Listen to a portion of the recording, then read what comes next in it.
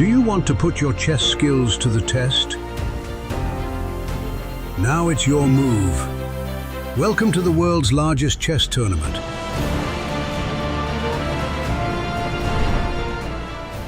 You can look forward to the Grenke Chess Open with prize money of 70,000 euros and the Grenke Freestyle Chess Open with prize money of 215,000 euros and a place in the 2027 FIDE Freestyle Chess World Championship. This is your chance to compete against the best players in the world, such as Magnus Carlsen and Vincent Keymer. Are you ready?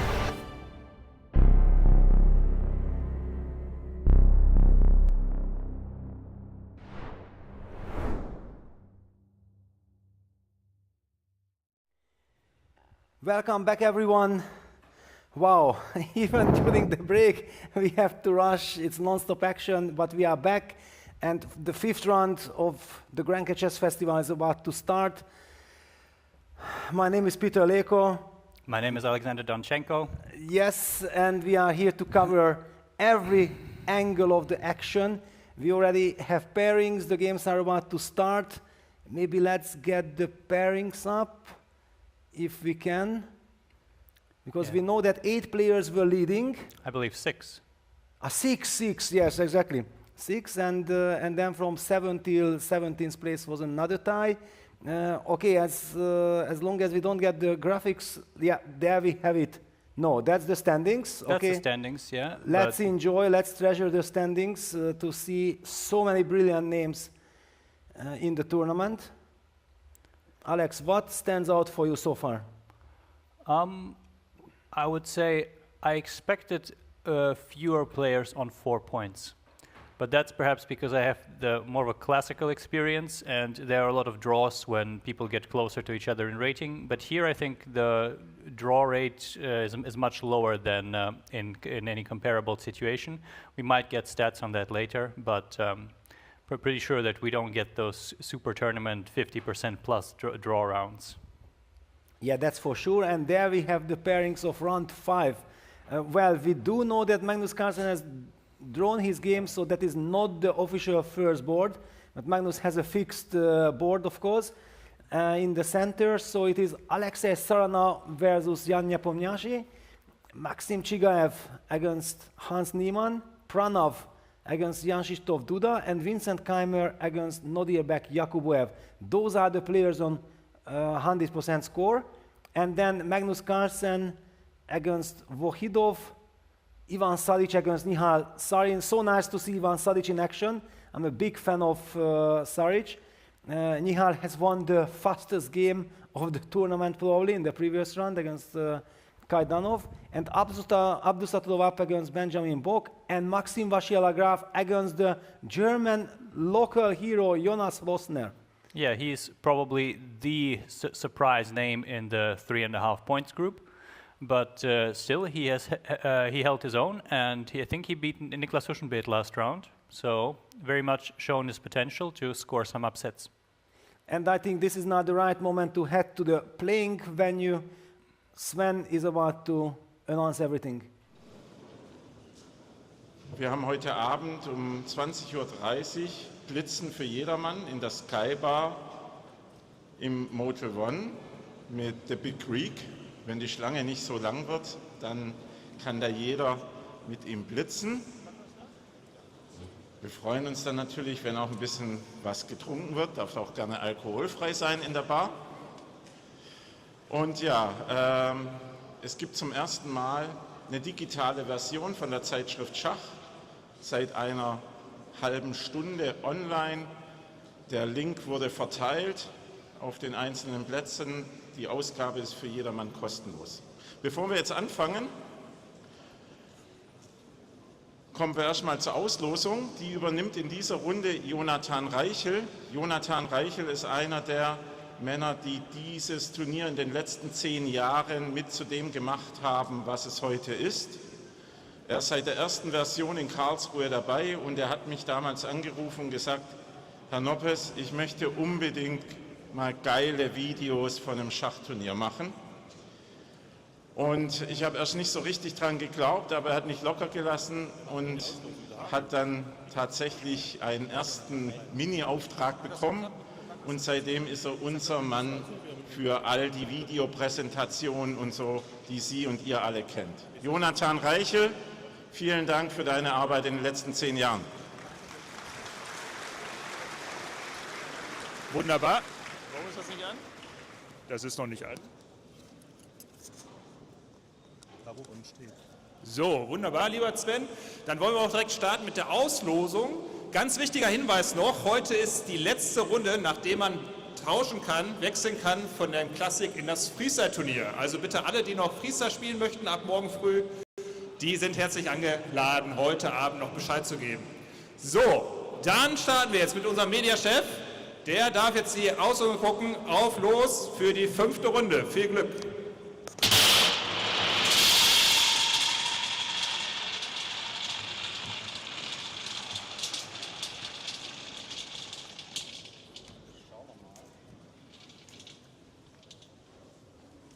Und das ist die 230, 230.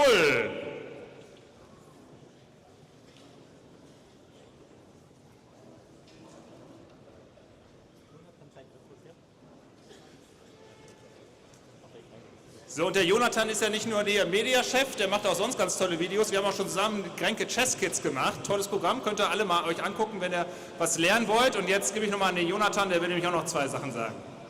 Wirklich vielen, vielen Dank. Das ist eine große Ehre für mich, heute hier zu stehen. Also nach 10 Jahren. Also das erste Mal hat es hier 2016 in Karlsruhe gestartet. Und ich wechsle jetzt hier einfach mal auf Englisch, weil das hier das wirklich richtig besonders macht. Das ganze Turnier. It is just a great pleasure, also after 10 years, that more than 3,500 players gathered here from all around the world. All cultures come together, share the same passion for chess. You play in the same venue as Magnus Carlsen, and this is such a great thing, and it's so amazing that you are coming, enjoying the game, and see all the people smile and enjoy the game of chess. Thank you so much that you are here.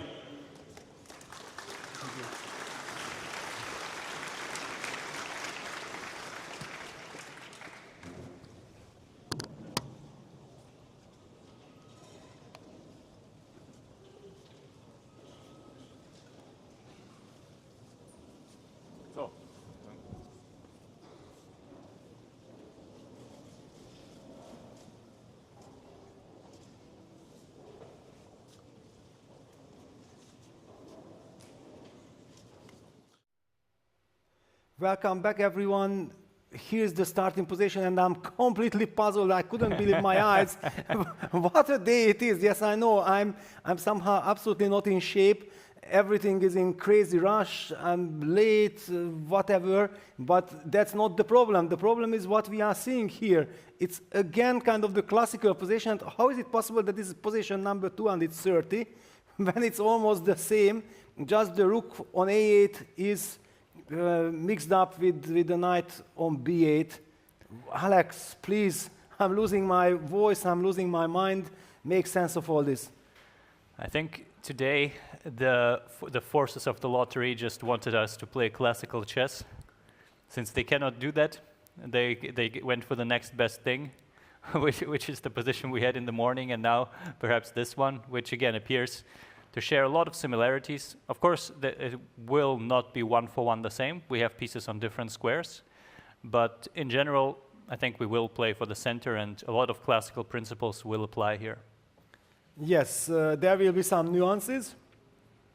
And we already know that whenever there is a knight on a8 and a knight on a1, of course, then placing it prematurely on b3 or b6 might not be the right square because you lose flexibility. I can very well envisionize that something like going the center like e4, d4, c3, knight c2. This knight most probably will support the center through knight c2, and that could be very nice. In fact, Peter, if we look at the top engine choices, e4, knight f3, and d4 aren't surprising at all, I would say. But d3 is the 4th best move, so no c4 present here anywhere, as in the normal starting position. And the 5th best move, knight b3, already shows a negative evaluation. So yes, but this is this is often absolute trolling by the computer, yeah, that, that if, for example, we just make a no move, yeah, kind of just a neutral move, then already black is better, which means then actually white really has a very nice position at the start, yeah, that if one could claim that black could get an extra tempo and still white is better. What is this? No, I think the extra tempo is kind of like 1d3, but we'll have to see it. I don't think it's as straightforward as just saying we got this position with an extra move. I think also here there'll be a large preference that we'll see, because e4 and d4 are both, I believe, equally playable, even though the computer says that e4 is the best move. And I think we'll see players deciding according to taste here which move they want to go for. Because here it's easier to see what you can expect somehow. Exactly. There is kind of more clarity. Yes, there are little tricks there with this knight on e8, rook b8 construction. But my mind also instantly signaled me that e4 is kind of the move, because d4, then I feel that this rook on b8, kind of d4, d5, for example, I might get stuck. Yeah, then playing c4 is like very strange, because d takes c4, queen a4 check might run into b5, and immediately black protects the pawn. One more thing to notice is that if we go e4, then against both the most natural replies, classically e5 and c5, black might be lacking a knight going to c6. After e5, e4, e5, knight f3, that could be seen directly. And after e4, c5 as well, the knight doesn't often belong to b6 in these positions. Yes, exactly. The point what I meant with the tempo is like, for example, white would play the move a3, and then we let computer run, and he will already say that black is better. Yeah, this is kind of the funny kind of thing. If computer says that already knight b3 is a small, a small advantage for black, so... I think we actually have moves. The first players have made the first move. That's great news. Yeah, so e4 already played by Magnus. However, because Magnus is having the top board, but he's not leading the tournament at this very moment, I believe this is fair if we focus on the players more. Of course, we will be covering Magnus, that's clear. But maybe some other game will get the absolute highlight, unless Magnus's game will be so spectacular. And we see sudden against Nepo, knight f3. This is very soft, and Nepo is already laughing. Okay, you did not play e4. You missed your chance of grabbing the advantage. You have nothing, my friend.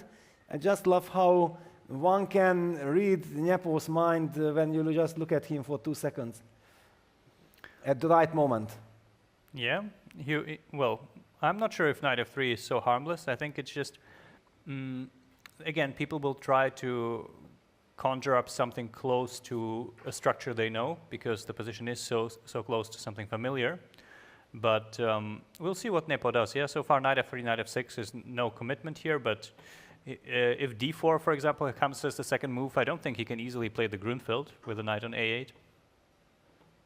Yeah, Vincent is still thinking. I'm looking around. Sadic against Nihal played c4. Abdusatulov, of course, played e4. And e4, d5, e5 already on the board in that game against Benjamin Bock. Clearly, Nodribek having quite some experience playing freestyle chess, so e4 comes naturally. Let's take a look at Maxim Vashev. Wow, Maxim, what has happened? You are a trademark 1e4 player, and exactly he switched to d4. That's a surprise. I would have lost kind of the bet if you would have asked me. I would say for sure e4, that's for sure.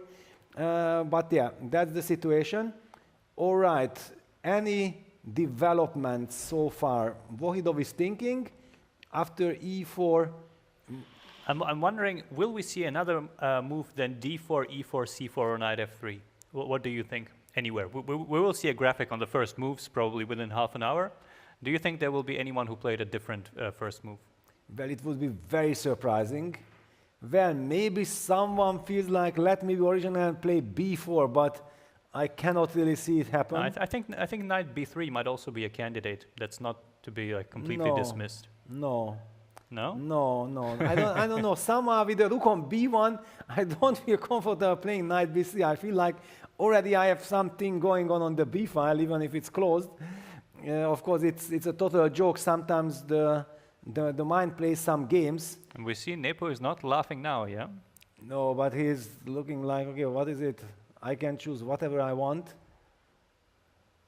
Will he play Grünfeld?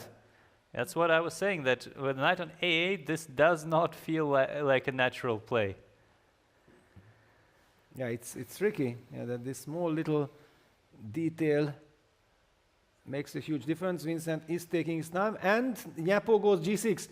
I can read my boy. I can read Nepo. G6, because he's tempted that since c4, d5, and eventually somewhere this bishop f5 tempo could maybe be that's only one guess. Another guess is maybe he wants to play some King's-Indian kind of structure with d6, bishop g7, bishop f5, c5, b5 kind of stuff. That's your style, no? Perhaps, yeah. It's just the knight on a8. It's so far it's hard to envision where it's supposed to go. So probably you just keep it there and you play all the other moves that you can. Yeah, I don't know. It will be very interesting to ask the players what they think end of the day about all this kind of stuff. The first position was a complete nightmare and horror for all the players who played with the black pieces. Hans was here in the studio. First of all, I did not want to keep on bombing with hundreds of questions. And secondly, he had the white pieces. Yeah, so he wasn't in a state of shock when he looked up to the monitor and what? No, and I'm black? No. So he wasn't in this situation. But yeah, for example, Magnus or Vincent, I would really love to hear from them what they were thinking. And they might feel like, wait a second, and now with this position we are getting the white pieces. Come on, this is a joke. Let's compare the two positions. Black has a much more healthier position here. Yeah, I think it's also just easier to play with the king probably going to the most common side on the king side here. Because somehow when we had these kind of mirror theory duels, it is not very easy to adapt to this because you're still thinking about an original position. And there we have the playing hall. It's always such a pleasure to look at it. We see some players very comfortably walking up and down. Yeah, Magnus has already made his move with e4. He's just enjoying his moment. And I was wondering, actually, sorry to interrupt, that the Musa, he's the one who is always watching. He's always there when Magnus finishes yesterday when with Maxime Lagarde game, he joined the conversation there. And I was guessing that he is on the top boards of the classical. He is. He's 4 out of 4. 4 out of 4, yes. Yeah. And whenever you see someone walking so comfortably and being in the mix, it means that he's doing well, yeah? Yeah, and you can also see there are 4 boards being projected there on the wall, and I think it's easy to tell which ones are the classical ones and which ones are freestyle. Unless, of course, all of them are classical and people are just late. But here in this case, as you can see on the left-hand side, people are playing many moves already, and right-hand side, we see 1 move each. I also believe that we should mention that the zero tolerance is valid for the freestyle event, yeah, because that's the whole point, that you get a fresh position, you don't know what's going on, you don't know the evaluation, and thanks to this, there is all this excitement. If someone comes late and he already knows the position and then has the chance to look at his phone or whatever, her phone, gets information, then why are we playing this game, yeah? But in classical game, everybody already has his repertoire, that you know your starting position, you know it all your life, you have done enough preparation, so they don't have to be strictly at their boards when they start the round. So Sadhana Professional, Gist is solid stuff. Yeah. This might be a good moment to switch to the bird's eye view to see how all the boards have begun. Yeah, that's always great. So we have, wow, Carlsen, Vohidov. So e4, d5, e5 is a thematic match what is this kind of Scandinavian advance, what it will be. We're actually also seeing Pranav against Duda on board 4, where they have e4, d5 on the board. And we already know that Abdusattorov had this position as well. He played e5, Magnus played e5. Let's see what Pranav comes up with. And finally, there is one c4 by Saric. Also interesting, yeah, that Maxim Vasiljev, a 1e4 player, and Ivan Saric, a brilliant 1e4 player, they both decided not to play e4. And Vincent finally, after 9 minutes of thought, made up his mind and opted for e4. And wow, d5, e5. All right, I think we will have to get into one of these games because this is the thematic kind of position of the round. Feels like the most important one out there yet. Yeah, and then can we see the other games as well, just to get a glimpse of how many... Wow, what? Aronyan against Tobias Köhler is some accepted Scandinavian, e4, d5, ed. Yeah, and he's trying to get the other knight to c3 to kick the queen. Wow. As usual, Levon Aronyan has his own We see, ways. I think, at least one London and one kind of attempted London from Vasiljev. And wait a second, if someone is not familiar with the chessboard, he might think like, what is this? There is another Saric playing against Fedoseev. So I think it will be important to highlight that I think there is Ivan Saric and there is Ante Saric, if I'm not mistaken. Yes, there's even more Saric's, but Ante Saric is another grandmaster, and I believe he's the one playing against Fedoseev. Yes. So it is, because here we only see Saric. Okay. I don't think he's playing a simultaneous there. Yeah, this is the Basque system, yeah, when you have like two games going simultaneously. No, this is not the case. Wow. Okay. So what we have seen so far, I believe it gives us the chance to maybe look at the theoretical debate that we are discussing. And Alex, please tell me which board should I open, which game you want to start analyzing this position. Everywhere is the same position. You mean the e4, d5, Yes, e5 position, exactly. yeah? Well, then let's give Magnus the honor of being the first one here. Yes, so Even let's though he was not the first to play it, but we assume they all reached this independently and did not just look at the neighboring boards. Yeah, well, Abdusattorov is anyway playing downstairs. Yeah, then it might be hard to see what Yes. he's doing. And yeah, Magnus fairly quickly picked up the e-pawn, pushed to e4. Vohidov played d5, and here just a quick remark that e takes d5, queen takes d5, knight b3, knight f6, knight e2, bishop g4, f3, bishop f5, knight c3. This is what happened in Levon's game, maybe. A very original one. Who could have guessed this at the starting position, that something like this could happen? But okay, this is not our primary discussion. e4, d5, all the other top players, they went for e5. So maybe let's get Magnus and Vohidov on our camera. I mean, if we think about it, you probably know the advanced French lines where white kind of goes knight a3, knight c2.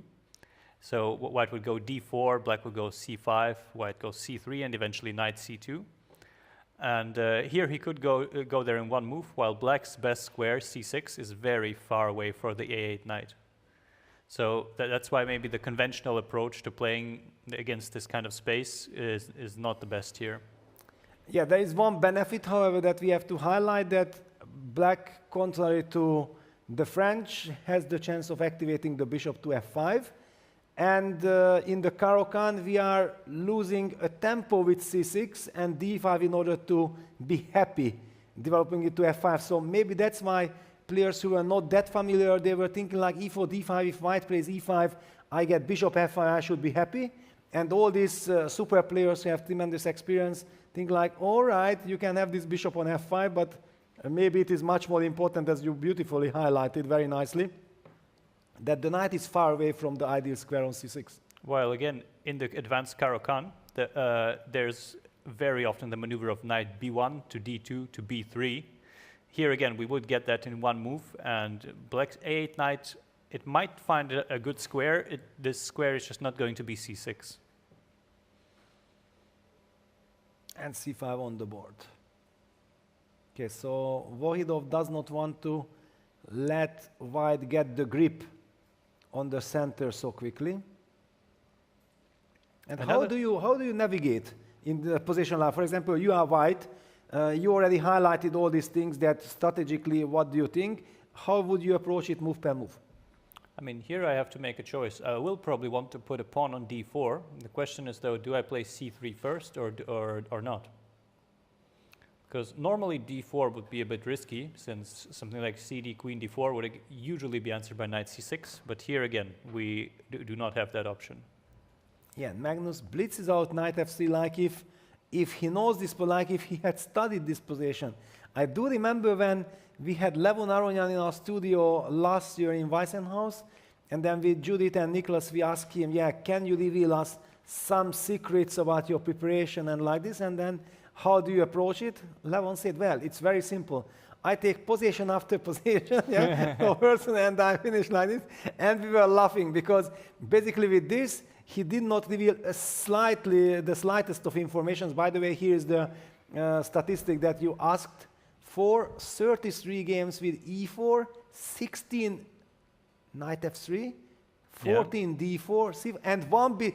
Who has played b3? Disqualification, b3, rook on b1 and knight on a1. Of course, actually, it can make sense. Bishop b2, c4, knight c2. We have to know this is a this has to be a Jubava move. It's a complete troll, yes. This guy is something amazing. He just, obviously. Also, yeah, we see knight f3 usually not as common as d4, but here maybe people aren't sure what to do, and they kind of want to see knight f3, knight f6 first, which makes it easier to orient their game. Yeah, just a neutral kind of move, waiting for black to reveal his intentions. Well, e4, we fully agree with e4. Slightly puzzled by MVL's d4 and Sadic's c4. Aha, a FIDE master has played. Wow. Okay. He has confidence. I assume there's a name. Yeah. Almost. Yeah. I think now we have the confirmation. There is one player, Mykola Korczynski, who has played 1b3. Do you know him? I heard his name. He's playing some tournaments, but that I've been in. But it's generally I don't know. I think it is a little bit of a troll. Yeah, it has to be, because you cannot claim b3 to be a good move. The reason why I was asking that, do you know what he's doing? Because I felt like if somebody plays first move b3, then he has to be one b3 player in the classical games. Yeah, that okay. It is just you have to be a real cowboy. Yeah, that's how Chessable was marketing. I remember I think Adiban's. Yeah. Yes, Adiban b3 cowboy stuff and all the lasso and Vamos and so on. That was hilarious, but b3 with a knight on a1. We are getting information from Sotiris that there are few players who actually played first move knight f3 and then corrected their mistake by going b3 next. So it's fun. Yeah, this is freestyle chess. There are so many different approaches to all the positions, and if you are a newcomer, you don't really have much of an experience, then how do you navigate? Yeah, you might be frightened to go into some direct confrontation in the center, and you think like, let me play a quiet little game. Yeah, knight f3 and b3 would do just that. You might get your English setup.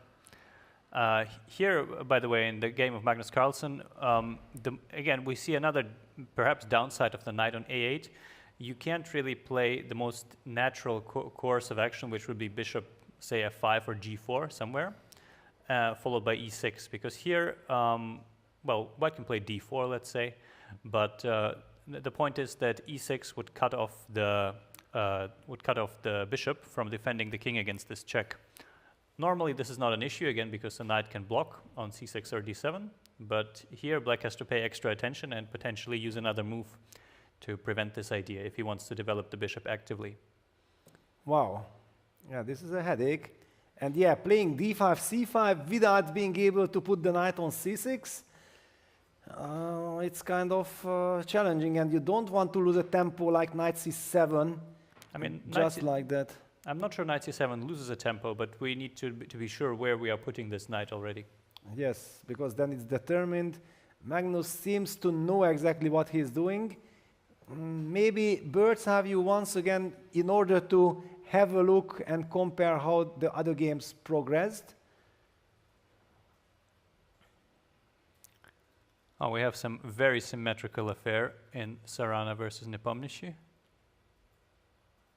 Yes, that is kind of solid and relatively easy to understand. I would like to highlight one very interesting thing, that with this theoretical debate that we are looking here at Magnus Carlsen against Vahidov game, all the Uzbek players are involved one way or another, because Vincent Keymer against Nodribek, Yakuboev is playing with the black pieces. He played bishop f5 instead of c5, and we already know that Abdusattorov with white has also opted against Benjamin Bok this way with white.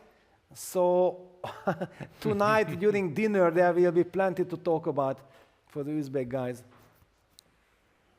Oh, we also see something. Is that is Ivan Saric playing against Nihal. If you look at this, he certainly has some unique plans for the opening stage. Going c4, e5, b4.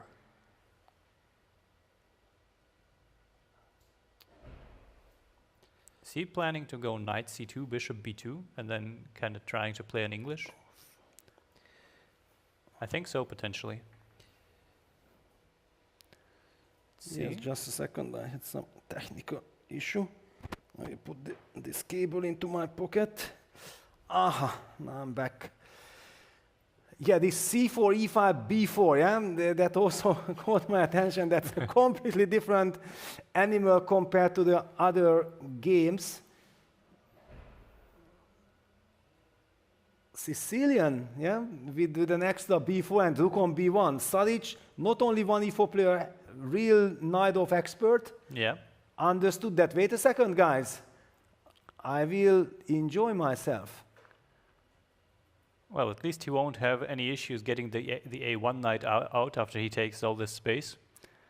But we'll see if it can backfire, not developing in a more conventional way. Wow. Actually, yeah, we also have on board 4 Pranav versus Duda, also e5. Again, the same position. Duda considering his options. Should he follow Yakuboev? Should he follow Vahidov? Or should he play something else entirely? Or he did not even, because yeah, he might have not even looked at anyone's games, and then he's in the dark. However, okay, looking up and getting some information. One thing that caught my attention is in the game Sarana against Nepo. If the players feel like, or for example, Sarana feels like that, okay, I have 4 out of 4, I'm playing against Nepo, he's very dangerous, very good and all this, can they somehow provoke knight f6, bishop f4 repetition? But we already have the answer that Nepo says, no, I'm not interested in figuring that out. I'm going to go knight b5, knight d6, nice regrouping. Yeah, Nepo knows what he wants, and it's not a quick draw. I'm wondering what could be the idea here.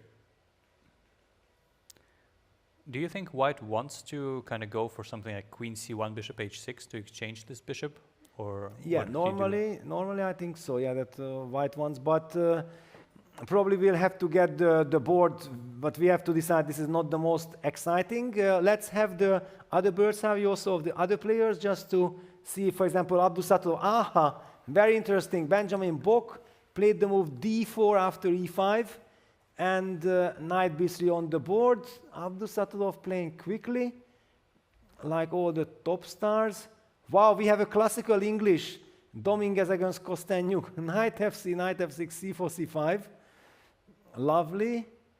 We have more London systems around there. Yeah, this is Vachier, and what we suppose is Ante Saric with white against Fedoseev, both playing something like a London.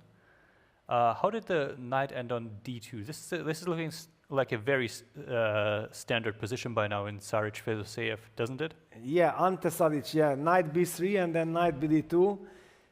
But it's a very boring, dry kind of position, no? It's we are playing freestyle chess, Fischer random. We want more action, so this is not the position I want to discuss. We could go to Levon's game. I think Levon. there we will have some action. Yes, exactly. Let's go to Maestro Levon. He already gave up 2 draws, which means that he's extremely motivated to get things back on track. So we already have seen the start, and he was the only one said, I'm not looking anywhere. I don't need any hints at all. I have my vision, and I'm gonna go for it. E4, D5.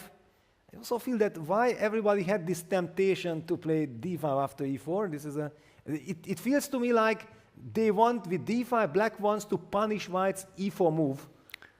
I'm not sure. Perhaps just out of all the natural central pawn moves, this one appears best because E4, E5, knight F3 would already have you asking yourself the question what to do. There is no knight to defend the pawn. You don't know for sure if something like knight F6 can work here. Yes, can you play the Petrov or not? Besides, I also believe that maybe something like D4 could be a question as well, because there is this hanging pawn on A7. Absolutely, yeah. So a lot of questions. I don't know if it's a good move or bad move, but just imagine you are playing with the black pieces and you say, no, there is knight F3 and there is D4. Don't want to deal with any of that. And then what comes next? C5 might feel like also ugly knight on A8. No, this isn't the right way. And then you convince yourself, wait a second, but there's D5. It looks good. E5, Queen D5, improved Scandinavian. If E5, that should be some kind of a good French or good Caro-Kann, how you want to name it. But it's a very tricky one, as we have seen. But yeah, let's first check out on Levon's game. Takes, knight B3. Also very nice to see Tobias Köhler already last year. He played a very good event. I remember we have been covering him in some games. Bishop G4, F3. And in my mind, he's a great theoretician in classical chess. He's always has always some great preparation. And all the more I'm happy for him that he's doing great in freestyle, because it means that he is not only that's why so good because he relies on preparation, but he's extremely gifted. Knight C3, hitting the queen fall back all the way to D8, D4, E6, bishop D3, takes, bishop E7. One could argue that it's kind of a solid position for black. So what was the idea behind that really attracted Levon's attention? And I believe the next 2 moves reveal it, that certainly Levon is not intending to play a short castle. That was not the plan. He opts for bishop G5, and after short castle goes long castle.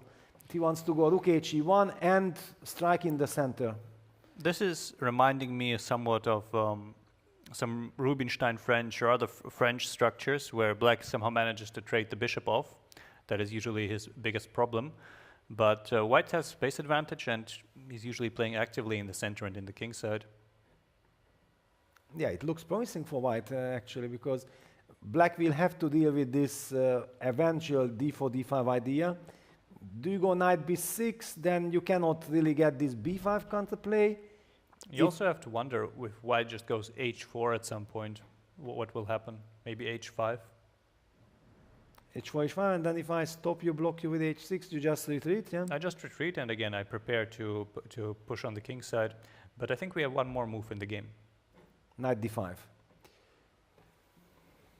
Aha. So black wants to release the tension as quickly as possible.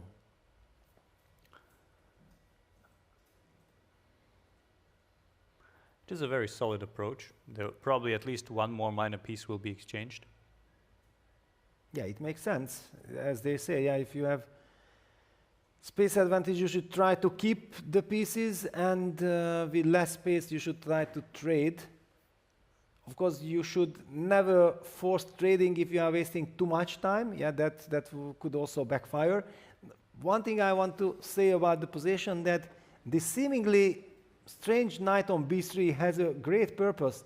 We know that in all these Caro-Kann or Rubinstein French positions, black is actually aiming to create counterplay, breaking the center with c7, c5, which is simply not possible due to the knight on b3. Neither is a5, which can also be a possible play against the white king because of this rook b8 versus knight b3 construction.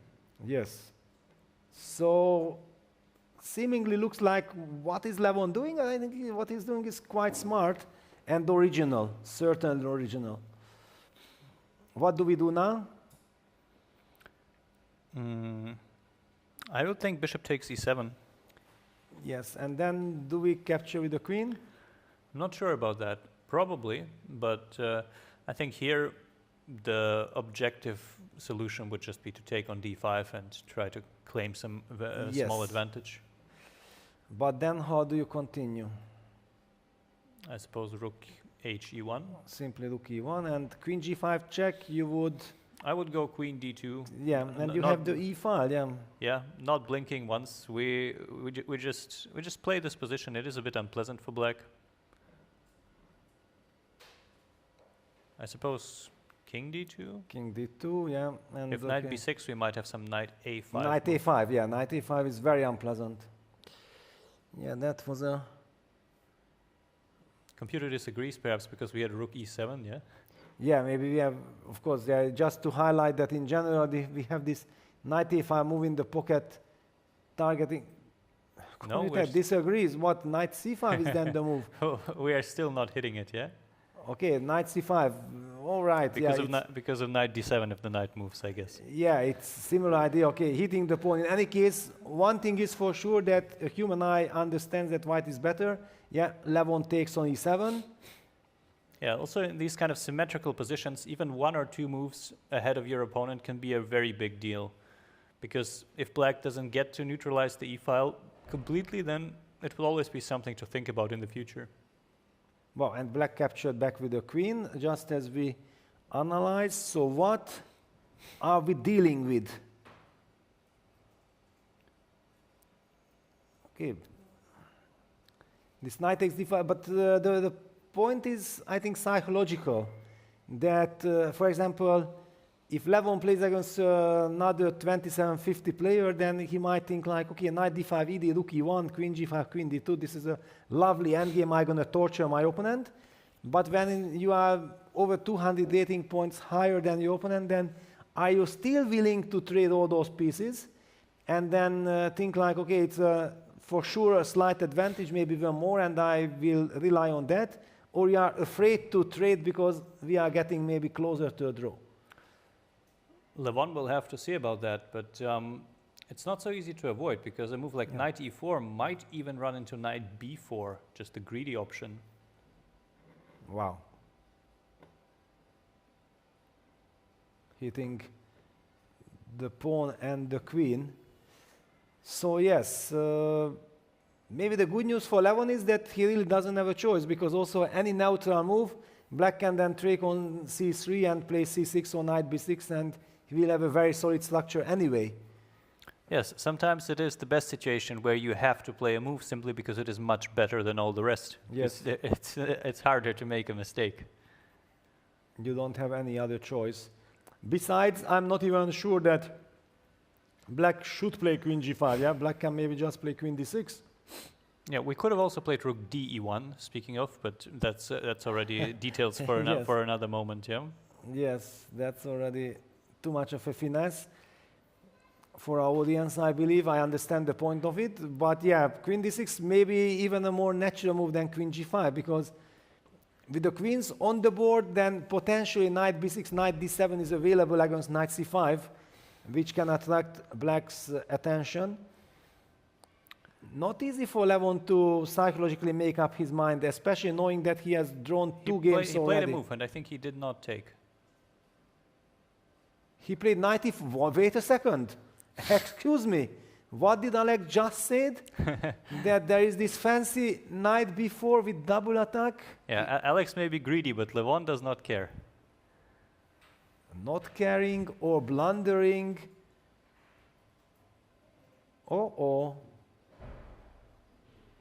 No, he hasn't played. No, Good. I just saw his hand going towards the clock, so I assumed he would play something. Yeah, my Wow, bad. you my bad. tricked me.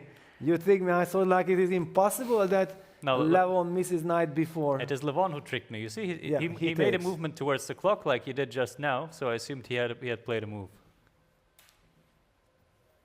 He took on d5. He plays the position, not his opponent. This is, I think, the kind of correct approach, especially in this position. Rook he1 played as well. Everything normal.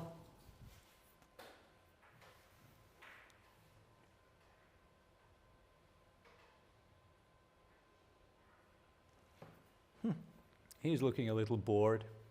Yeah, little bored.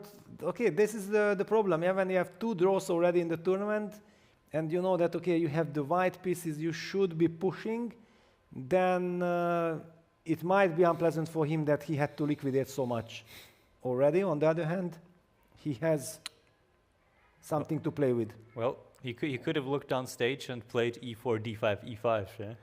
Yeah, but that's not his style. And anyway, even at that moment, you don't know what is the better move. I believe we have covered this game enough. Let's get back to the bird's eye view, and then we can have some feeling about what's going on.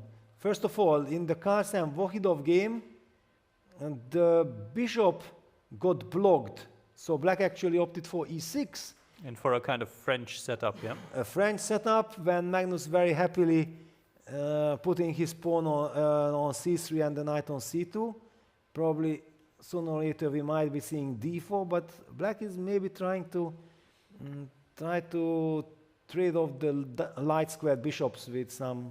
I think this is a very good French, though, because I remember distinctly in French advanced lines where white goes knight a3, knight c2, sometimes a3, and sometimes even rook b1 to prepare b4 if it comes to it. This is usually all directed against a knight on c6, which isn't the problem here, but I would still think that his piece placement is much more natural for this structure. Yeah, it is natural. Let's compare it with the other one. Wow, Pranavagans Duda, they are playing the Caro-Kann spirit. Yeah, with the h4 even, advanced Caro-Kann with the h4, with the knight on a8. Now you certainly cannot go for any c5 though without playing a6 or another move that prepares it. Yes, and Vincent's game is also some kind of a hybrid kind of stuff with knight b3, knight e2. Yeah, Vincent I think is trying to stay flexible to kick the bishop while still targeting the b5 square if black goes c5. Exactly, yeah. Maybe this is a good position to jump to, because it is a very special one with this knight e2, knight b3, just to highlight, and we can then compare all these games. Let me bring that up. So Vincent Keymer against Nodribek Yakuboyev. e4, d5, e5, bishop f5. The most natural, we were kind of wondering what happens after bishop f5. Vincent played knight b3, and after e6, Vincent played knight e2. I would have said that's a shocker. Vincent, by the way, had spent more than 20 minutes already for his first 4 moves. But yeah, everything is based on the fact that c5, knight g3 hits the bishop, and as Alex highlighted before, already like some 20 minutes ago, one of the very first things that you mentioned, I remember that once you play this d5, c5, you always have to watch out for bishop b5, because when you play bishop f5, e6, this check can be deadly. Very good call. This is showing also in this line, and then after knight e2, if we cannot play c5, what do we do? I would consider playing analogously to the actual Caro-Kann line, where let's say even h5 can be a serious move. Wow, yes, because you are a Caro-Kann expert. Well, you play the Caro-Kann. h5. And whenever white goes h4, we could target it with bishop e7. And what about the ultra crazy knight ed4? Is that is that a move with the idea of bishop b5 check and then sacrificing on c6? I probably don't believe, but because it's funny enough, we should mention it's freestyle chess. Who knows? Let me just try one time. I'm not a big believer. I just wanted to highlight that there was this possibility when black has to play the move king e7. And it looks dangerous, but there are no pieces to follow up the attack. Black will probably get f6, king f7, also queen b6 tempo. This is not, and clearly my intention was not to take bishop c6 because this two pieces business is clearly very good for black. Yeah, so the direct approach shouldn't work, but we will see. I believe Yakuboyev also has some experience with the Caro-Kann, so he certainly knows the ideas. I'm not sure if h5 is the only move to play, but usually black likes to kind of fix the structure on the king side so the bishop doesn't get harassed too much. Yeah, h5, yeah, the smart move.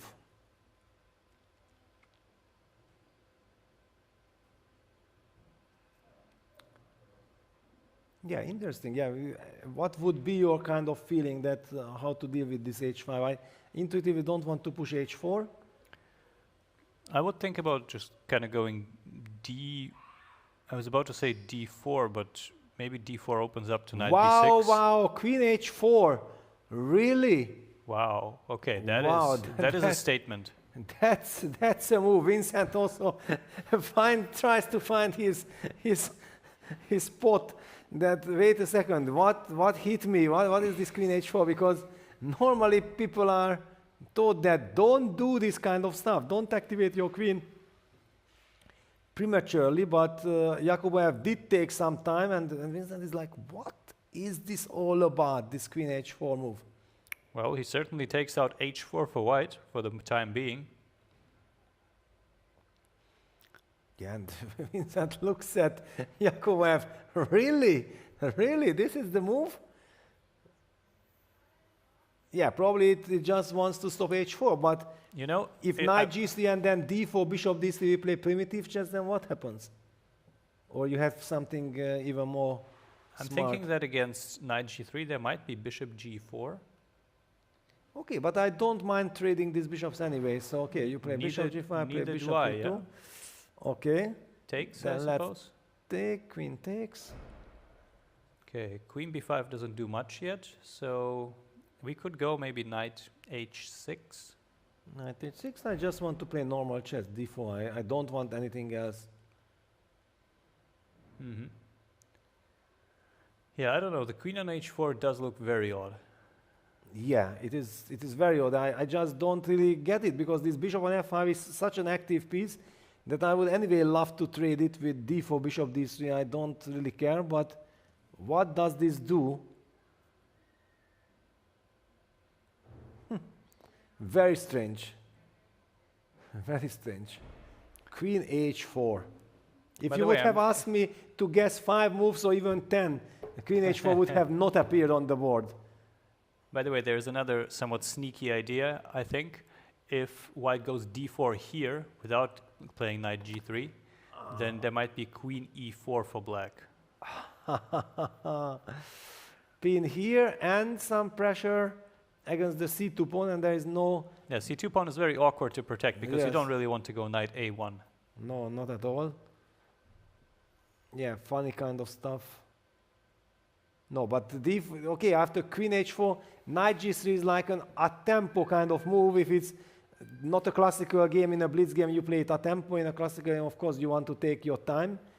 Yeah, Vincent is like, okay, all right, but still, he seems to be, yeah, what is it exactly? What is it? Yeah.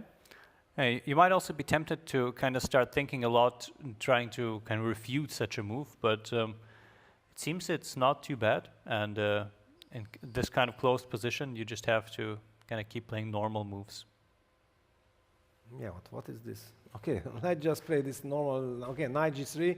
You don't even have to play bishop. For example, you go back, I play d4, you have your move, you will win a tempo compared to the previous line. I just want generally to understand that can white, with the most primitive of primitive play, get something? And this is my question. I'm thinking if I want to exchange the dark squared bishops here or not. Yeah, this bishop before check, yeah? Yeah. Maybe not, yeah? Maybe I should just go knight e7, or again, I would consider h6, but I don't know which one. Okay, basically you can, whenever you are not comfortable, you can take it back. We are just analyzing. Yeah, bishop d3. Okay. Asking these simple questions. I don't know, I feel a bit strange playing bishop e7 and kind of cutting the queen off there, but it feels like white has a more comfortable game here, yeah? Yes, I feel like it. That's why I don't even want, because if my opponent plays the move queen h4 after like 50 minutes of thoughts, that means that he has covered all the so-called refutational possibilities, yeah, that he's not afraid of them. So I'm just very tempted to say, all right, I respect your move, I believe you, but what happens if I just ignore it and play normal chess? Yeah, I think this should be the correct approach, yeah?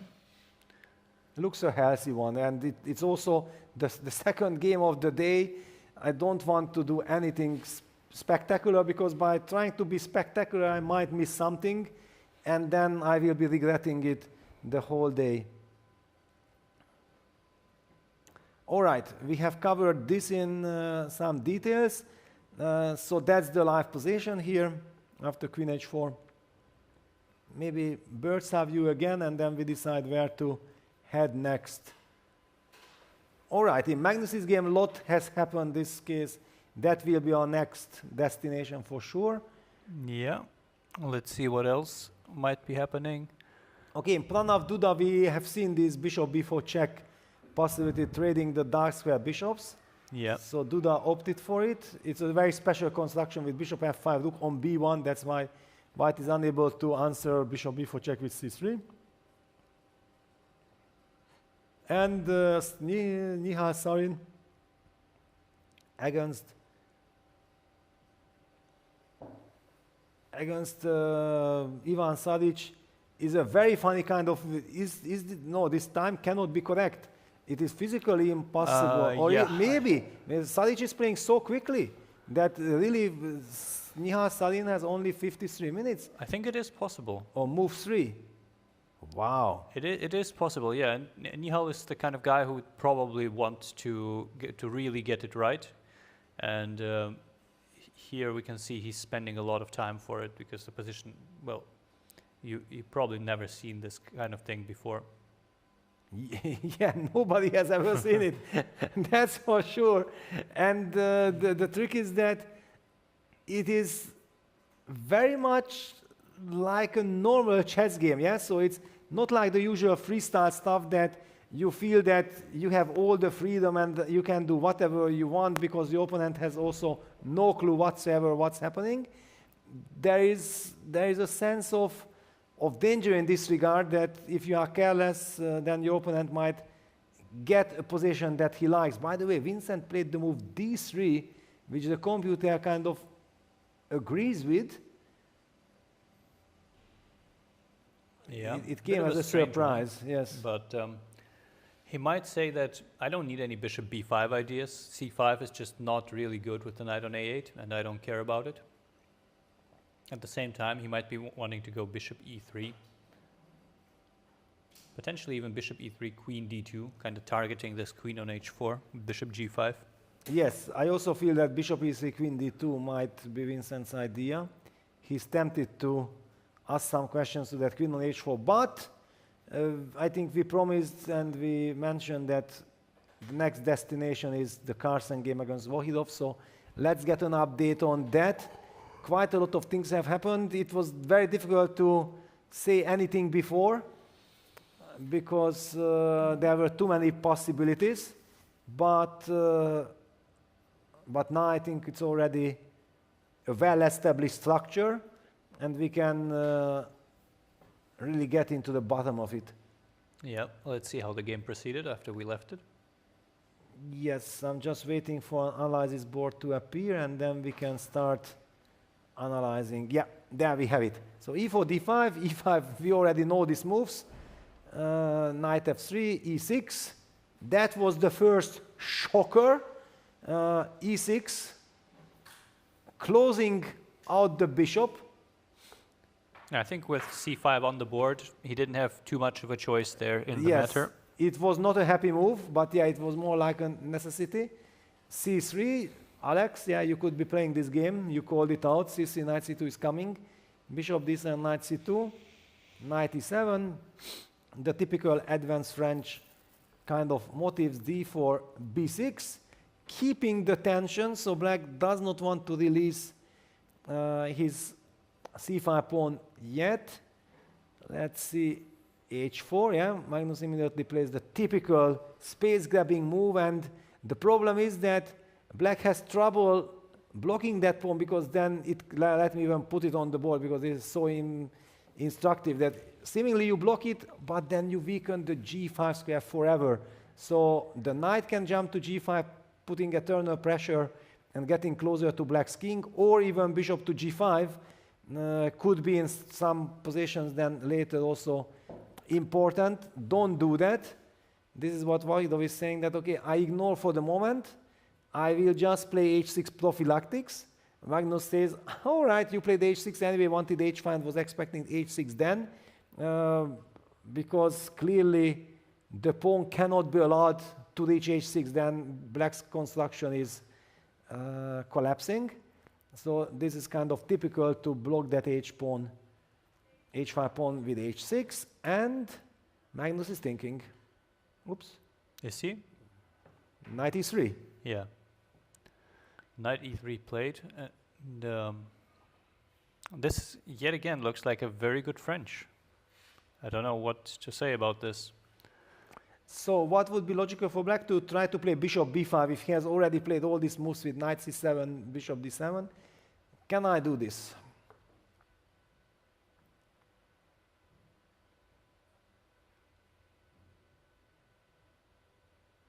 It feels like I should be trying to get rid of this bishop.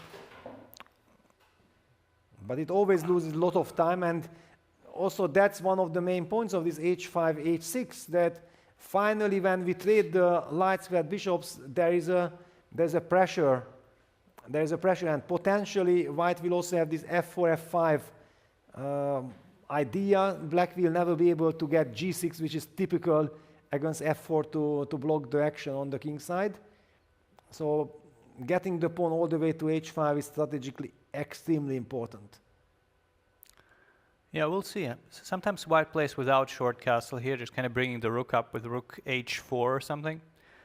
Or h3 or h4, yeah, it can land on many different squares. You could also play for something like, I don't know, either bishop e2 or d3, or straight up a4 to kind of grab even more space and limit the knight on c7.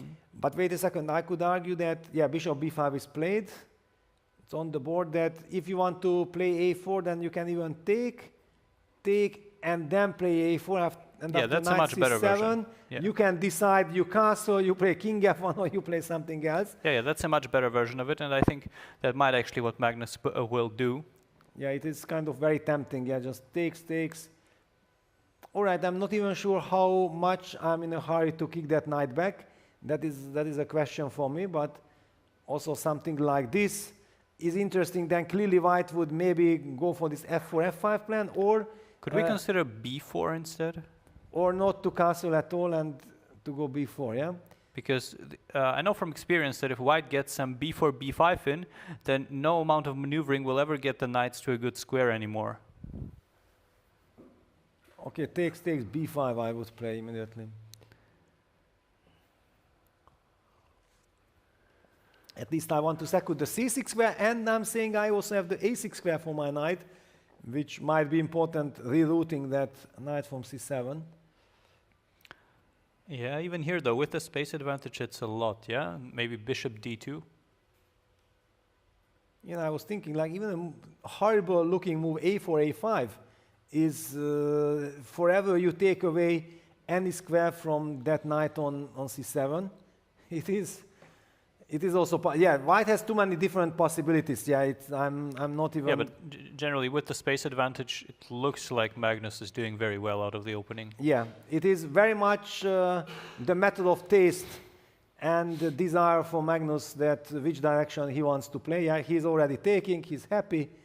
When you play moves like this, when you see top players play moves like this, that means they just think that they are better, and why to spend any time? I'm seeing the picture in my mind how I want to take this position.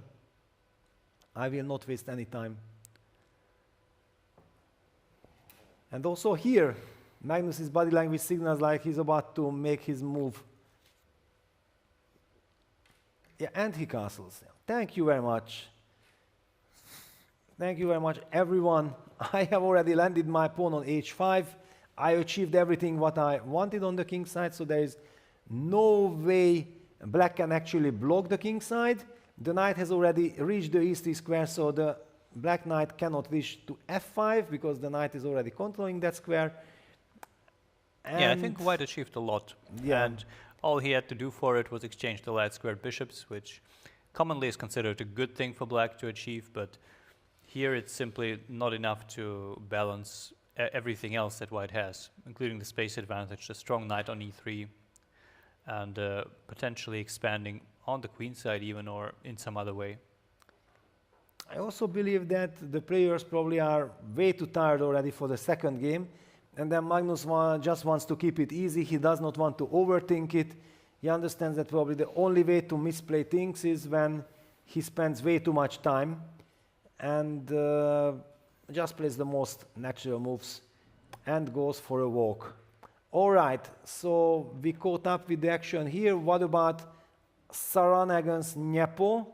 Because that is a slow affair, but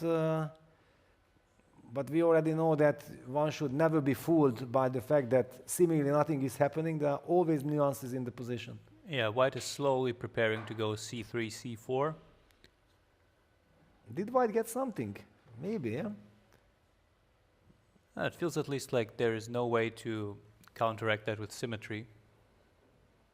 Yeah, now we have the time, we have the classical time control.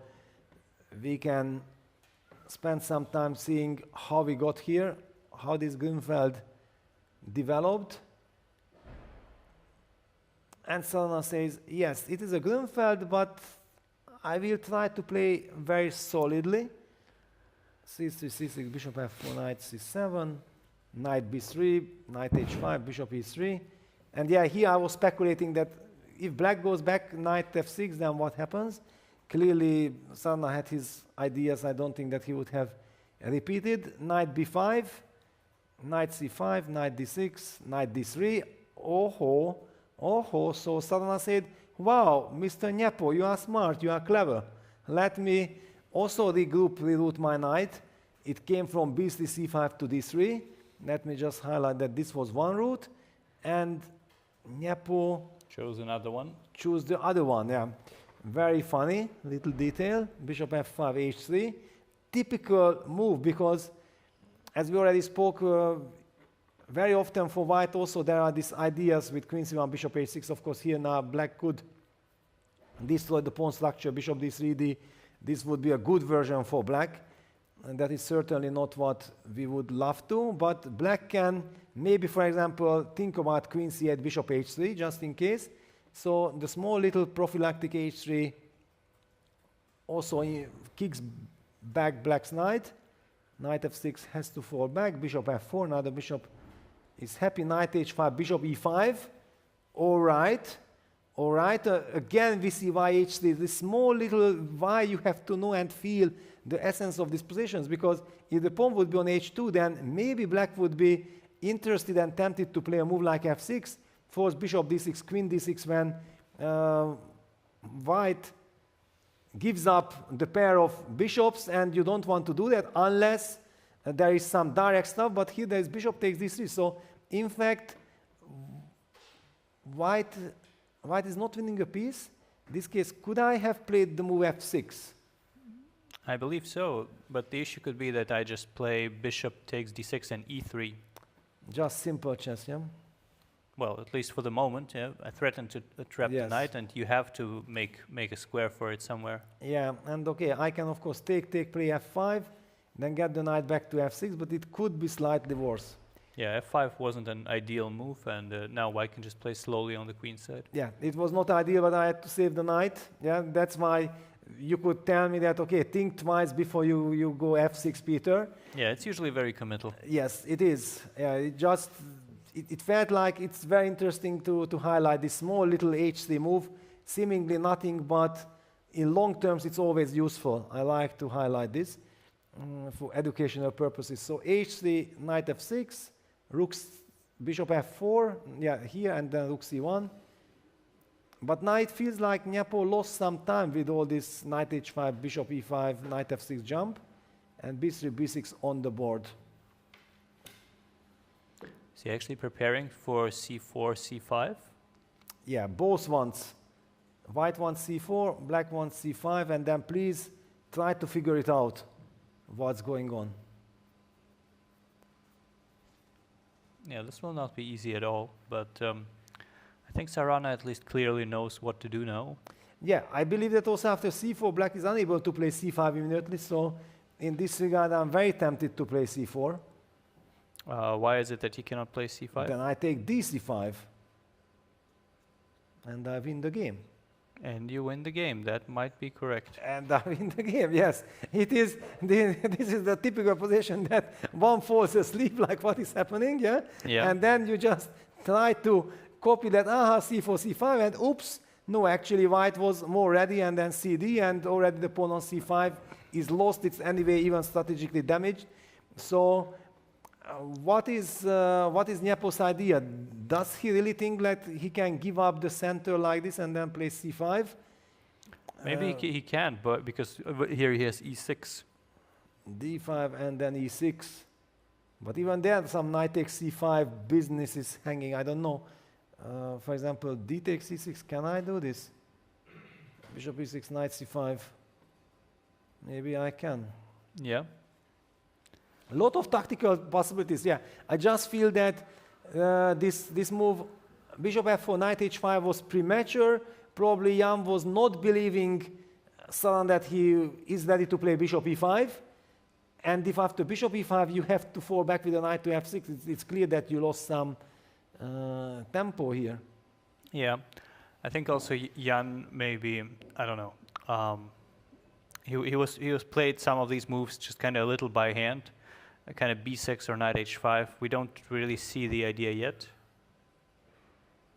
Because b6 is a move that generally is connected to some idea. It's not a good move on its own, I would say.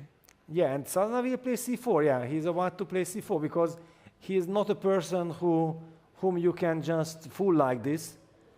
He will play c4, and if he gets something, then he will start to push. He's a very ambitious player.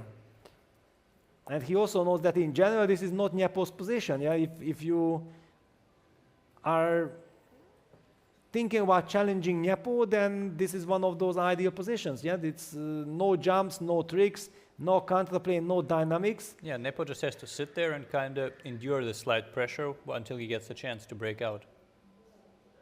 Yeah. So okay, we will keep an eye on this, and the move has been played. Great. Yep. So c4 on the board. Now the big question is, will Nepo come back to the board and instantly react just to signal like, I had been expecting the move c4, I knew it's coming and I'm not afraid. Is he bluffing like this? Because if he starts to think, now that's a very bad, and he starts to think, because he understands that this is serious business. I'm not sure. I think he might play rather fast. But then no, then he would not be in this posture. No, this is not. But how long is he in this posture? Probably in 30 seconds he needs to release the tension, yeah? Yeah, I think within 30 seconds he might play a move. If not, I think then we can go see what other games are going through, but... Yes. But certainly he just missed something here, because this wasn't intentional to get into this position. This is not so easy to miss something though here, because there are very few forced lines. Yeah. Yeah, but he simply lied, like you said, on his hand. That okay, what you do, I can also do, and I can do it faster. Yeah, but here the question was, who pushes c4 or c5 first, and this already changes things. Yeah, white is, in a way, the position is very close to symmetrical, but white has already played c4, he has played h3, and those little things, they might add up to give him some advantage here. Yes, I like white very much.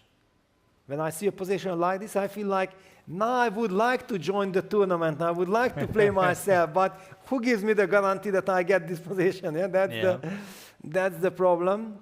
So I think this he will take a think after all, and we should maybe go to the bird's eye view to see the games.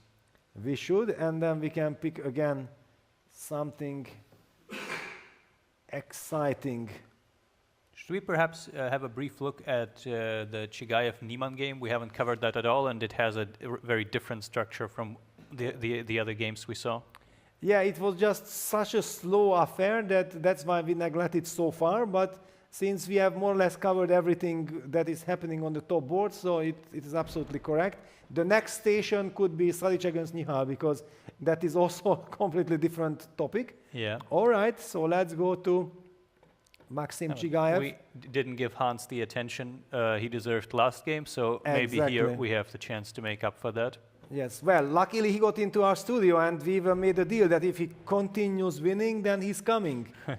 Yeah, so we have mutual of interest. I just don't know if the other participants agree with it. They would also be signing up, coming to the studio of the guarantee. That is a good deal if it comes through. Yeah? Yes, yes. Actually, maybe it should be written in the contract that if you win, you can be selected to come. Yeah, because after that, I think before a tournament, you just sign up always. Yeah, if for a win, I have to go to the studio, then let's go. This is a classical, typical Reti. Yeah? This is exactly what you need after lunch in the second round. You know exactly which pieces are going to which squares. Exactly after grinding out a long rook endgame against Fedoseev, you know this is exactly the kind of slow start that you need. Yes. Knight f6, d3, knight b6, knight b3, h6. Yeah, basically Hans is playing the natural classical kind of stuff, but I believe that maybe Maxim had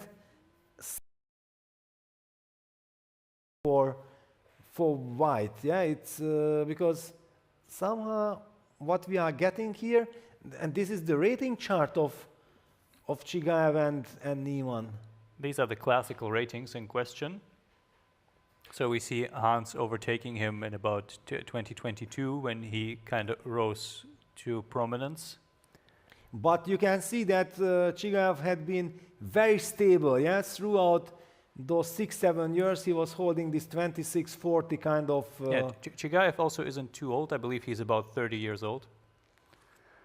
So we see kind of when he broke through 2600 barrier for the first time, and he has been a very solid player there ever since.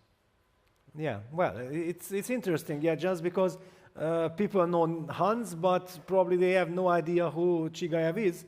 Yeah, and for someone like me, who has played tournaments for years and years, Chigayev is as much a household name as is Hans Niemann. Of course, yeah, he's very experienced, and probably have played. How often did you play with him?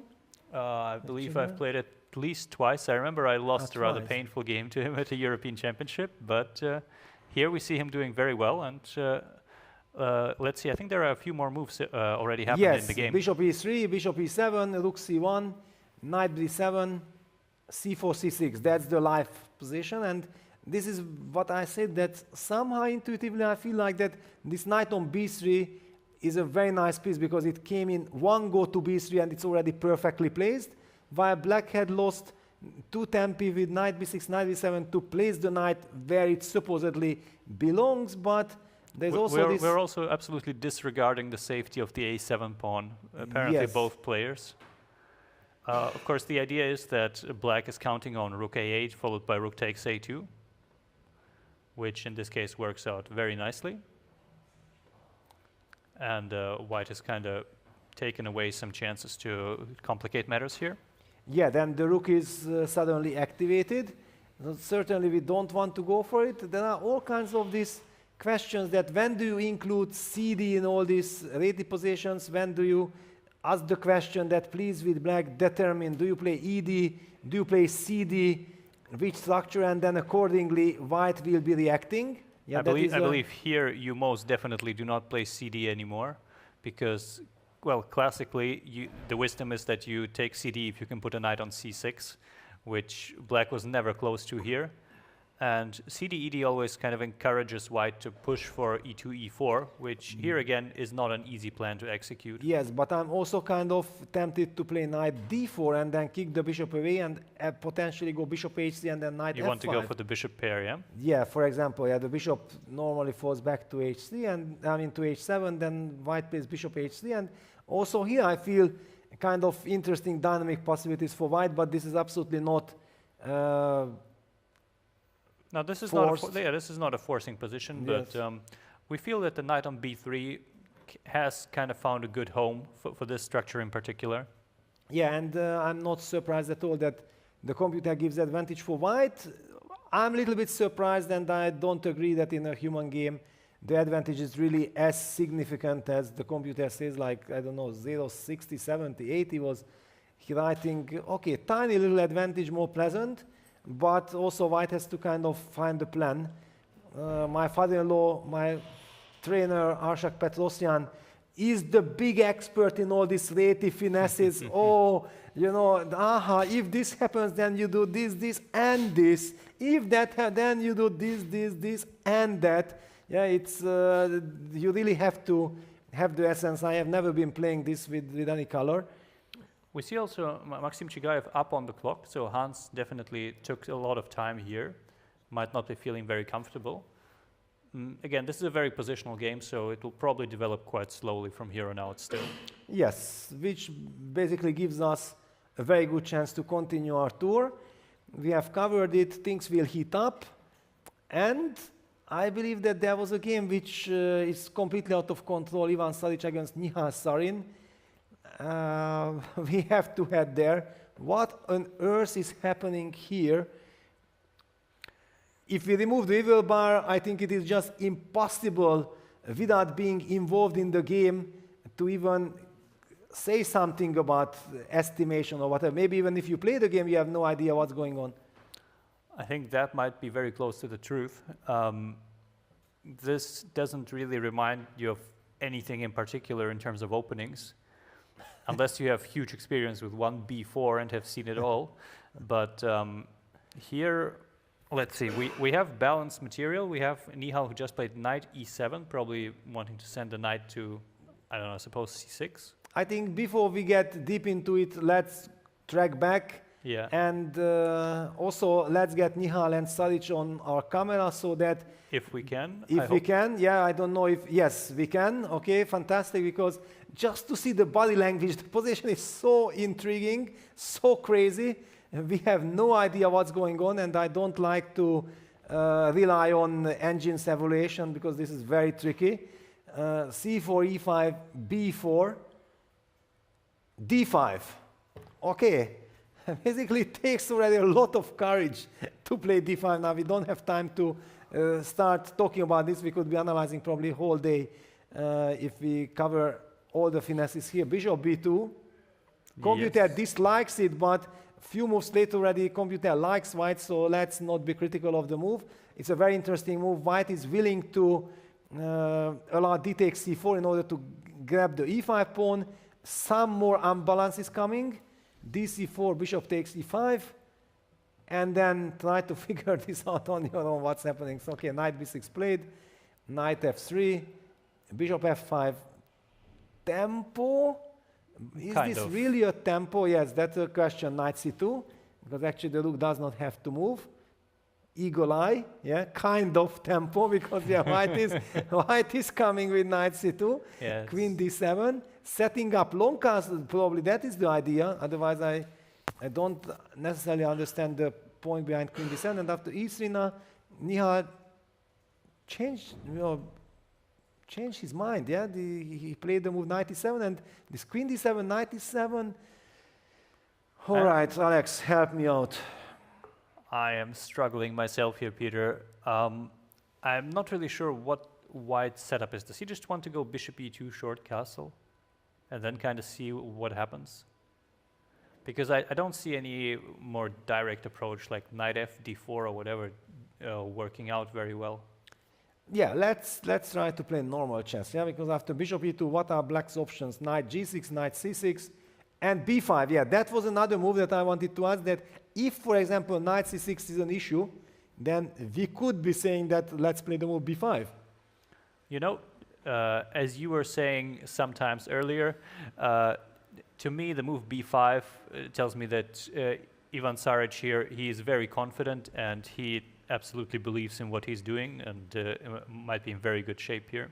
You see, you are grasping my spirit, yeah, that if you also have this luxury because you're always playing yourself, yeah, so you are not used to seeing the players on camera and everything, yeah, but we are following them non-stop for year after year, tournament after tournament, and this kind of stuff that how quickly you also play a move like b5, yeah, you follow a picture that is in your mind. Yeah, in my mind I see Ivan Saric eating breakfast next to me today in the morning and he was finished way faster than me, so I believe he can translate the same to the board. Yeah, and he's famous for playing quickly and we see it on the clock. 1 hour 6 minutes for Saric, 44.5 minutes for Nihal Sarin. The good news for all of Nihal Sarin's fans is that he's known to be a brilliant blitz player, so he's not intimidated at all if he's very low on the clock. He just wants to make sure that he controls the position. Now the big question is that will he control the position or he gets into the nightmare scenario that he invested a lot of time because he felt like I can be clever and I can maybe get the upper hand, and then finally he's on the back foot and he's running out of time. Yeah, those are the dangers all the time. This is also not a kind of position which will be kind of balanced very easily. So no matter what the players do, it's hard to imagine it fizzling out completely. Because white is unlikely to go anything like d4 to trade a lot of stuff. And it's also hard to see how black would do that. And let's just highlight quickly this d4 square. In general, white has not occupied it yet with anything, but depending on the situation, how black will react, for example, if the knight goes to g6, then I could envision the bishop eventually just retreating all the way to d4, simply, and f6 is played, yeah? So the bishop will be kind of asked, where do you go, sir? All the moves, bishop d4 and bishop a1, both moves make some sense. What would be intuitively your... My intuition was saying to go to the other diagonal, bishop g3. To g3, really, yeah? And put the knight on d4 from f3. That would be your vision, yes? So bishop to g3, and then the knight goes to d4. Yeah. Yeah, makes a lot of sense. Because I feel like moving the bishop back after black has played f6 is a little bit counterintuitive to me. On the long diagonal, yeah? Yeah, if you move it back and then black uses a move to play f6, then okay, that's how it is. But here already we know he's committed to kind of weakening his position a little bit with that. But Saric follows my footsteps with bishop d4. The reason why I said bishop d4, because in my mind I was connected with knight g6, I will go bishop d4, yeah? We have more moves, yeah? More moves, yeah, things are heating up. Knight ed5. Nihal jumped out, so yeah, that's why he wanted to get f6. Knight ed5, now the bishop from f8 can develop next. Also there is this pin on the rook on b1. It is not too bothersome right now, but we'll see. Probably both sides just want to kind of finish development here. Something like bishop e2, bishop d6, castles, castles. I could imagine that happening. Yeah, but I also have one question for you, that if white plays a4 here, then what happens? Suddenly this move hit me. I haven't seen it coming before, and I want to highlight it. Computer doesn't like it, but it is, I believe, a human move. What happens after a4?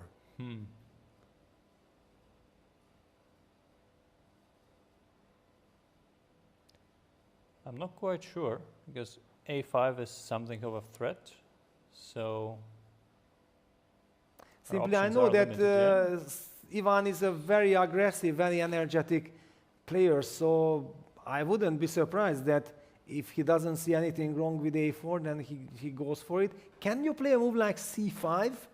I was going to suggest something else, but let's see c5. I mean, I think how crazy bishop is that? a1 would be the move to think about, no? C5, total catastrophe. Because I can bc, queen c, I can take on b6 and knight d4. Okay, yeah, this. Oh, okay, Actually, that's very clean, yeah. Yes, okay, yeah, I cannot even recapture. So basically, it's simply that bishop takes b6 is absolutely a no-go in strategical terms, that one does not even think about it, and then, of course, when you, of course, yeah, bishop b6. So what happens after a4? I'm very curious now.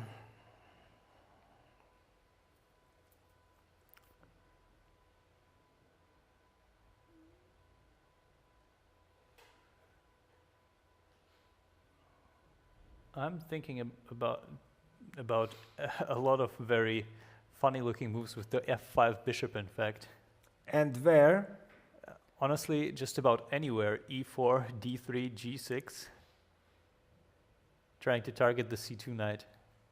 But after a5, where are you gonna go? I'm going to go queen f5. That was the idea in What? some way. But What? I suppose it might not work, yeah? No, but I'm just thinking that I don't really want to capture on a4, yeah? Yes, I There is no understand. easy way to prevent a5. Yeah, let's just put knight a4, because, okay, knight a4, bishop c4 intuitively is very good for white. That is kind of the whole point of a4. Yeah, at least luckily, computer confirms this, because it drives me crazy. a4 could be practically almost be a winning move if, unless there is a very good solution for black. What is this great solution? Actually, you mentioned the bishop move. It hit me that, bishop d3 are very smart. You protect the c4 pawn, and then the whole a5 operation will not be effective. I'm not sure how effective it will be, but at least bishop d3 is a serious candidate, yeah? Yes. Because the knight can just drop back if it comes to it. And my knight can almost be trapped after c takes d3, yeah? So let's just put it on d3. No, computer does not mind. Bishop d3. I suppose here we just go a5 first. Yeah, we go a5 to ask the question, where is this knight heading? And if it's going back to c8 or something, I suppose that's a big handicap. That's a big hand, yeah. Then already when I can probably take on d3 and the fourth to go back to a1, and then maybe with queen b3 I will target this. Let me just highlight that. Okay, I play very primitive chess. I'm going queen b3, I'm going castles, and this is like a winning pause. And Yeah, so this cannot be the truth of the matter.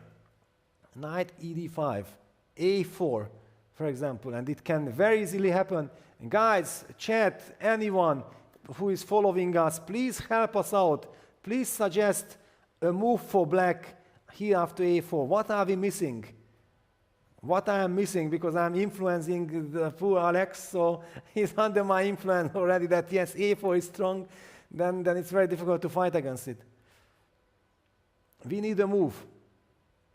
And a4 might happen. It is very much this Croatian kind of spirit, this playing with initiative.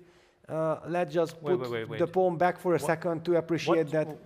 I'm sorry, Peter. Yes? But what if after a4 we go a5? a5. And BA, you have queen a4, yeah? That's it. No. And suddenly we just put our pawn on a4 for no reason, yeah? This is, I can imagine that already the chat is shouting, a5, of course, yeah, a5. a5, and the whole point is, yeah, that after BA6 would just lose to a5, or at least that would be the assumption that there is a problem, the queen a4 is there. But after BA, clearly black plays queen takes a4, and there is the pressure on the c2 pawn. What did a4 on the board?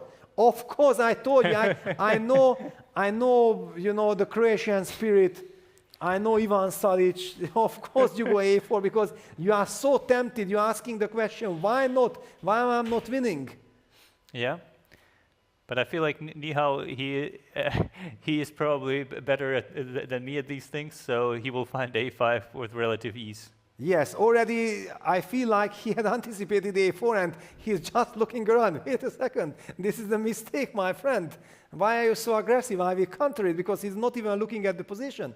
Yeah, and to everyone who's wondering why a4, a5 matters so much, if you do not take b takes a6, then the a5 pawn is kind of forever safe, while the a4 pawn is a constant headache and white gets the b4 square. Black gets yes. Black gets the b4 square. Already a5 blitzed out and it's a cold shower. Mamma mia, this is the point that we are the old generation with all our feelings. And the youngsters, Nihal Sadin, yeah, okay, he's like a computer. He's like inviting, please, please come. And now, as far as Nihal goes, this is probably the most display of confidence we will ever see. He got up from the board. Yes. And letting Saric think about what he has done here. You know, other people who are just following the position, and for example, here, one move ago, would be looking at the clocks. Move number 9. Why did Nihal spend more than 45 minutes? What is he doing? He is not sharp enough. Yeah, white is better and so on. No, he's super sharp. He's super sharp. And after the move a4, he kind of, one could have, it was clear that if it's he automatically could have played instantly the move a5. He was looking around just like, what am I missing? Is the crowd around me? Is this the right moment to play a5, you know? Because this really has an effect. a5 and suddenly white is in trouble. I feel so sorry for Sadic, because if he would have not played against Nihal, against some older generation guy, a4 could have had this psychological effect that you collapse under it. Yeah. By the way, we see Jobava there. Very nice to see Badur Jobava. And he was looking at this. This is a type of position that he loves, probably with both colors. Yeah, and here we see. I'm not even sure how to proceed here. Maybe we'll have to play some very sad move like Rook A1. But of course, that will make itself shown that we are not doing too well. Yeah, no. This is actually a total card shower. I would be now shaking my head. This is the reason why it is so nice for me to do the commentary. Yeah, because I'm very emotional. My nerves are already not able to handle this kind of stuff back and forth. I want to have clarity. I want to play my game. I want to make sense of every of my decisions. And then suddenly a4, a5 comes and it's finished. Yeah, we also see there the engine highlighting that it was in fact a rather big swing, that suddenly black is better instead of white. Of course, position is still playable as it was before, but the initiative has clearly switched sides here. Yes, and this b4 square, yeah, that black gets access to the b4 square, plus the fixage, this pawn on a4, pawn on a5. If somebody is thinking like, okay, what is Peter talking about fixage and like this? Well, as chess players, we are doing so much chess work, and you cannot be forever serious. Yeah, you have to have some way of, getting some pleasure of the analysis. So Desperado, Paketovic, Cemento, all this kind of stuff is coming to cheer ourselves up in order to be able to do another 2-3 hours of training. Yeah, it's when you are working 8-10 hours a day with a partner or with computer, and like you need this kind of funny moments. Wow. Okay, yeah. We have covered. I think we have exactly catch the golden moment of this game. Yeah, we definitely caught a big one here. I think we can go back to the bird's eye view to see what is going on. And we see that a lot is going on, in fact, starting right from the very first board. Yeah, Magnus got his pawn all the way up to f6, just as envisioned that, yeah, once you have the pawn on h5 and you castled, the f pawn starts to march, and then it should be very critical for black. Nepo had to kind of agree to a worse position. And he's trying to dig deep there to defend this. Yeah, this is a rather sad Grunfeld, what it looks like to me. Wow. And poor Hans, after the move h3, played the move rook a8. Not a happy camper, yeah, or how they say it. What is this expression? Yeah, that's the one. Yeah, not a happy camper. I mean, a3, rook a8. No. You don't do this voluntarily. It also shows he could have potentially played a6, but against the knight on b3, it feels a little bit like tempting fate because knight a5 or c5 is always on the agenda in the future. Yeah. Oh, and Chigayev playing c takes d5 right now. Yeah, cd5, we talked about it. cd5 is a thematic kind of move. You don't want to take cd if you cannot get your knight to c6. We're expecting ed5 here. Yeah, we are expecting ed5, but yeah, white has also so many, even knight bd4 and then b4 is kind of tempting. Also knight bd4 and then bishop h3. This knight fd4, bishop h3, it's just a wonderful position for white. I believe it's of course solid for black, but that's all he gets to be solid, otherwise it's passive. And what about Pranav Duda? That's a crazy kind of Caro-Kann. That is a pawn down Caro-Kann though, isn't it? Well, but at the moment both c5 and e5 pawns are hanging. You can of course protect it with some queen e3 move. or c3, yeah? Yeah, but queen e3 runs into takes and knight f5. That doesn't look so attractive. I'm not buying computer's evaluation there, the +1 for Pranav. But before going here, we have to go to the Magnus game because things are completely out of control. It might be that it's going to be a massacre. Yeah, Peter, as you know, I am from a different generation and I learned to buy the computer's evaluation at all times. It's just that we don't always understand it. All right, we see long castle coming out. Yeah, total necessity. Absolutely. Yeah, in my times, you know what it was? I was analyzing the computer. I had the feeling that this sacrifice works, so this move is good. I gave the computer said, no, Peter, it doesn't work. I said, no, doesn't work. Okay, think. I go for a walk or I go for a football match or whatever. I will come back after 2 hours and please change your mind.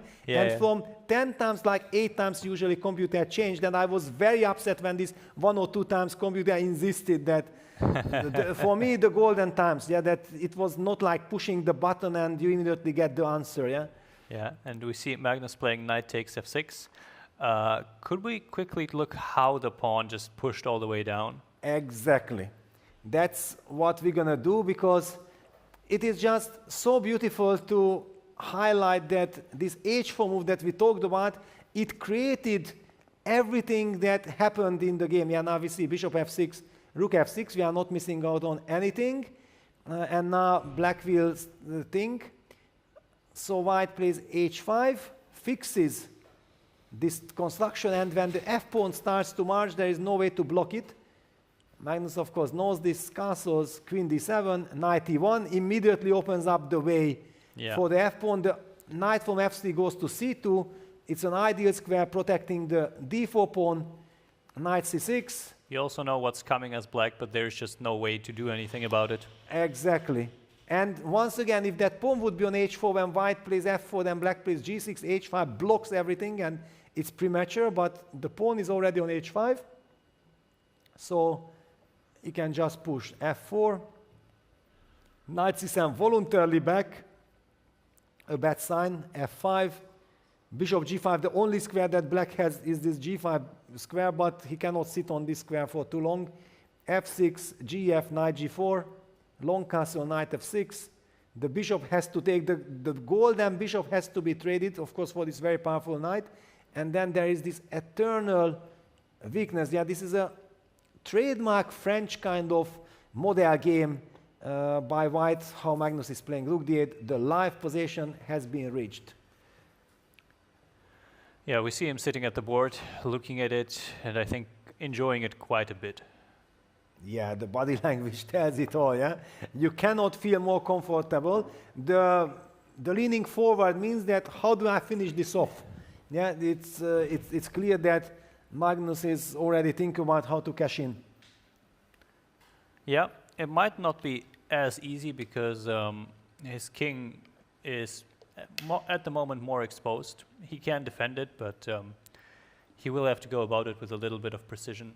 The h6 pawn is kind of an eternal weakness. It will be collected eventually, but we'll see how Magnus goes about it. So you mean that picking it up immediately, first of all, bishop h6 runs into knight e8. This we should highlight because it is very important. Otherwise, it would be very tempting to take with the bishop and leave the powerful rook on f6. But let's not forget about our opponent's resources. Knight e8 comes and wins material and wins the game. The other capture with rook takes h6 is possible, but it is still kind of psychologically not that easy to give up that fantastic rook from f6. On the other hand, it will be probably kicked away.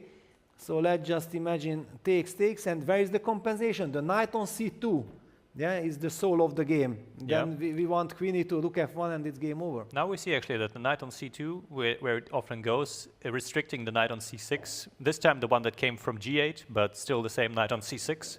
And Magnus goes for it. He takes on h6 right away. Of course, why not?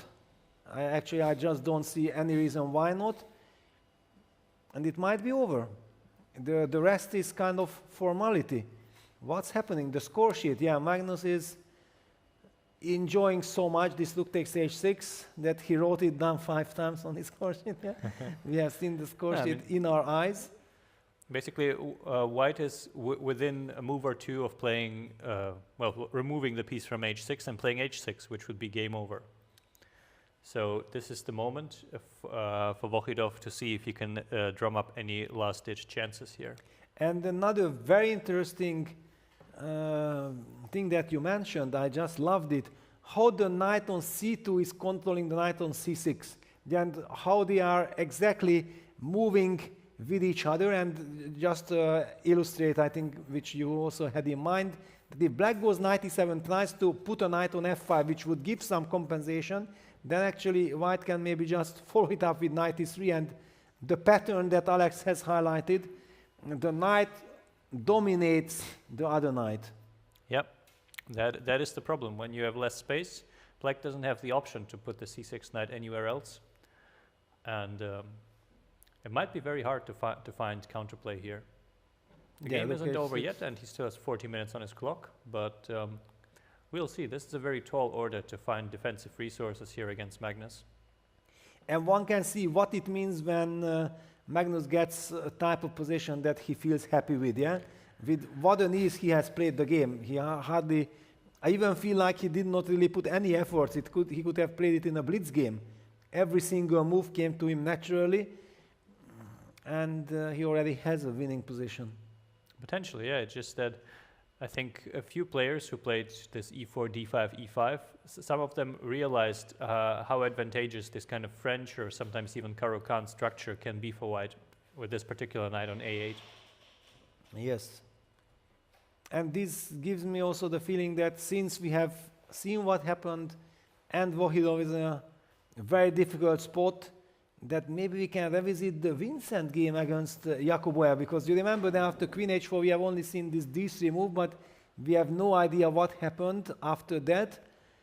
Yeah, that sounds like a good idea. And we'll see what is happening to the queen on h4. This is the current It's still happily sitting there. Position.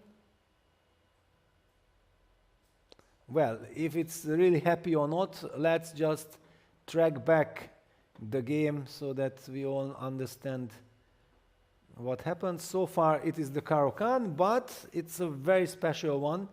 Knight e2. Okay, queen h4 was the total shocker. We fell from the chair. Vincent was also kind of scrubbing his eyes that does he see it correctly?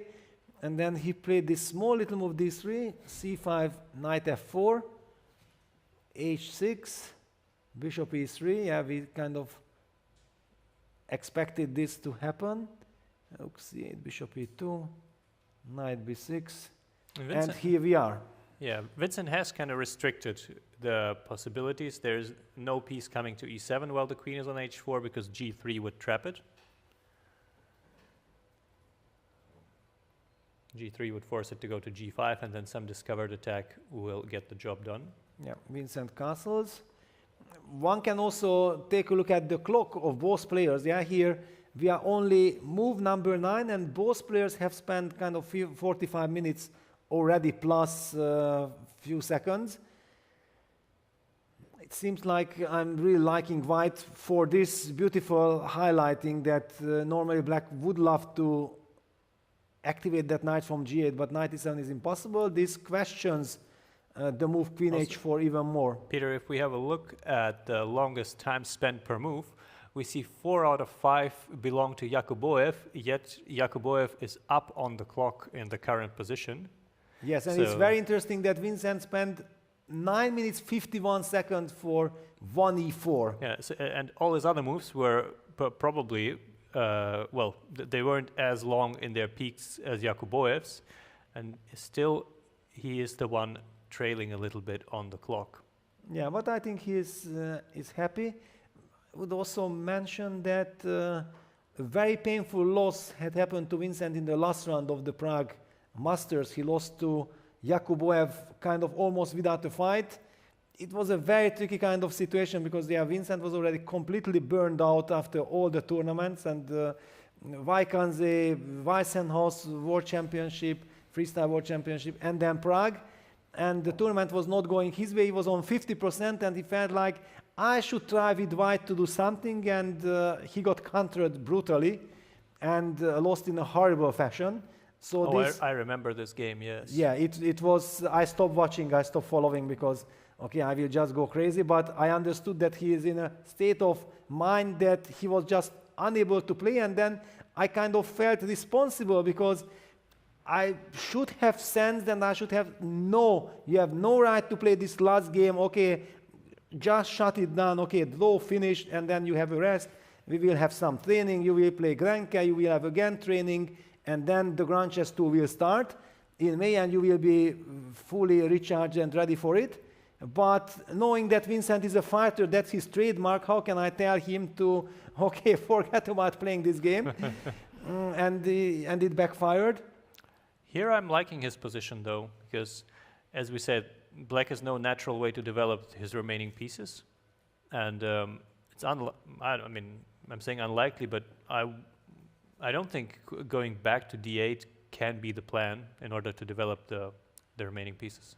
Yeah, it's also very sad, yeah, if you have to lose so much time, because black has already lost quite some time. I'm also tempted to somehow go c4. For the moment, there's the problem of a hanging rook on b1. I was even considering maybe I can just sack the exchange, but of course, if we think like we are better, then there is no reason to do something like this. And a move like rook c1 following c4 could potentially also be something to think about if black plays slowly. By the way, even after queen d8, black is still unable to play knight e7 because of the hanging pawn on c5.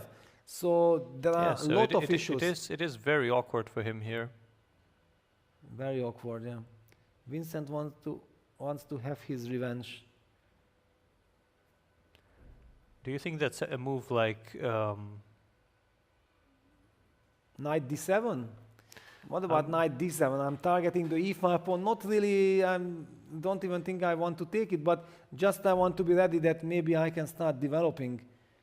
I think knight d7 is generally a good move, since it puts a knight where we know it has some useful functions.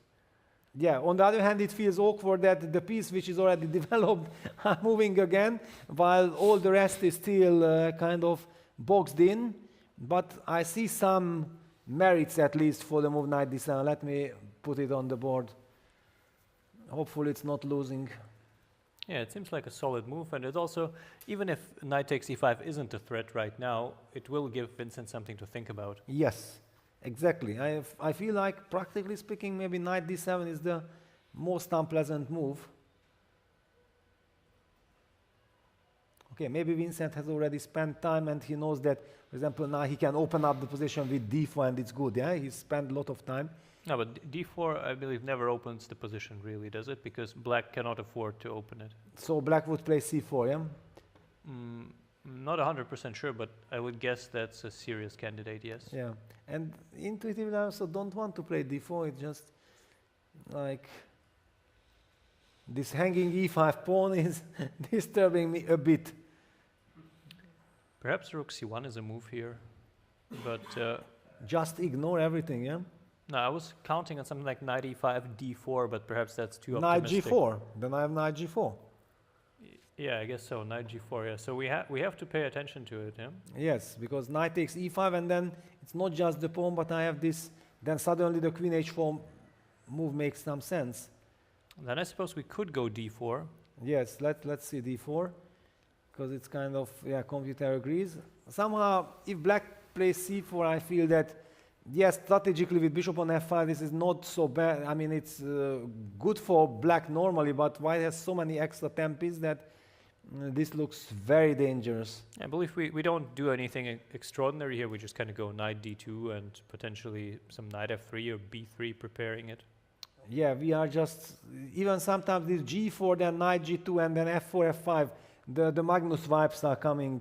Yeah. No, like the space advantage still counts for a lot here, and yeah, we'll see what he does. Exactly. So Vincent is happy, also now even up on the clock, but okay, marginally.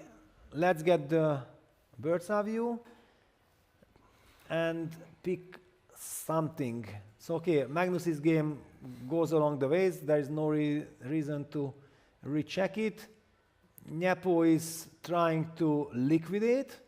He might be successful by the looks of it. Yes, it seems like Nepo is Nepo. He liquidates. Chigaev goes for the systematic, yeah, the CDD, knight BD4, and then B4. Yeah, playing on the queen side also has a pretty nice position here with something of a pull. Yes, this, however, gives also Hans a chance to play A5, which he did instantly. All right, the game that we should probably check out is Pranav against Duda. Yeah. Because that is out of control, and it's strange, and White has decided to protect his pawns. Normally, one would think intuitively that c5, e5 pawns, a knight d7 move picks them back, but the knight is on a8. Yeah, that's a very special situation here. And after that, I believe also we have to check out on Abdusattorov's game, because I feel very guilty that we have a superstar like Nodribek Abdusattorov here, world number 4, winner of the last couple of big tournaments, is crushing, winning everything, and we hardly had covered him because he's not on the stage for some reason. Come on, Nodribek, win all your games, and we want to see there fighting for the trophy. Yeah. And first, let's go to board 4, to Pranav Duda versus Duda. Yes. Pranav, I think those who don't know Pranav, he was under 20 world champion, I believe. And his life rating has also now increased towards 2670, which I was like, always thinking, why is he so lowly rated when he's so dangerous and so gifted? Things are finally settling. He does not have a rating in our broadcast, but just trust us here that he is a very strong player. Exactly. Can we get confirmation? I think exactly now his April rating, April 1st rating, FIDE rating, got there where he had to be already for quite some time in my mind. So e4, d5, e5, bishop f5, d4. Okay, so Pranav was ready to push d4. I'm believing that he's ready to set up this bishop d3 kind of structure, e6, h4. Yeah, if black plays h5, then probably we would have seen the move bishop d3. Yeah, finally 2657, because he was not reaching 2650 somehow before, or he reached and he dropped. Okay, sometimes it happens. Yeah, you reach and then you get overexcited, you drop, and then if you have the quality, you come back. d4, e6, h4, and bishop b4 check. Yeah, we talked about it, that white is unable to play c3 due to the hanging rook on b1. Yeah. Bishop d2, takes, knight e7, h5, h6, bishop d3. We see the same structure we saw in Carlsen's game with h5 versus h6 fixed. But at least white's dark square bishop is already exchanged, which we have seen that it turned out to be extremely powerful. This is, of course, a much more solid version what Duda achieved here. Yes, and he's trying to spice things up with c5. It's a very ambitious kind of move. He doesn't want to be slightly worse. But Pranav is calling the bluff, yeah? dc, queen c7, queen c3 protecting. Is this the right protection? We just quickly mentioned, without showing, I would like to show our audience that the move queen e3 was the other way to protect the pawns, but then this bishop takes d3 came to mind. The queen cannot capture because then the pawns are loose, and after cd knight f5, it seems like black solves all his problems. I felt very happy about this. So according to computer, knight f5 is not the move, but I don't really care. Because I have queen a5 check, queen takes a2. Is that even stronger? Potentially, yeah, because queen a5, you also have to react with probably b4. I don't know. This queen a5 check, yeah, computer thinks queen a5 check, and then you take on a2 with good, not compensation, counterplay. So in any case, you don't want to do that. Queen c3 had been played, and Duda was about to make a move. One more time, the players are only on move 10, and just like Vincent and Jacobo, it shows how difficult and how complex is this seemingly advanced French Caro-Kann stuff. We know the structure, but there are so many tricky differences. Yeah, and you have to ask yourself as Duda, how do you want to try to win back the pawn? Because white is ready with knight b3 against any standard kind of approach here. Yeah, perhaps knight b3, knight f3, yeah, oops. Perhaps b6 is a move here? Yeah, trying to challenge things, yeah? b6 is a dynamic move. My point is also that something like bishop b5 can probably be answered simply with king f8. It's on the board, I believe. Yes, b6. Great touch. Very nice move. These are your type of positions, Alex. Well, I am a Caro-Kann player. Yeah, you are a Caro-Kann player, plus you are also basically a player who is extremely effective in open tournaments, because I believe that your opening repertoire is kind of very fighting. Yeah, you are not releasing the tension, so in fact you always get this kind of positions where you can come up with a move like b6. Yeah, you have the creativity. Hopefully, yeah. I mean, sometimes you have to play for a win. If you're playing people like 300 points lower rated, you won't get to over 2600 if you just agree to a draw immediately. Yeah, but you are also a type of guy who plays for a win even against strong guys. This is my feeling. You are never intimidated by rating or like, yeah. Can you actually share a little bit about your philosophy? And you are also the person who played Magnus Carlsen twice with black and drew him. Yeah, that shows that you are looking for these challenges. I think it depends really. Well, I can tell you that when I played against Magnus, it was a very simple matter for me. I knew that he is much more experienced in almost all types of positions. So I was just trying to kind of play a more complex game where no matter what experience you have to play it. You have to play move by move. You have to calculate. You're not going to be very comfortable. And sometimes it works, sometimes it doesn't work. But the challenges of playing against good players, I have to say, for me, it is some kind of motivation. So perhaps I am doing better there. And I think this is how it should be, because you play chess to play better. And in order to play better, you need to face better opposition. Because if you're not challenged, then no matter what you do, you will get your 99 accuracy. You will win the game, perhaps, but or not. Or yes. not. Yes. But that is not the entire truth that exists. Yeah, and I believe there is a draw agreed in Sadana Nepo game. Both players are discussing it. Yeah, it looked like they exchanged one side of the board successfully. Yeah, in a relaxed atmosphere. I think Nepo is kind of complaining that I misplayed it. You got something, you could have done this or that. But win or draw, Nepo sticks to his guns. He is not staying in this tournament hall longer than necessary. Yes. Actually, it's not a bad strategy. If we know that there are 9 games in 5 days, he's saving a lot of energy. He can have a nice little walk. He can have a good dinner, everything. No, it is. I'm also watching tennis from time to time, and whenever there are long Grand Slam tournaments, sometime at the later stages, they show some statistics like this player was on the court for 20 hours, and this player was on the court for 25 hours, and well, it would be interesting to have this kind of thing in top level chess, just to see how long have people played. And I think with Nepo, you will see he has played less than most, and at the end it might come to benefit him. Yeah, there are these famous first round, 5 sets, 4.5 marathon matches. Yeah, in Yeah. tiebreak you qualify, and then you eventually pay the price for it. Yeah, later on. Potentially, yeah, and Yes. it definitely tests your endurance. For sure, yeah. So, okay, the players, I think, are relieved, 4.5 out of 5. But all eyes on Pranav. He has no intention of slowing down, but the move b6 might slow him down. It is a very unpleasant move because cb6, queen takes c3, check, destroys the pawn structure.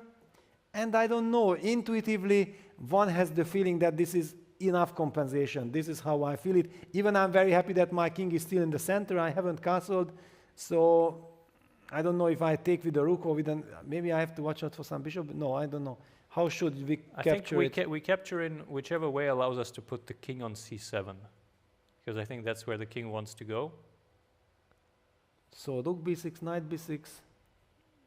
I don't know. I would think knight b6, but Knight b6, yeah, because okay, you were the mastermind behind b6, so... Well, Duda was the mastermind, yeah. No, you called it out before. Of course, Duda had already calculated the move, but it is your kind of baby, this b6 move. That's something like, what, knight e2? Yeah, knight e2 or knight f3. I never know exactly, because I'm also maybe trying to protect my e5 pawn. Okay, let me put it on f3. All right. But you will have some bishop e4s, yeah? Yeah, I'm thinking if king d7 is already playable here or not, but in general, I would struggle to believe that white has an advantage here. Yes, I also don't believe at all. For example, king d7, and then rook hc8 coming. All right, the computer says, no, guys, what are you talking? You are too happy. Now, king d7 was a bit premature, it seems, yeah? And why? Is knight d4 important for the computer? Because I don't believe in this bishop b5 check. Can I play knight d4? No, knight d4. Isn't the move, is bishop b5 check? No, don't tell me bishop b5, no, it's too primitive. Then what? Then what? I understand we are very tired, but this one, I don't know even if I'm fit. I would be, able to call it, or is the rook h4, rook h, I don't know what's going on. I see all the moves, but I don't feel that it's so brilliant.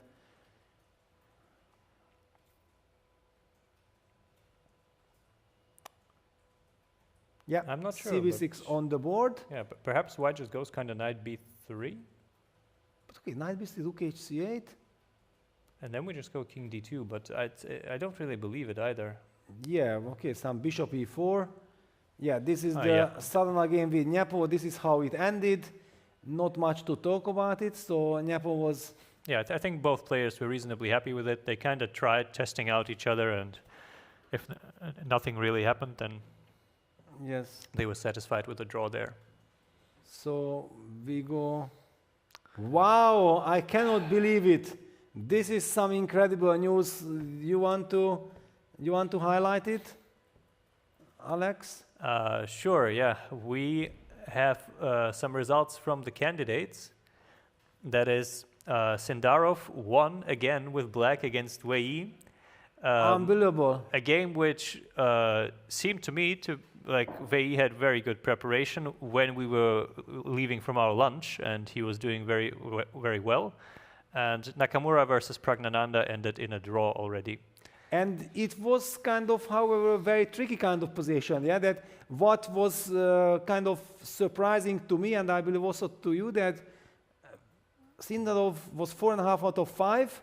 He has this very critical game, and he was not looking for safety. He actually went for a very double-edged kind of decision when he was facing various situations. It just shows the confidence level that he's having by this point. I am a little surprised, though, because the games there started transmitting around 3 hours and change ago.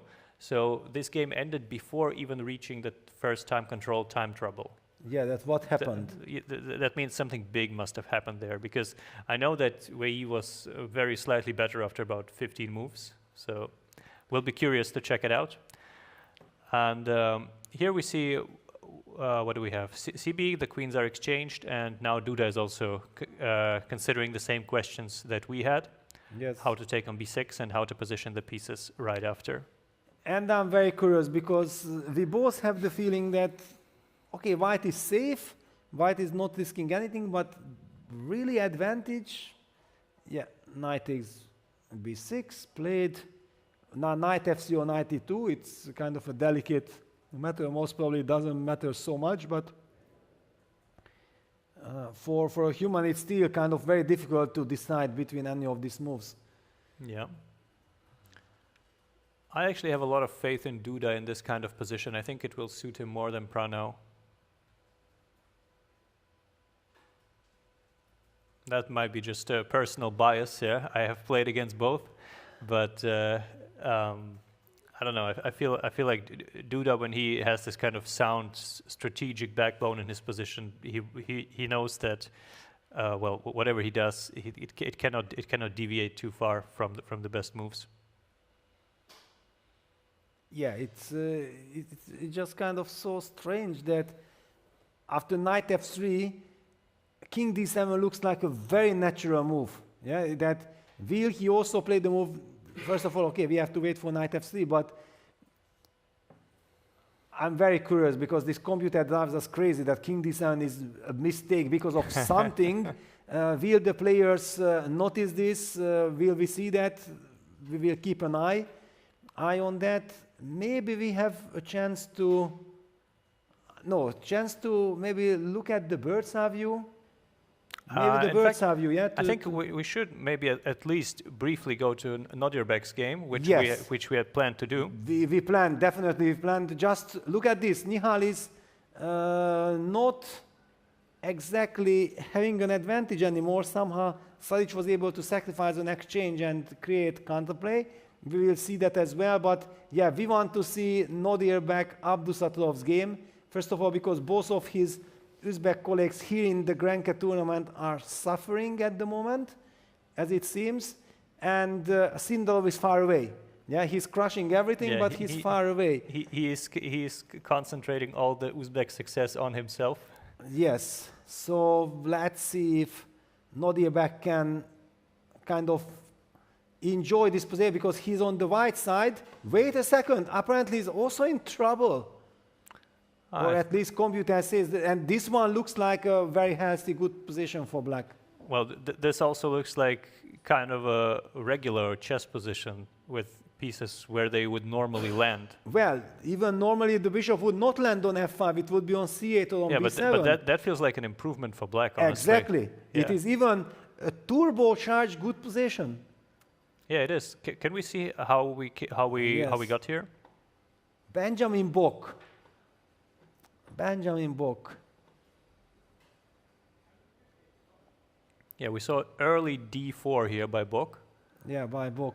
In German there is this Bock, yeah, that Erhard Bock, yeah? And whenever, yeah, can you actually translate, because I'm not sure if I can, but the point what I mean that whenever I see Benjamin Bock play, then I feel like that if he has Bock, then he is kind of unstoppable. So it does not depend on his opponent, it depends on Bock's mood that, how could you translate it? I mean, when you say in German Bock auf etwas haben, it means that you'd kind of really like to do something. Yeah, you're itching to do it.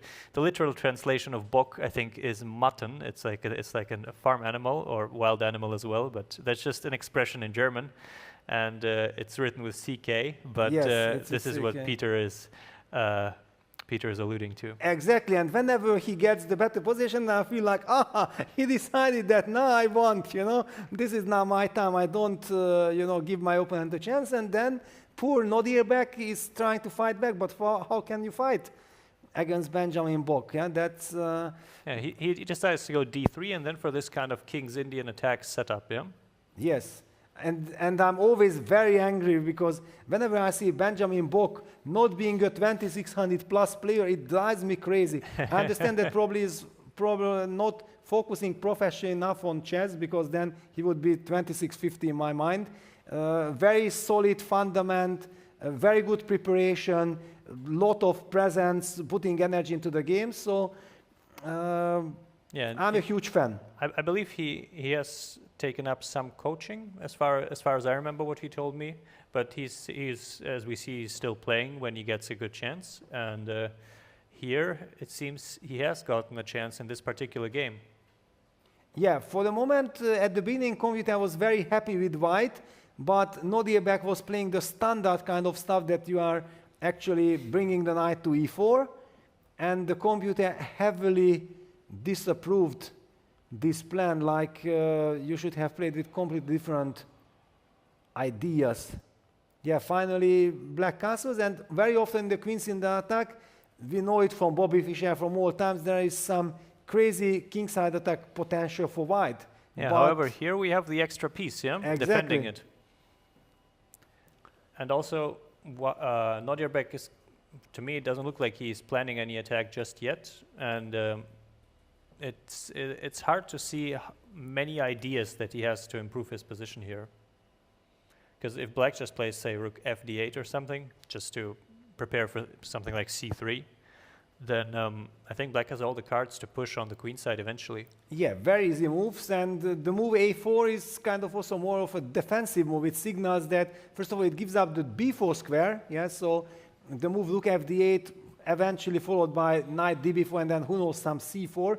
It's also a position that suits Nodribek's style. If he would be black, I think he would be blitzing out some incredible powerful moves, but now he's on the white side. I'm just curious before we call for a break, because we will have to have a break, that why was computer so enthusiastic about this position and the knight bd2 move was hated? That is there some way to break this position?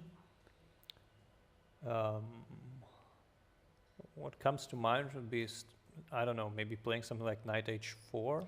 And then f4, yeah? I'm not even sure if f4 is necessary, but Bishop h7. yeah. And here we have to see where this goes. I'm not But sure. I saw like you want f4 and then knight d2, knight e4, and then try to go for attack. It is possible, but I'm thinking there might be some even funnier ideas, something like knight d2 immediately.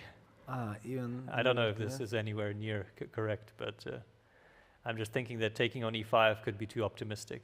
I will also just put f4. Is this a good move, bad move? Anyway, the idea is knight d2, knight e4. And Yeah. also this f4, f5 is hanging in the air if black plays the same manner like he played in the game.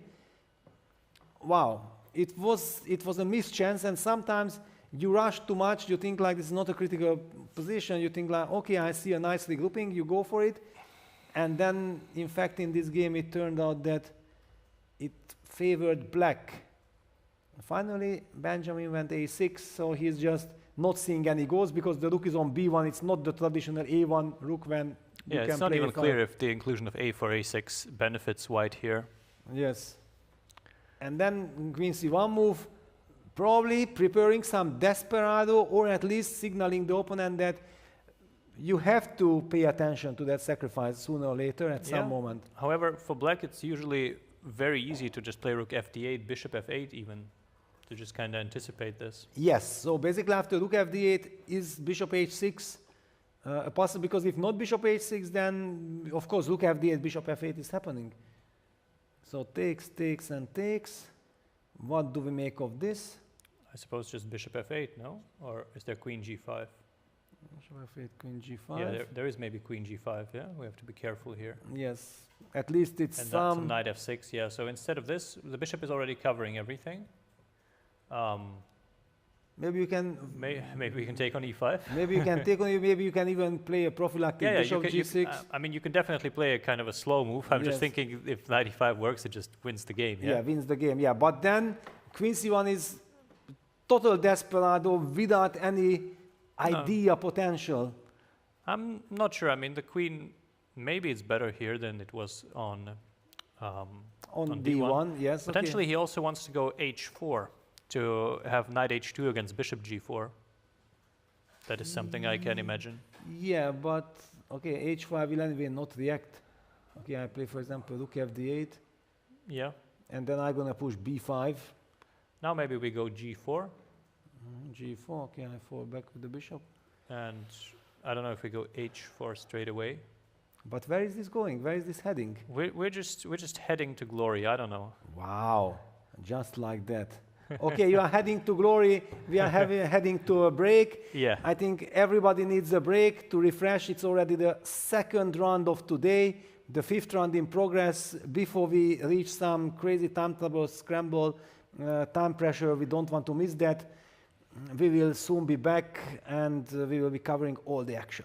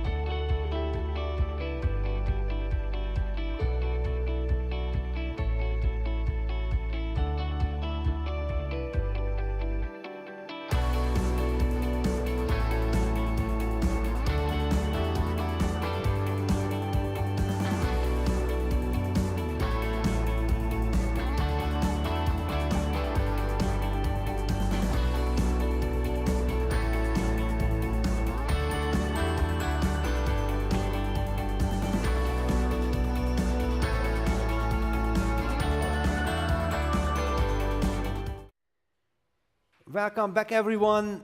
Here we are, and things are looking extremely good for Magnus Carlsen.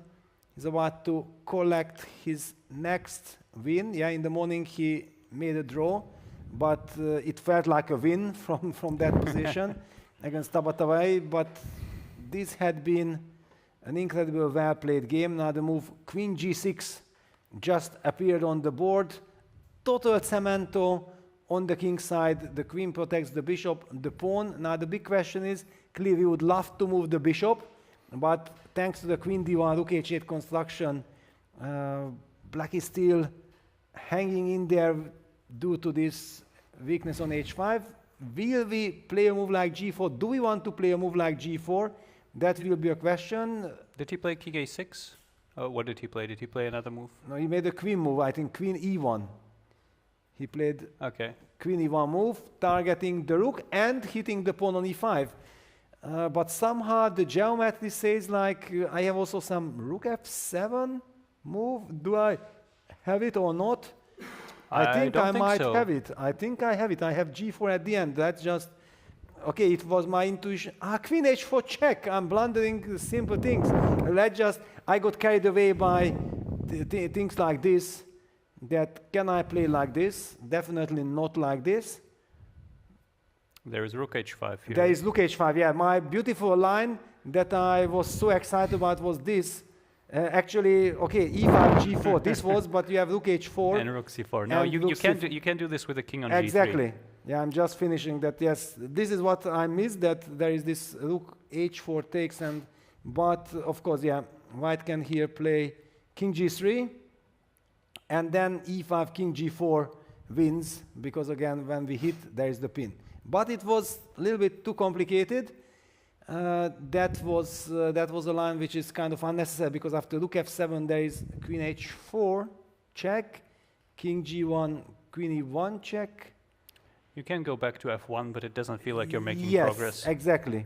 What did I achieve? So in this regard, then, let's try to find a better move. There might not be a better move, it's just that you may have to resort to extreme measures after rook f7, queen e5, and play something like king h3. Yeah, king h3 is kind of sympathetic, because then already bishop f4 is a devastating kind of threat.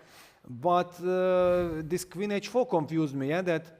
Yeah, here, and you go back to f1. And rook f1, and this is progress, yeah, if you play queen e2, and I claim that my rook is not hanging, yeah? Not sure, yeah, but at least the h5 pawn will never be hanging with check.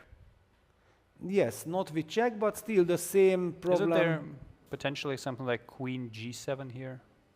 That here already now you can play queen g7 because it's not hanging, yeah? No, you move the rook and h5 is hanging, but then I can maybe maneuver in some other way. Let's see, does queen f7 do anything here? It is not as trivial as the computer says. That's for sure. I think so too. Like yes. There's definitely some difficulties here. Yeah, queen e1. Magnus would like to. Why is he in shadow? Yeah, I mean this angle was like Magnus was in a shadow. The lights were hitting like that. Yeah. Because I'm pretty sure that the lighting is extremely good in the playing hall. Yeah, what is the cemento and the most simple way? But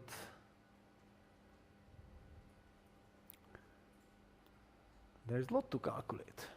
Yeah, and you really don't want to allow any counterplay, because at the end of the day, your king is a little bit exposed on h2. It's just that your pieces are currently covering it.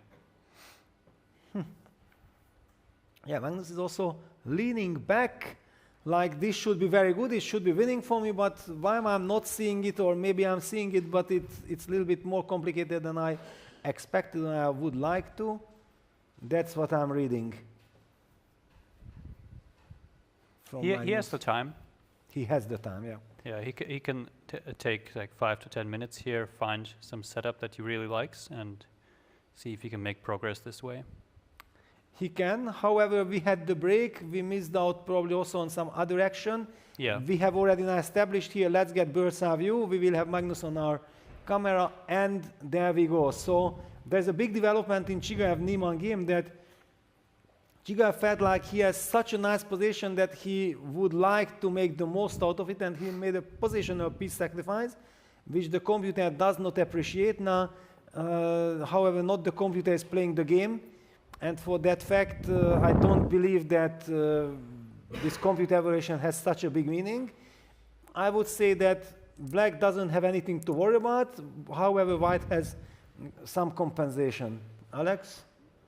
Yeah, I'm kind of surprised because Chigaev can be impulsive as a player, but from the position that we saw earlier, he shouldn't generally be doing anything extreme unless he's very sure. I believe he might have just missed something tactical to get here.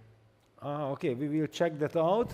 Another update on the Duda game. Yeah, so the white knight moved to f3, and Duda played the move short castle, which intuitively felt like, of course, black can castle, but if we can get the king to d7, it would be smart. But then computer highlighted that no, you cannot play king d7. We did not exactly understood why not, but Duda understood, and that's what matters. He castled and goes for this knight c4, and he has compensated. This is exactly what we envisioned, yeah, that this is not easy for white knight to move. The knight on c4 is putting pressure on the e5 pawn. Bishop cannot trade on c4 because there is this pin along the b file. Also, the c2 pawn will be vulnerable. Yeah, I can actually easily see Duda trying to play for a win here, because it is very hard for white to force anything really from this position that is beneficial to him.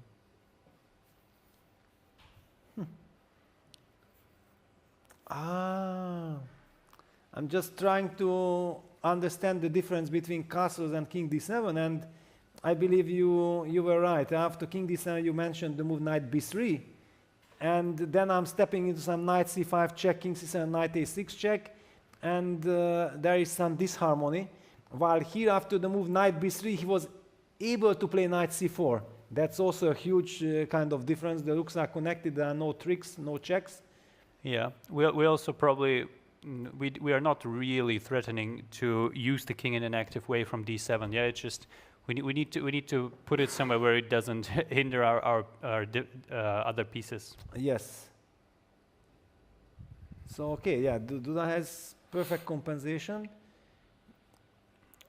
What about Vincent? We see actually Yakuboyev sending his queen back to its original square. Yeah, like we speculated, that probably black has to fall back. Yeah, Vincent is trying to break in the center. It's a very double-edged. And Magnus made the move rook f7, which I kind of shouted out instantly before noticing that there is even queen h4. And my line win, queen takes e5, the brilliancy might also not work the way I wanted. He spent the time, I think he has the overview, because after all, it is kind of a limited position, right? There are not endless possibilities. Yeah, especially with black's king also needing some attention. Yeah, and what about the famous Salic-Nihal game? This is already personal. It was a back and forth. Now, of course, clearly everyone would love to play with white. This is a total cemento. That is a pawn on b6, yeah? There's a pawn on b6, yeah. Yeah, this feels like white can generally go have a cup of coffee and just let black play a few moves and it will still be okay. Exactly. You just say that if you capture something, I take it back, yeah, and otherwise make five or six moves and nothing will change. Wow, it will be interesting to see what happened here, because this a4, a5 looked to benefit Sarin very much. And what about the other boards down there? Yeah, let's see the boards 7 to 12. For example, Abdusatulov had this strange kind of position. By now it's what? There have been some major Benjamin took on e5. Can this really be? This means that he panicked because of some sacrifice. Otherwise, I cannot explain that how after queen c1 he gave up the center control. Also, I'd like to briefly mention that Maxim Vasilograf seems to be winning.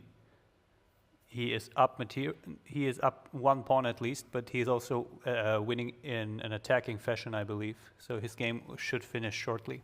Yeah, one can also say that this was a very nice pairing for him.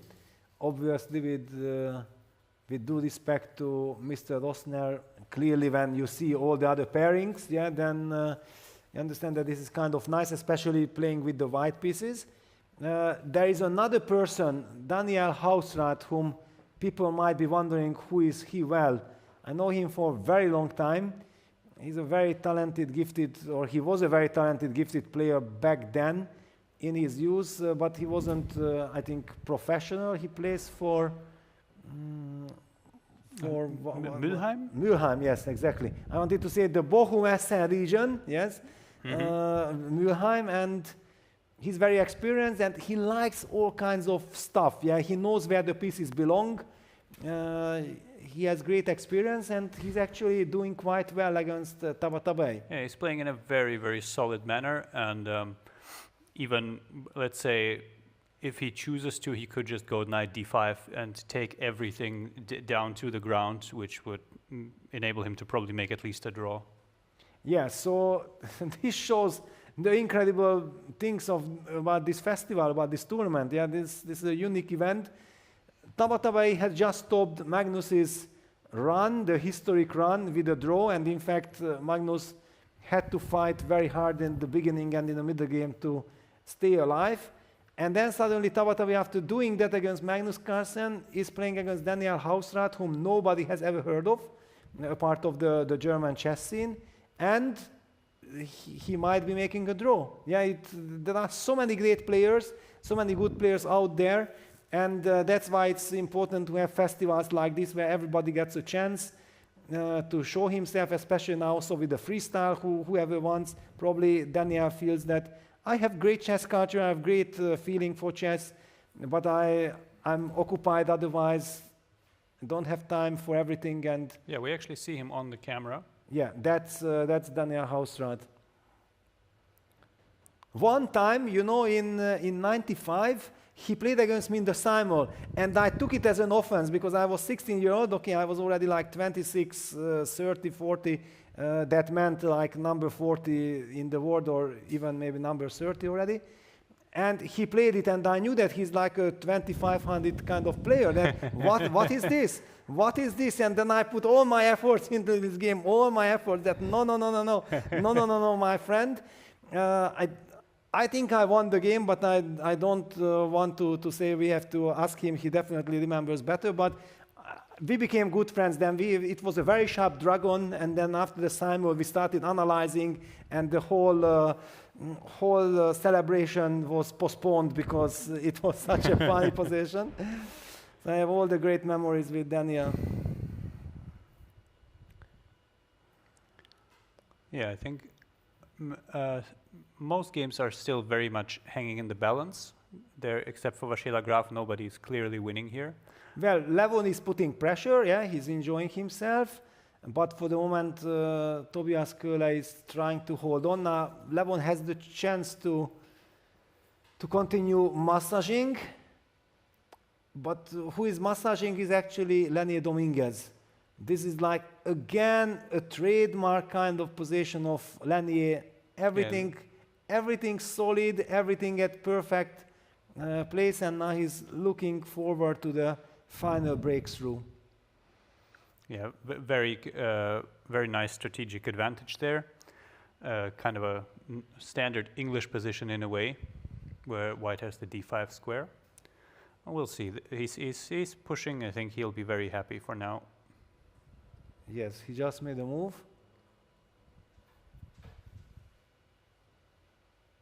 Which move did he make? Bishop e3, yeah, it was a small, little, quiet move, a typical Lenier move, yeah? Yeah, it's like anticipating knight d4. Yes, and, the massage continues, but let's head back to Magnus Carlsen, because here nothing so-called ultra-dramatic is happening. But Magnus's king is walking around, dancing around in the center of the board. Where is Magnus running?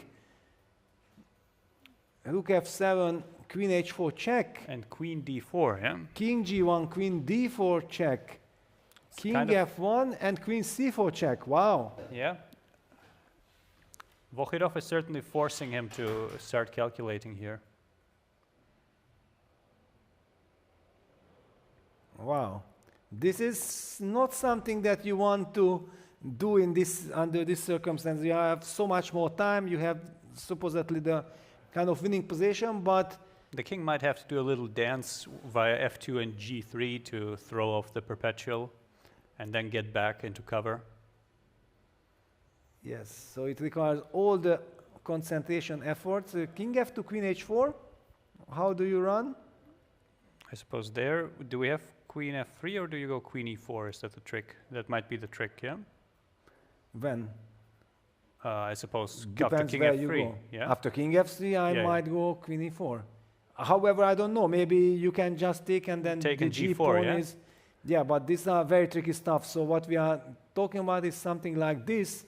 That, for example, what is this position? There is this trick, but maybe white can even afford to fall into this trick, because then suddenly g4 comes and black is a piece up, but will not be able to stop those pawns, which are not even threatening to run, but eventually the king will come and support. But just an illustration that, yeah, how many things are there to be calculated. King c4 check. Okay, Yeah. that would be, of course, Magnus's dream scenario, because then it means Yeah. he has to calculate 2-3 moves precisely, and that's it. Finish. I'm done for today. It is an important moment though, and he knows it, because going with the king out into the center, it will always be a source of a headache. And if after king f2, black would give queen d4 check, then it's very similar, that king g3, queen takes e5 check, king h3, yeah, that was the position that anyway was supported, I believe, by the engine. But here, no, here we can even win on the spot with bishop f4 already. Bishop f4, we go queen e1, and then something like king h3, check, bishop h2 might do the trick. Yeah, but okay, anyway, I already have Yeah. I have a choice, so this is not in black's interest to test it. So all right, then after queen c4 check, king f2, what is Wahidov gonna do? He's down to 12 minutes.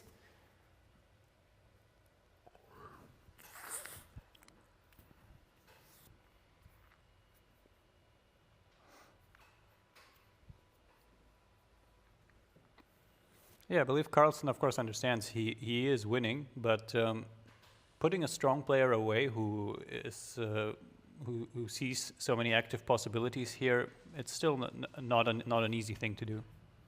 Yeah, and Wahidov is kicking. He's still kicking. Yeah, it's not allowing it to be simple. Yeah, it's kind of funny. It's of course beautiful when black sets a trap. Yeah, king f2 on the board, and then the refutation, how you can refute, is exactly to fall into the trap and then outsmart, outfox your opponent. Yeah, this is like Yep. the dream. Yeah, queen h4 check, I believe, had happened.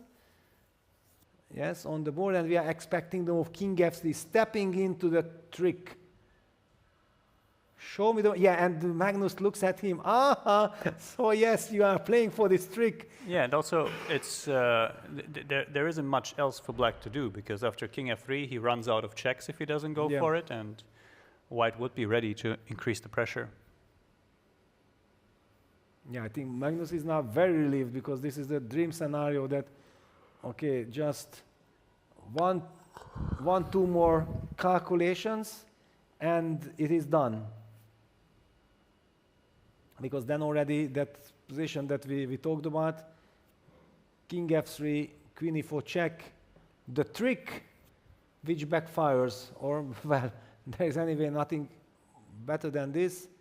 For black, g4 now. White is not setting to push the pawns yet, so let's continue, since the position might just be on the board. So black even activates the knight, but the white king comes and supports the pawns, and I believe I can just push.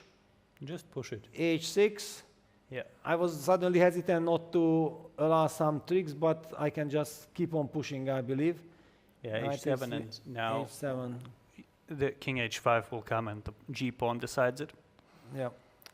And if black starts to kick around, then king f6 is coming, and it's game over. So this is what Magnus is kind of calculating. He's very happy about it. He can hardly hold himself back. Yeah, that's it. It's winning. I like it. No, that's yeah. He looks. Whenever a player looks at the distance, is also very important. It means that he already knows what he's doing and he calculates. And then looking at the distance, he double, triple checks, because you get wider horizon, not just focusing on the board, but you just open up all your thoughts. And there we go. King FC on the board. Yep. And poor Vohidov.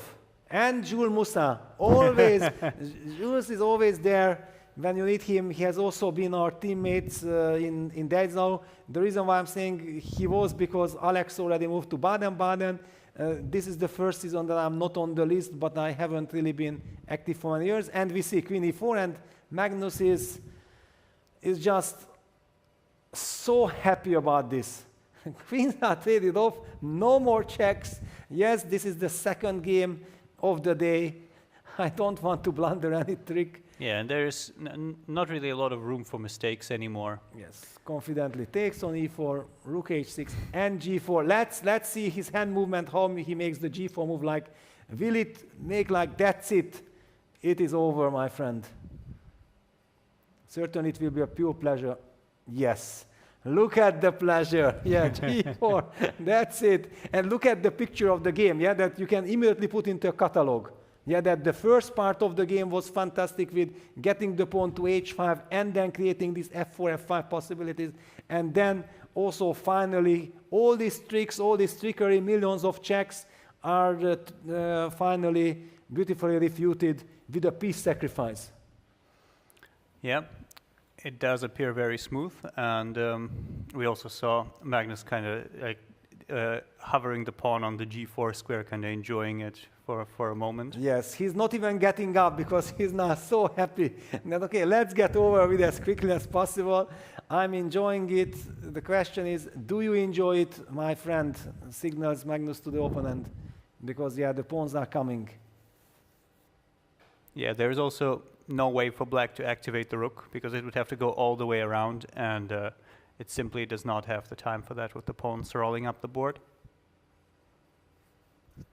Yeah, and I also feel that normally when a chess player loses a game, he gets angry that why I lost, how I lost, but I feel like whenever somebody plays against Magnus, and then Magnus plays a very nice game, he outplays you, then you don't even have the chance or right to blame yourself, and everyone takes it more easily that, oh, okay, I lost to Magnus, like it's the natural situation. Yeah, that's how I also feel like Vohidov has been in resigning kind of body language from very early on. Well, this is not you. I know that you would be, yeah, that's why you also have a good result. And I remember with Kasparov was also the same, like Kasparov was coming and you could see that literally very, very strong players are losing the game before the game starts. You can see the fear in their eyes. They know that they don't stand a chance against Kasparov, and then Gary comes and cashes in. And Gary always had some problem against players who actually felt like, yes, okay, Gary, you are very good, but actually we have the power to kind of put up a real fight. Yeah, and if it's not a self-fulfilling prophecy, then you have to fight every game from the start. And even Magnus has to prove against every player from time and again that he can still win these games. I remember one of the big discovery and mind games that I had with Gary was that, because Gary was famous for coming late, yeah, come 5 minutes late, because the rule is that the photographers have the right to be on the stage for the first 5 minutes, and then he would come in the very last second, or when the arbiter is already trying to kick off the photographers, then all the attention is drawn to Gary, he's coming and like this, and if at that moment you are seated at the board, then you feel like a student. The master is coming and you sit there. So you had no right to sit there. You are also far away. You are waiting for Gary to come on the stage, and then at that moment you are moving. And then when he reaches the table, you are also reaching the table, and that's how you shake hands on equal terms, and the game is on. Well, I believe Magnus also, in some tournaments, had the habit of appearing somewhat late. If I remember correctly, I don't think it's a very nice habit to have for, well, rather obvious reasons of being polite to your opponent. But if that's what the players decided to do, well, who am I to teach them? Well, the point is that sometimes you just run out of time. And I remember that in Vikings, when the game started at 1:30 in the old times, all days, then me as a person who prepared at night and then slept very late and I wanted to have lunch, I still wanted to recheck my lines and so on. I always run out of time, and whenever my wife was shouting that already Magnus is going down, I mean Magnus is on the way to the playing hall, it meant like it's 1:25, and then, you know, I had to throw everything and run to still catch the run. So actually there is, from my perspective, there was absolutely nothing, no strategy behind. I was just in such a stress that I was not able to reach in time to the playing hall. With 3:30 games, I have no problem, like in Linares. Then I was in time, already at 3:10, going out for a small walk to be fresh. That's the ideal scenario. It's anyway horrible to rush from your room direct to a game, because your mind is also not even properly ready for it. Yeah, here we see nobody's rushing in this game. There is nothing to rush for anymore. And Vokhidov taking his time, but I believe he might even resign in this position. Yeah, it would not surprise us. He looked at Magnus like, do you see a way out for me? Magnus kind of sits there cold-blooded. Do your own judgment. I'm happy. I'm satisfied. And I also gets up. And maybe let's get the bird's eye view and then head to some other game, because there is plenty of action. For example, Vincent, Hans. The Duda game is an endgame that I believe we will be talking about later. Likely. I think we could check out what is happening in Vincent's game. Yes, let's check it out. The local hero, fan favorite. The one and only. The one and only, and so on. That's it. Wow.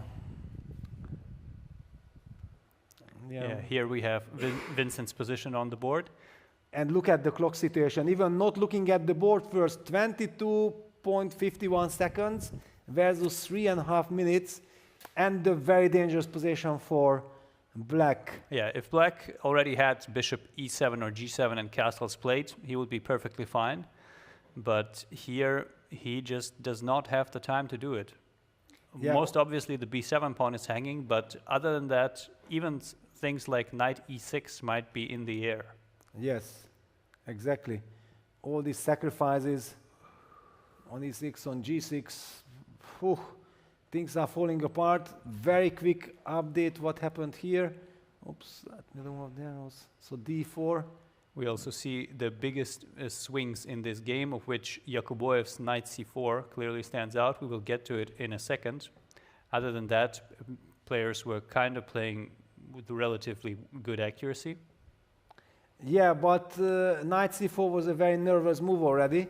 And knight c4, bishop c1. The computer hates the position for Black, and the clock is ticking. Yeah. Yakuboev will have to play a move here sooner rather than later.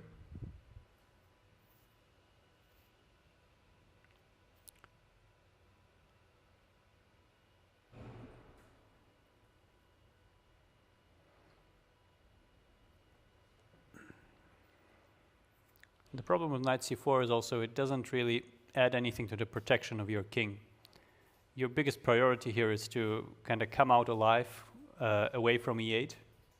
But now you're not any closer than you were one move ago. Yeah, what is the move at all? Yeah, he takes on d4, but this means that White is starting to play d5 and win the game, so Black will have to take on d4, but can he really afford to give the b7 pawn? And then also millions of threats are happening.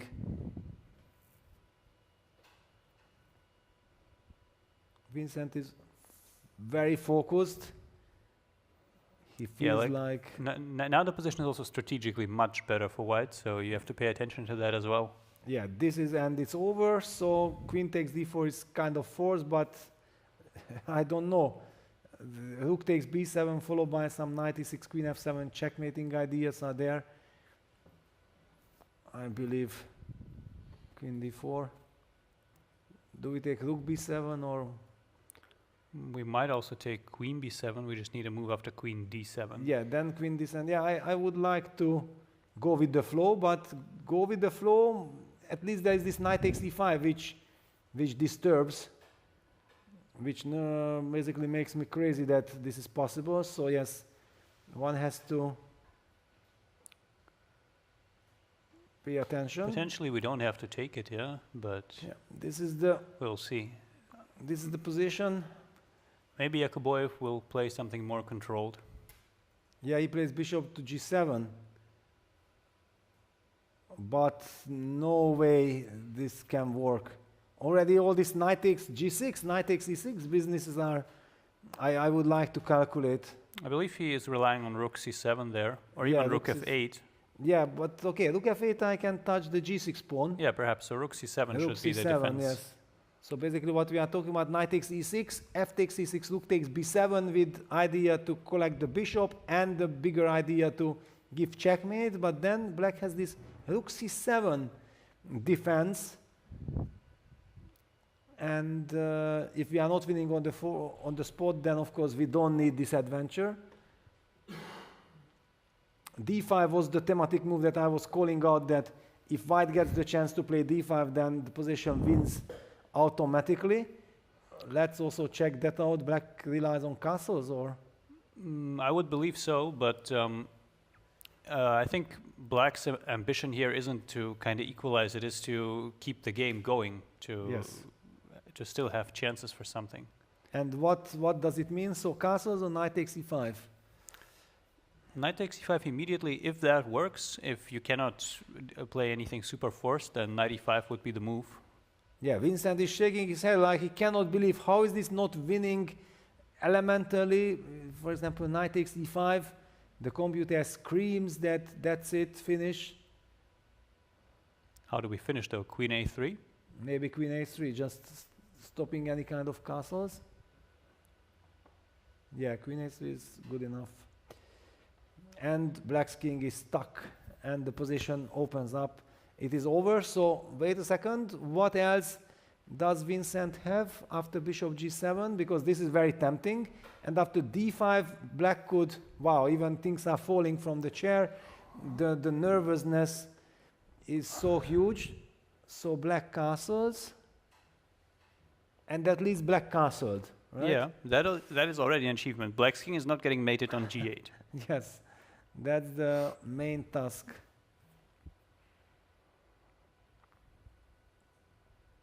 Yeah, this will drive Vincent crazy, that if he cannot finish... You could just play something like de, knight e5, queen takes b7, but you have to wonder if that is the best you can do. Yeah, I certainly would like to do more, but okay, if it's an initiative and the pawn, then sometimes we can live with it. The trivial moves just work, yeah?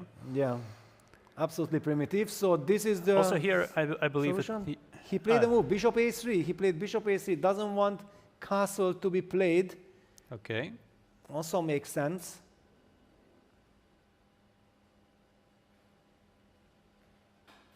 Makes a lot of sense. But yeah, now b6, cemento, but d5 is coming. Isn't it? It has to be, right? There is no way. Yeah, there is no way that this is not winning on the spot. d5. Now black is not even able to castle. Can we take on a3? Okay, I take it back. Queen e7. I'm just trying to stay alive. I know Yes, you of can go course. for every endgame. Everything is great. Yeah, d5 on the board. Black has to take on a3.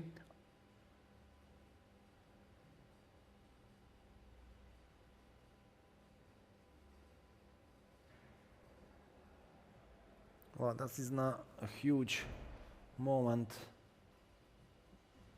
It seems like knight takes a3, queen e7 is obligatory.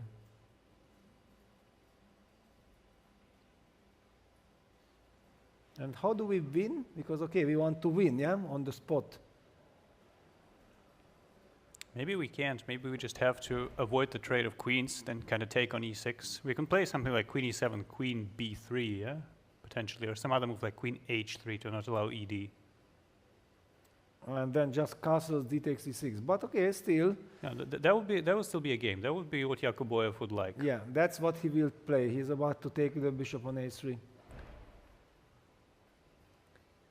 He's about to take the bishop. And d takes e6 doesn't mean anything because you can just castle and white to. Yeah, if you castle, you are not dying immediately. Yes. Okay, one could argue that after castle I take on a3 and I'm threatening. And 18 seconds for Yakuboyev. He has to take. He will take on a3. It's played and knight's the one. But I like not to complicate matters, yeah. But okay, if queen a3, queen e7 disturbs and you are I think actually fighting. Queen a3, queen e7, queen a4 might be very close to a clean finish. Queen d7. Takes and de. And that's all, yeah? Because if fe, rook d1, and if king e7, we just go ef and e6. Yeah. That might be a finish. That might be a finish. But yeah, Vincent is also tempted to d takes e6, yeah? Because you don't have every day the chance to play for the galleries. It's automatically inside everybody. I feel like every chess player deep inside is an artist. So if there is a chance, then you want to create. No, he will briefly think about it, but I don't think he will spend a lot of time here because queen a3 is too simple. Simple and good, yeah. Then you don't need anything fancy.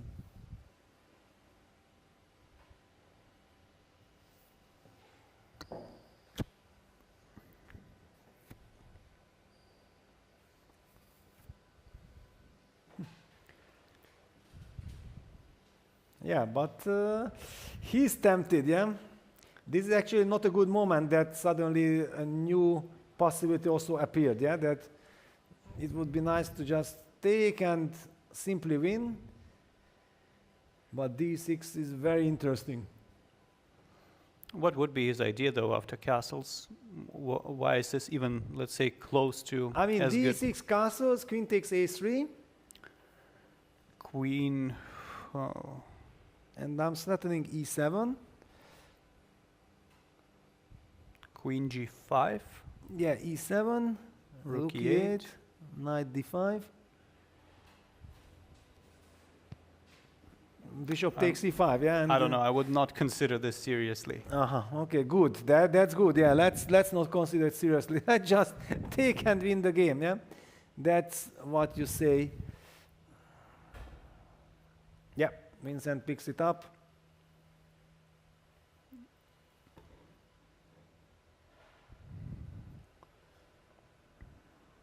Yakuboyev is such a fighter. Yeah, he has shown it at the World Cup, what he is capable of. And he's the person who actually has some big results, yeah? Winning Kata Masters. I believe he won the Uzbek President's Cup last year, if I remember correctly. He also, yes, he's the man for big achievements. Already the Olympic Games, it's pretty... Look at this move, yeah? Yeah, rook c4, fighting. Definitely fighting, yeah? Definitely fighting. Taking away the a4 square from the queen, so white is unable to give a queen a4 check, hitting at the knight, which is a monster knight, the winning piece in the position.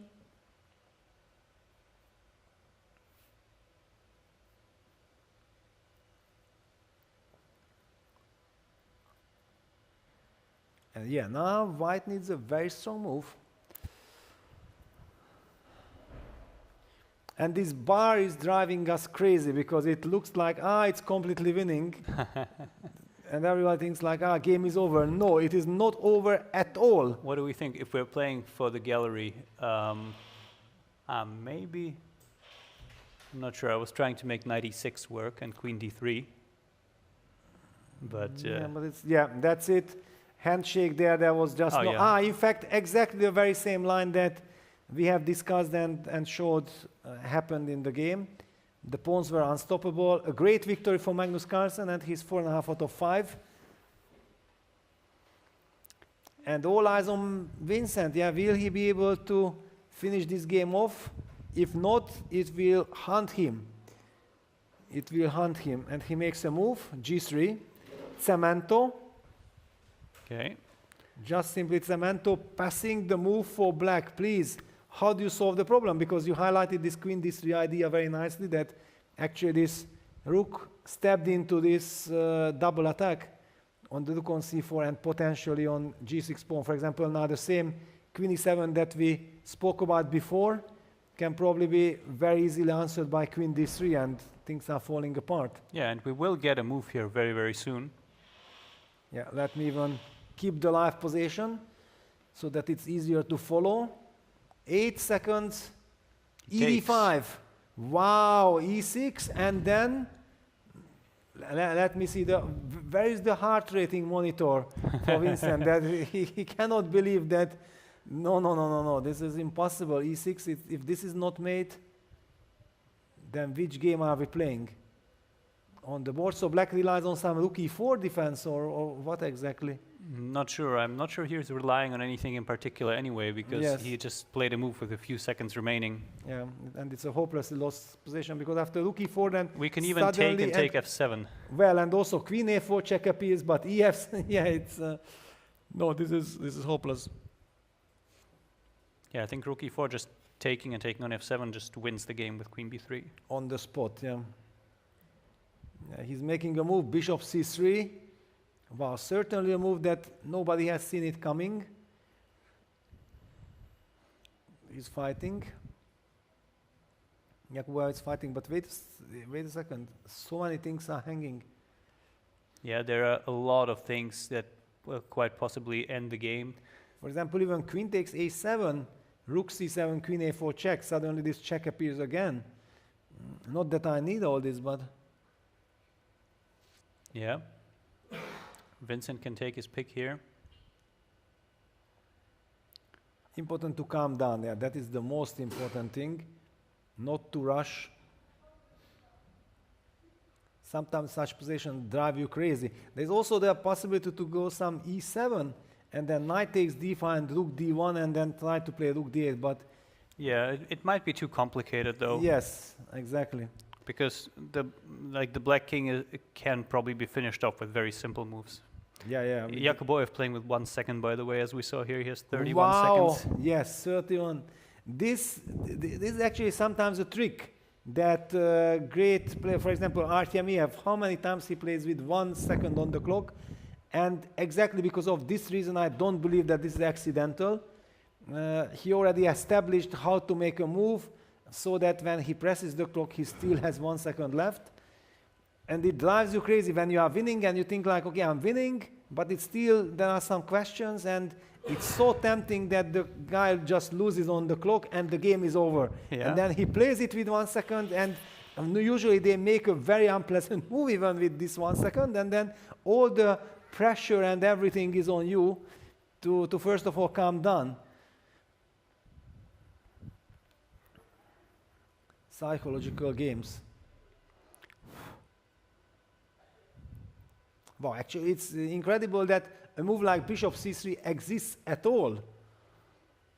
Yeah, it is not so easy to finish it off, apparently. Vincent doesn't see a clear mate or anything. So we will see what he comes up with. I don't think he's going to take too much time, because as you said, a move like queen takes a7 is there, and it might be finishing the game as well. But he just wants to make sure. Yes, this is correct. Because with such an overwhelming position, you can play any number of moves, but you don't want the game to be prolonged, because suddenly you might miss something or run low on time, and this is how you can lay the start to spoil an advantage. Yes, of course. No, always calmly calculating. That's why it's very nice to have extra time. Because if you would be already also in time trouble, like Vincent would be down to 1 minute, then would be tremendous pressure on him to, okay, I have to find, and sometimes when you feel like you have to do something, then you don't find. When you are just easily relaxed playing and calculating, everything is good.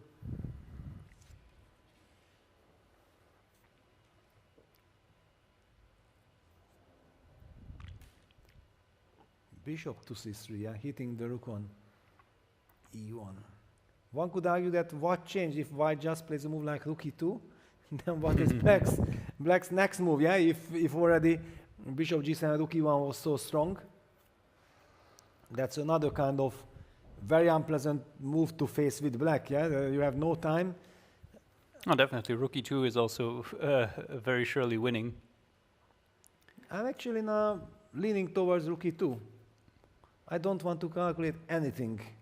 Because any of this, so far I haven't spotted any calculation which just forces resignation.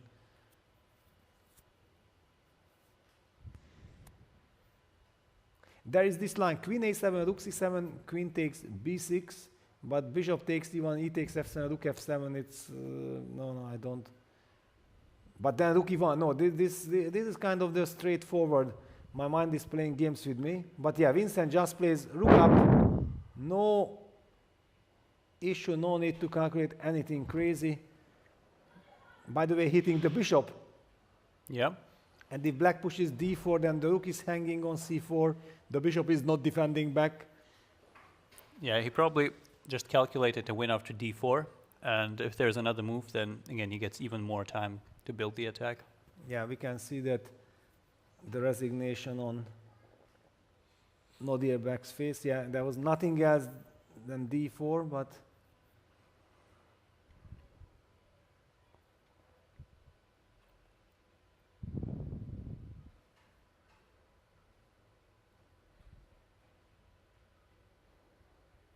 now, what is his point? How do we finish the game? okay, we can just continue rook e4. Rook e4, yeah? If we want to play in the same spirit, then we can just play rook e4 and say that everything is falling apart. What if rook e4, f5? Wow. Wow, maestro. Not really, though, yeah? Okay. Yeah, let's see how Vincent reacts.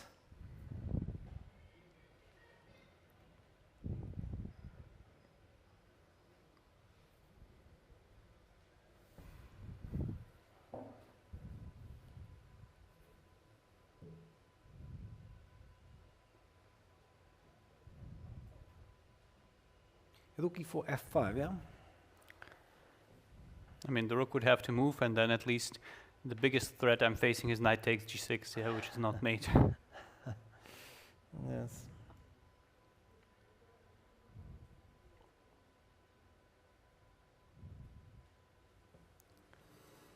But yeah, every move seems to be winning, so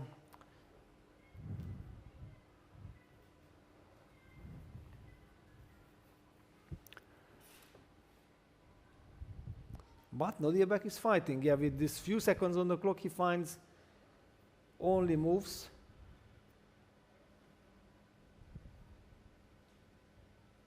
That's also impressive.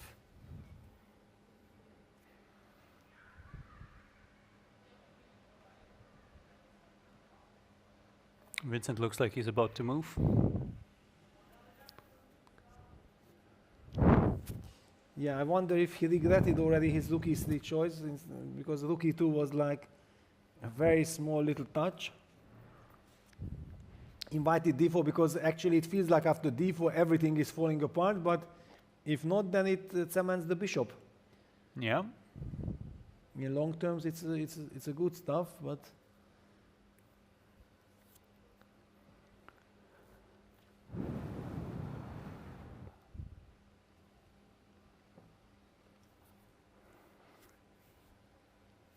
Probably rook e2 or rook e4 is still completely sufficient, yeah? yeah, Or is but there if rook e2 e2 now, d3? I feel a little bit unpleasant to go rook e2 now with pawn on d4, yeah? Oh, should we expect d3 there? Maybe. Okay. I don't know. Everything feels so good, but Vincent can only choose one move.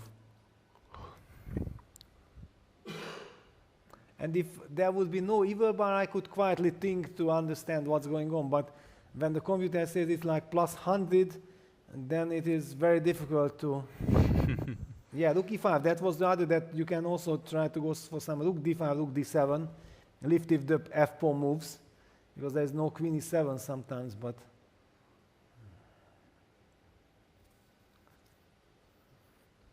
He's going to play some move like what? Queen c7. At least the pawn on a7 is protected now. Yeah. So actually, slowly I feel like we have to finish it off, because black is crawling out.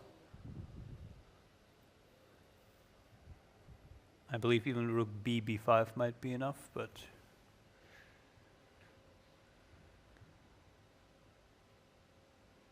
And what about rook d5? I was thinking... Knight d5. Okay, knight d5. That is finished. That feels good, yeah. That feels good. Queen takes d5, queen e7, checkmate. Let me show with arrows. That's it. I think this will do it, honestly. That's it, yeah. Yeah, Vincent knows it. It's all over.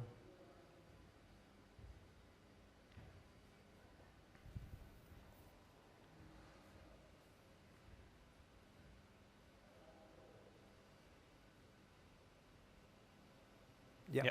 That's the end of the game. Resignation.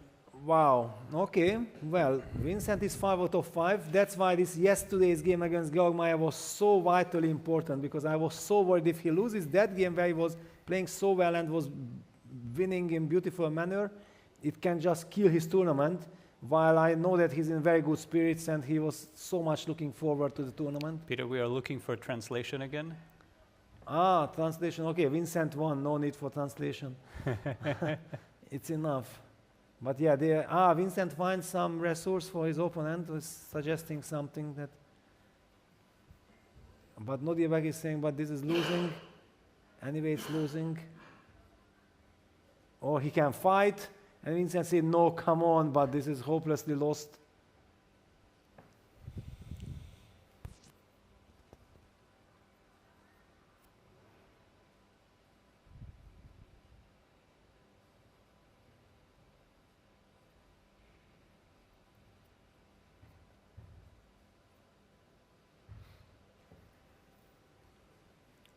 Yeah, Vincent is shocked that Jakub I think is telling him that there was a moment when he was maybe okay, and you remember the computer at one point said that it was not that clear, but he played this knight c4 or something after which the situation collapsed. No, but it's also nice. I think it might be kind of to the nature of this freestyle tournament that people are more likely to discuss games after they end. Yeah, because there is no reason to rush. You don't need to do preparation. You have time. Yeah, in a way. It's a very relaxed kind of atmosphere, and I also feel like you are like pioneers who are exploring the world. Yeah, when there is no map, and you just want to figure out what's happening in the freestyle world, because nobody knows exactly what's going on. Yeah. Yeah. At the beginning already. So Vincent is the first player to move to 5 out of 5, is that correct? Well, let me take a look, because already in my mind, Magnus is 4.5, Nepomniachtchi 4.5, Hans Niemann, let's head to Hans Niemann, because he's about to win his game, and then he will be another player on 5 out of 5. Chigaev has I don't know, already definitely regretting his sacrifice, or we will have to see how did he lose that piece. Yes, he was probably thinking like, this is fantastic. No, but this is a technical win. Yeah, you are currently 2 pieces up. You give up the d5 knight, and you just put the rook on c7. Yeah. It is 2 pawns. Maybe there is something more convincing. Yeah, maybe something like knight e3 works to just end the game right away. That's why Hans is thinking. Yeah. But on knight e3 c7, he will play rook e7. This is so much the spirit that he was mentioning here in our studio, that he's in no rush. Why should he calculate? He wants to play old man chess. But this is rather easy, no? Knight e3, c7, knight e6, c8, bishop c8, rook c8, rook b5. Yeah, And wait a second. Let me show on with arrows. So knight e3, c7. The knight has to move. The queen takes, and black is a whole piece up. The rook moves away, and wants the knight on e3. Yeah, you have to go through a lot of hoops to not lose the bishop on g2. That's it. Knight e3 on the board. It is basically game over.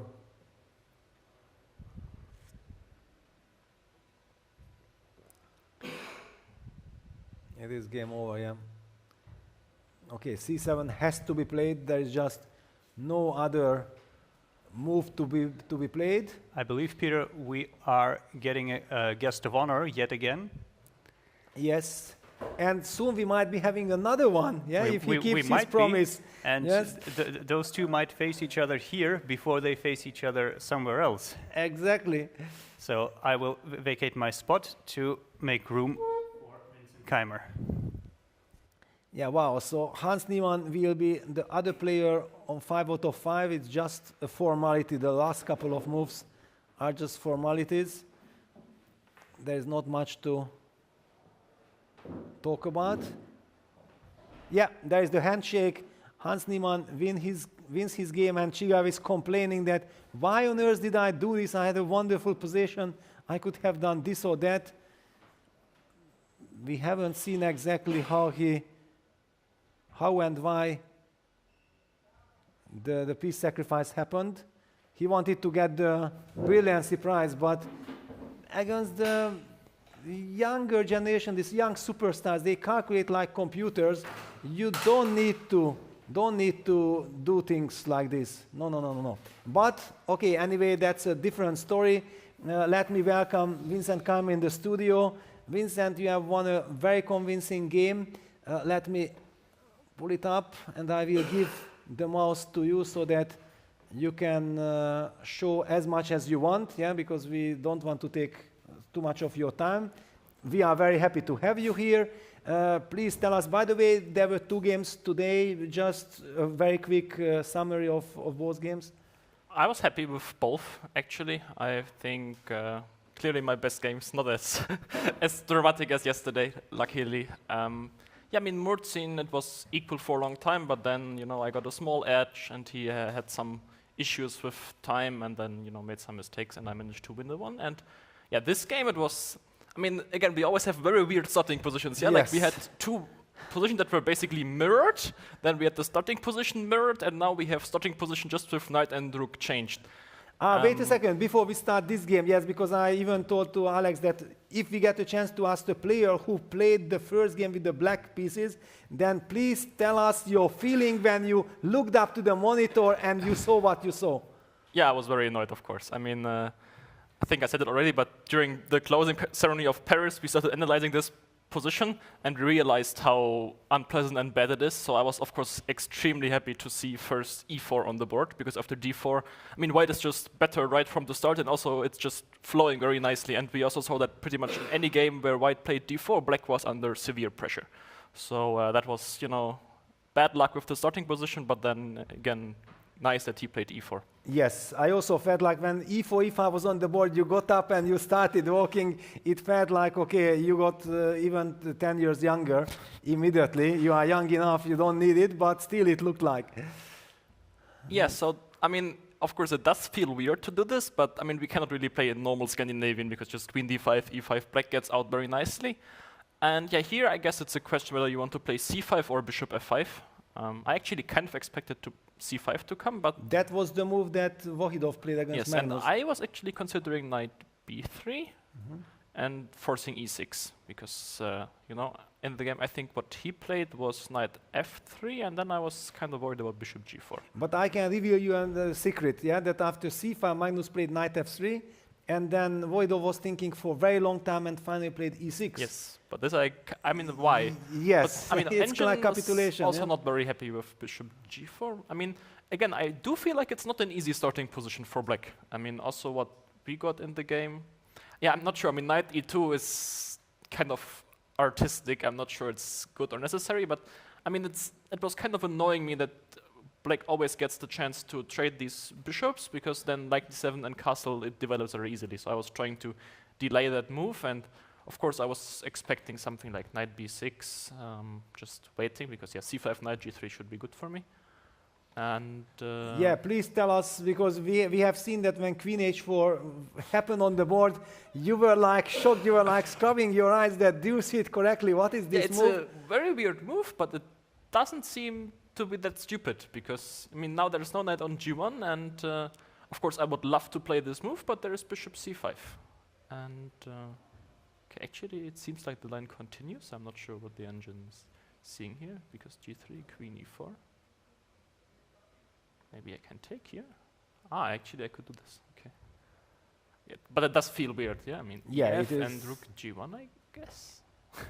It is a little Okay, bit I don't know. complicated. I didn't feel like doing that, so I was actually happy with my d3 move. I'm Yeah, not sure once you whether played it's good. d3, it looked very smart because you have this bishop e3 idea. Just one question, because when queen h4 happened, I said that what happens if we play the most primitive of all primitives? Instead of d3, just knight g3, bishop g6, d4, followed by bishop d3, and actually we also got a very nice Yeah, position. it's But bishop b4 check probably disturbed yeah, I mean, you, it's, yes? I just didn't want to allow this, because I Yes. felt like, of course, I should be slightly better, but it makes black's task of developing much easier, and at least, you know, he also has natural good moves. And what was your feeling that you have been a Caro-Kann player yourself with black, that did this actually help you navigate the position? Maybe a little, yeah, but here, of course, it's very specific, because the c5 spot is so weak, and yeah, I mean, I was considering going g3 first, but I actually realized that this queen on h4 is so stupid, it might have to move back by itself at some point.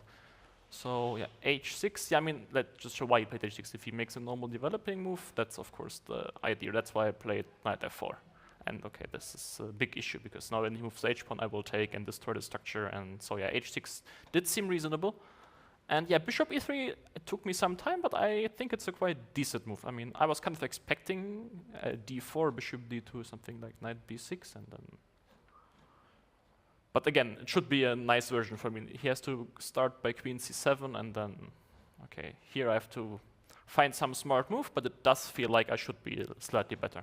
Nevertheless, that's what I expected, because rook c8, it does seem kind of sad, but of course it's principled, because like from a strategic point of view, he doesn't want to play d4. But then you forced him, yeah? Okay, not really. I mean, he could have played something like queen d8. I Yeah. actually thought that's what he was going to do. And I mean, it's insane how many tempi black used. One for queen h4, queen d8, and for h6, but because some of my pieces, I mean, this knight actually is not doing a great job, and this knight is also very stupid.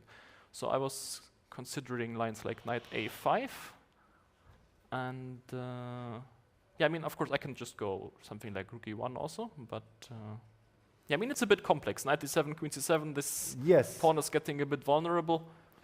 And yeah, actually, there's one line I calculated is interesting, because, I mean, we should show this motive that this exists. I think here, exactly, it doesn't work, because I have knight takes e6. I think that was, yeah. That's important. But for very nice. example, if I wait one move, let's say rook e1, knight e7, I think already d4, bishop c2 is okay, still not good. But then what's the move for black? Still, yeah. Okay. Yeah, this is so bad. It was surprising to me. Yeah, in the second game of the day, it's a little bit Yeah. too complicated, yes? Okay, anyway, I mean, I was kind of happy to see d4, because I felt that this shouldn't be so great, but And just one question, if he plays knight d7 instead of queen d8, what was your... I wanted to go d4. Yes, exactly, so that we analyze as well, yeah. Good. Yeah, and here I have the choice. I can do this, which also is, I mean, not stupid, because I will get to play something like knight a5.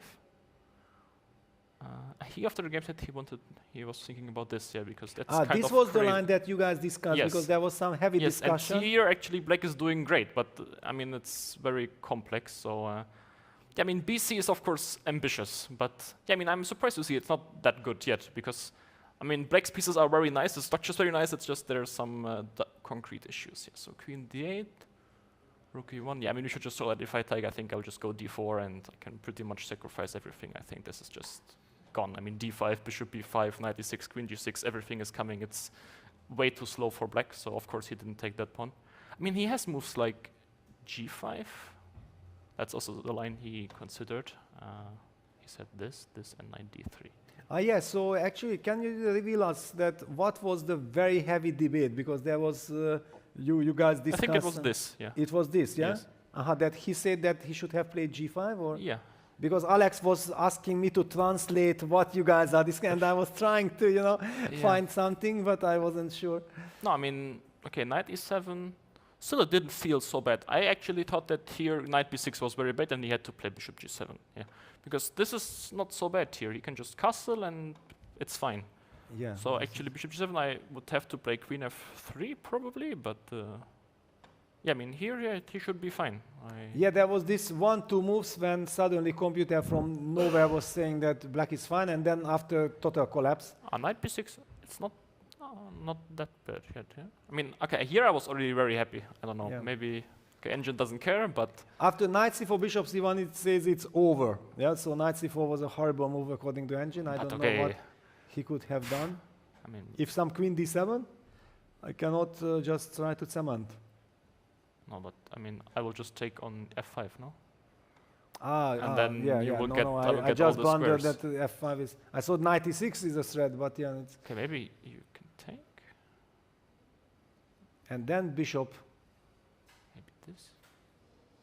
No, this cannot. No, and then if he just sacrifices a pawn? No, cannot. Yeah. Yeah, I mean, okay, to me very it tough. did seem like a very bad position simply, but... yeah, it is crazy that why this is not lost. I mean, yeah, the structure is of course very decent, but you have just no time for anything. I mean, can he take on d4 or not? Okay, that seems to be the move. No, I just thought I would go here. And then queen d7, because I was trying this queen takes d4 also in the other line, but then it was hopelessly lost. Okay, yeah, it seems like, but even here, no, I mean, why is white not even better? I mean. Engine's a bit crazy, yeah. But engine, yeah, it looks very unpleasant. Okay, nevertheless, yes, he played knight c4, and I mean, I was trying to calculate these lines as well, but yeah, I mean, it seemed like bishop c1 was such a good move. There was nothing much to be done, and I think one of the key motives that we should show is that here, I mean, knight d2 is of course an obvious question, but I will go here and knight e6, and this is just crushing. Ah, wow, so beautiful. That's actually, the we missed beautiful this idea. Yes, and very nice. oops, yeah, fe, and okay, just I will take everything with check, and I think here probably rook c1 is made, but I can also take everything should be winning, and I mean same goes here, of course. Yeah, it's the same idea. That's always winning idea, and I guess here, no, it's a mixture. So look at the time. Of course, he doesn't have time to defend the position, but I mean, he cannot castle. The center will open. Now every single one of my pieces is placed perfectly. So. And we saw that after knight takes a3, you paused. Did e takes d6 come to your mind, and it was provoking you that maybe I can play for the galleries? I thought maybe there's queen e7. Yeah, queen e7 was annoying me because, yeah, I don't know, ef, queen f7, and. Okay, too complex, right? Yeah, exactly. No I mean, need. Queen no a3 need. is just winning. Once I saw that I have rook c4, g3, I think it's just over. So. And yeah, how frustrated you were that he was actually still hang on there with 1 second on the clock, I mean, making a move? it's not so dramatic in this position, right? I mean, yes. Let probably I him, can play pretty much any move. Yeah, that, I was. This will be just winning. I mean, I like to provoke this, but I mean, I will go. I mean, this is one of the lines. I will always have queen a6, rook d7, queen d5. I mean, it's just this king needs one tempo, but it just won't get it. So yeah, I think it's a very thematic game for develop your pieces, because he had a great position, except for he needed a few more moves to get his pieces out, and he just never got the time to do it. Yeah, wow, okay, 5 out of 5. There was one more question which we discussed about yesterday, that the third round game, did you notice something special against Georg Mayer with the starting position? Yeah, I mean, it was the mirrored game it from was one of round, the first round, but yes. I was trying to figure out the difference, because, I mean, it's always different, mirrored, because the castles are coming to a different square. So in the other position, we couldn't castle with the rook on d1, and here with rook on e1, we can castle. So that's a big difference. And I was trying to figure out how that changed, because in the other game, I played first move And I played the same first move, but it was mirrored.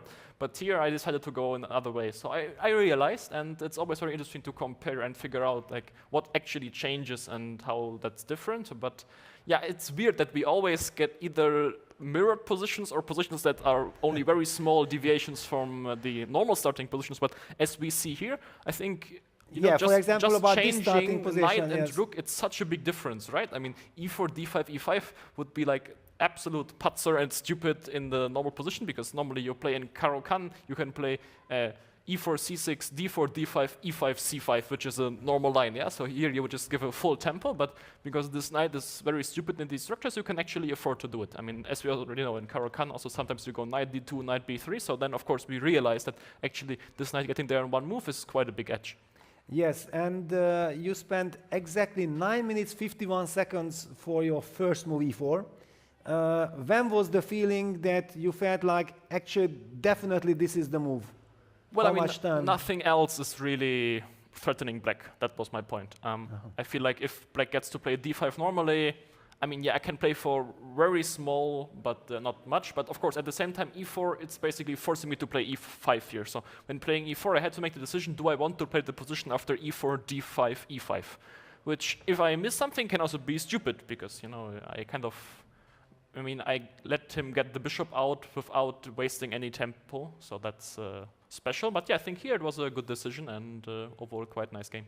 Because one thing that we noticed that Magnus, you and Nodribek, Abdusatulov, all of you had that position, and pretty quickly that you guys have all this freestyle experience, you played all the Grand Slam last year, that how much do you feel actually that this experience that you gathered last year throughout the tour helps you navigate the opening stage? Yeah, I think it matters. You just have, I do have quite a lot of experience with trying to figure out what's going on in the position and feeling the differences, because, we have a kind of natural understanding of the normal starting position, which just doesn't apply for others. We see something so similar, which is yet so very different. And, if we would play normally, like here, okay, we don't have that knight move, right? And, okay, black will just play e5 and things are fine.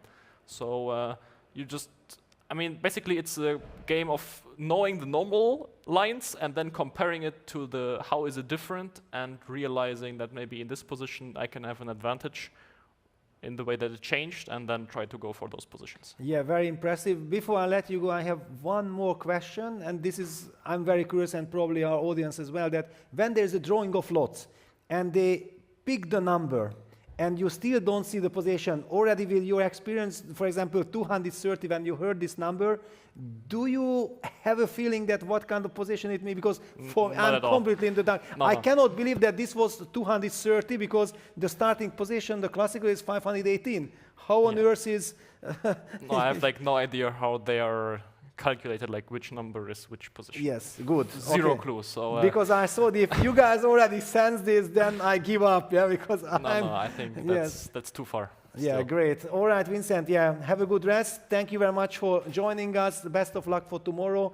I think at the moment we can maybe have a look at the results for a second together. There we have the results already. So we have Hans Niemann and yourself on maximum score. And Jan-Krzysztof Duda is still in action. That will be the game that probably we have to check out in order to understand what are the chances. Wow, Duda down to 13 seconds. It's a very tricky position, because actually white has serious chances.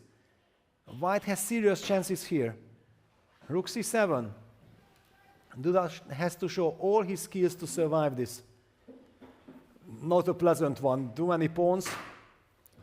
Way too many pawns against the knight. Yeah, it's only 3, but it is much more tricky than it looks. I am back with a vengeance here. Wow. Share us all your emotions. Well, let's see. I was thinking that he was actually almost in control before. So seeing this one, he will definitely not be happy, and he has to adjust to potentially a very tough defense. I'm thinking that... yeah, look at it. He's shaking his head. Yeah, Duda cannot believe what happened. We don't actually know what happened, but we assume that he did not go into this position of his own accord. Yeah, he just cannot believe, and this is the point actually, that when you are kicking yourself, that will also not help. Just wow, it looked wonderful. Yeah. Later it looked, well, here probably things got out of control. He sacrificed the piece, yeah, on g5. Aha, wow, so this created the mess. Very sharp as usual, Pranav. And another sacrifice, okay, it's incredible, and then the rook is coming, and Duda was very short on time. Things got out of control. Wow, okay, actually it's very nice that we went back, because this is some crazy action. Yeah, he's definitely hanging on for dear life now. And we'll see. If he manages to trade the d4 pawn for the c2 pawn, I think these positions are generally a draw, but they're very hard to play. Yes, if white's pawns are advancing nicely, then it will be very critical for black. Yeah, rook c3 check played. We will probably see king d2, but or then king knight e4. a3, king d2, knight a3. Yeah, maybe then I suppose king e4 has to be played, yeah? King e4 is more critical, yes. King e4. Yeah, centralize the king, hitting the knight on b5, it has to move. Yeah, it's very limited options for black, honestly. Well, rook e3 check. I have after king yeah, rook e4. e3, but king f4, King do you f4. gain anything by this? Yeah. Potentially you do, yeah? You could go like knight... you can't even go knight c7 there, yeah? Yeah, It's he's very going tricky. knight c7 immediately. Yeah, and he will trade the pawns, it seems. Yeah, the good news for Duda and his fans is that if somebody can hold this with little time, it's exactly Duda. He's an incredible player with few seconds on the clock, always finding resources, always controlling the situation. Somehow I have witnessed this for the very first time in 2018 already in St. Petersburg at the World Blitz Championship. He was chasing Magnus Carlsen back then for the title. Yeah, now probably white is thinking rook d7 and going for some interesting stuff, pushing the pawns immediately, or just go rook d4 and try to grind it out. Yeah, it's a tough call now for Pranav. We see he appears to be relatively calm. Yeah, he picks up the pawn.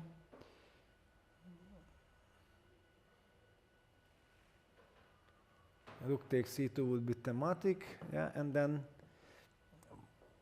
white actually does not need to play g4 at all. He can also, king f5, rook g2, rook d7, rook g7. This is super important because I want it to be extremely smart, avoiding any kind of king g6, knight e6 blockade, but after king f5, there is rook takes g2 and rook d7 check, rook g7, just in time to come back. This might save Duda in that variation, and otherwise if white has to push the g pawn, then maybe we will get time to coordinate. How do we coordinate? Yeah. It's another question. The maybe is the keyword. Yeah, the question is a line like g4, king g6, rook d6, king g5, f4. Is that anything at all or not? Yes, king takes g4, rook g6, king h. I feel that this should be with the knight on c7, should be doable. Yeah, it seems close to a draw. Yeah, it should be. But yeah, also g4, king g6, there is f4. Yeah, there's this. I was also thinking that about that line, and then suddenly, to my horror, I realized, and what about f4 then? Yeah, indeed. So one wrong move, and suddenly the pawns could be rolling down the board. Yes. G3 played. Wow, only g3. This gives me some. I wonder what he hope for black. disliked there. Maybe g4, knight e6 is what he disliked. He wants to be able to go f4 at some point. Yeah, or he's inviting now king g6, rook d6 check line is fantastic for white. So in fact he stops king g6. And what about knight e6, rook d6 business?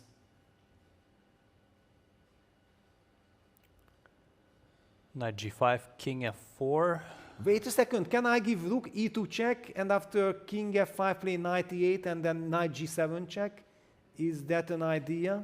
You mean right away in this position? Right away in this position. But then you have some rook h4 check. I just wanted so much to get my knight to g7 that I start harassing that king. Yeah, Duda was 96. Probably it's the right move. If it works and the computer confirms that the knight would love to get closer to the king. In fact, I can do this. This is the improved version. Rook d6, rook e2 check. I thought this was your idea from the start, yeah? Yeah, I wanted to get the knight to g7, and I somehow panicked that I have to go via e8 for some reason. Yeah, hallucination. Complete hallucination. I think rook d7 doesn't really benefit white, does it? Then king g6. Yeah, unless you can go f4 or something, but it seems a bit slow. No, then knight c5 check. Oh, yeah, we Yes. are not blundering these. The knight is jumping. Yeah, rook d7 check. Be careful, Pranav. You are also probably tired. We are tired. We are blundering everything, but you are playing the tournament. You have to control things. This reminds me a bit of the, what is it, of the Wei Esipenko tiebreak in the World Cup. Yeah. If you remember, that was also I remember. a tragic outcome. I was covering it. I was seeing firsthand. But Actually, I can play king g6 and rook d6, rook e2 check, king d5, king f7, then rook d7 check. Aha, okay. That's a nice way to blunder. I don't even know if I should highlight a blunder like this or not. no, Yeah. but here, I mean, I just want it to be super. No, I just want to show that with king I want it to super smart. Rook e6, rook d2 check, but white has rook d7 and then the knight is falling. King g6 of course played. Rook d6 we go king f7. yeah, Duda will not fall into this. Yeah. King f7. Okay, computer does not like it. King f5. But okay, knight g7 check. The rescuing knight g7 check. Isn't this a immediate draw? I think his idea is to just go kind of king King g4, G4, f4, and keep playing this position. Yeah, but okay, this should already be. Then I put the rook on e3. But you still have rook f6 check and then king h4 and then g4 advancing. Yeah, smart play by Pranav. Yeah, that is why, as long as the pawns aren't really blocked, there's always potential to mess it up with black. Yes. Knight g7 check, king g4. Is that the only game still running? I'm not sure, but on the top boards, I believe it was pretty much, well, the Saric-Nihal Sarin game is also in progress. Abdusattorov has won against Benjamin Bog this big game. Maxim Vashnagov has won. Daniel Hausrat is clearly better against Tabatabai according to computer, and Tobias Köhler is about to hold Lenny Dominguez, Levon Aronyan. Lenny Dominguez is squeezing out the victory against Alexander Kostenyuk. Wow. Okay. A lot so of games action. still in progress, yeah? Yes. Yeah, there we see. Levon, I think, are they? Move are they 61. finished? The game is in progress. No, they are still playing, yeah. But Yes, absolutely. is that a pawn end game though? No, it's a rook end game. Okay. Tobias Köhler is somehow angry, upset about something that the new score sheet has to be used, yeah? That's what he's complaining about. But he does find all the correct moves, it seems. Yeah, I think Levon is going crazy, yeah, that he's behind, he wants to win, he needs to win, and then somehow everybody plays the game of his life against him. Not so easy for him here. Not so easy. But okay, now we have seen this. Perhaps we can briefly check Daniel Hausrat against Tabatabai. Yeah, Daniel Hausrat against Tabatabai. Because Oof, okay, there is not much to check. Actually, Daniel Hausrat is simply winning. yeah, even if he loses the f5 pawn, that is still 2 extra pawns, and that's a technically winning position. Yeah, what a crazy situation. Yeah, that Tabatabai had this fantastic position against Magnus. He was it King f2 played. King f2. Aha, wow. First line of computer probably. Look at the evil bar skyrocketing. It's king f5 runs into rook f3, and if you go F3. knight d4, white may go just knight e6, taking away all chances. Oof. Yes. Very tough spot for Tabatabai. Very difficult. King f5, rook f3 is easy, and after knight d4 there is knight e6. Trading off the knights, and also the rook is behind the pawn, the c pawn. Yeah. Daniel. He seems to be on his way to an absolutely major upset. Absolutely, but I have noticed the German players are usually absolutely outperforming at the Grenke Open. It just feels like getting a chance to play all this atmosphere, all the cheering fans. Yeah, this I will also ask you later when we have a more quiet situation, that what does it mean for the player? Yeah, how much energy you guys are getting from it? But yeah, this is now not the moment to talk. And we also have to check out, I think, the Sadic-Nihal-Sarin position, because that was wild from the beginning. There we have it. It is still wild, however, it might end up in a draw here. With a perpetual, or what exactly? I believe knight d6, king a7 is a perpetual, and knight d6, king c7 would lose to knight e8. Well, I also feel that this game somehow deserves a draw. I don't know what happened after we left, but... No, we saw the position where Saric was down the exchange, but very much in control. Yes, yes, but what happened before, this was such a back and forth, and knight d6 check is played. Nihal kind of signaled with his body language that, okay, that's it. Yeah, that's it. We see the draw being agreed upon. The draw, perpetual check. Wow, what a fight. Sadic is complaining. Not happy at all. Nihal potentially also not happy.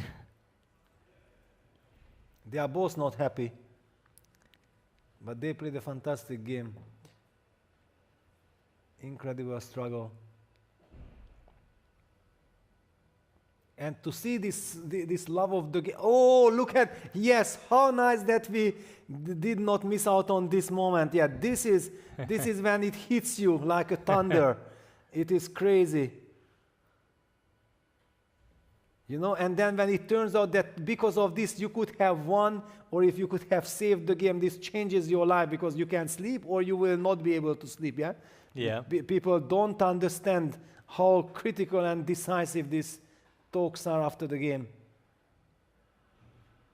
Yeah, and it's also sometimes more valuable than just what the computer says, because here you know what your opponent actually saw, what they wanted to play. Exactly. This is so much more human, yeah, that my opponent saw it, then there are things that you have seen.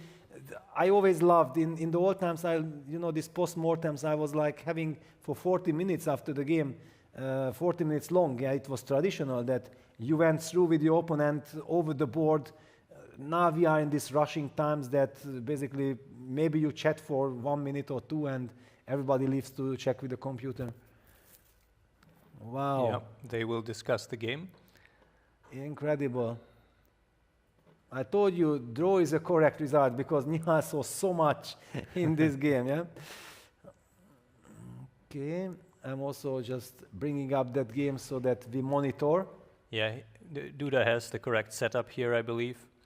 He knows what he's doing. The rook is on e3, knight on g7, and it's very hard to advance the pawns. Yes, nothing moves. And look at the face expression. He's holding his head. He cannot believe that he cannot make progress. And Duda cannot believe that he got into this position. Yes, because he was dreaming there of this beautiful compensation structure position that he will control, and then Pranav out of blue, sacrificing 2 knights with this h7 pawn. What a game, what a tournament. Yeah. He doesn't have a lot of time left, and he might still move around pretending to try something, but in general it's very hard to imagine here, because e6 will never happen, f5 will never happen with the e5 pawn hanging, so his only option is to kind of prepare g4, but it doesn't seem realistic. Yeah, the rook on e3 is incredibly well placed, keeping an eye on the e5 and on the g3 pawns. White's king cannot really move, because then the knights start jumping.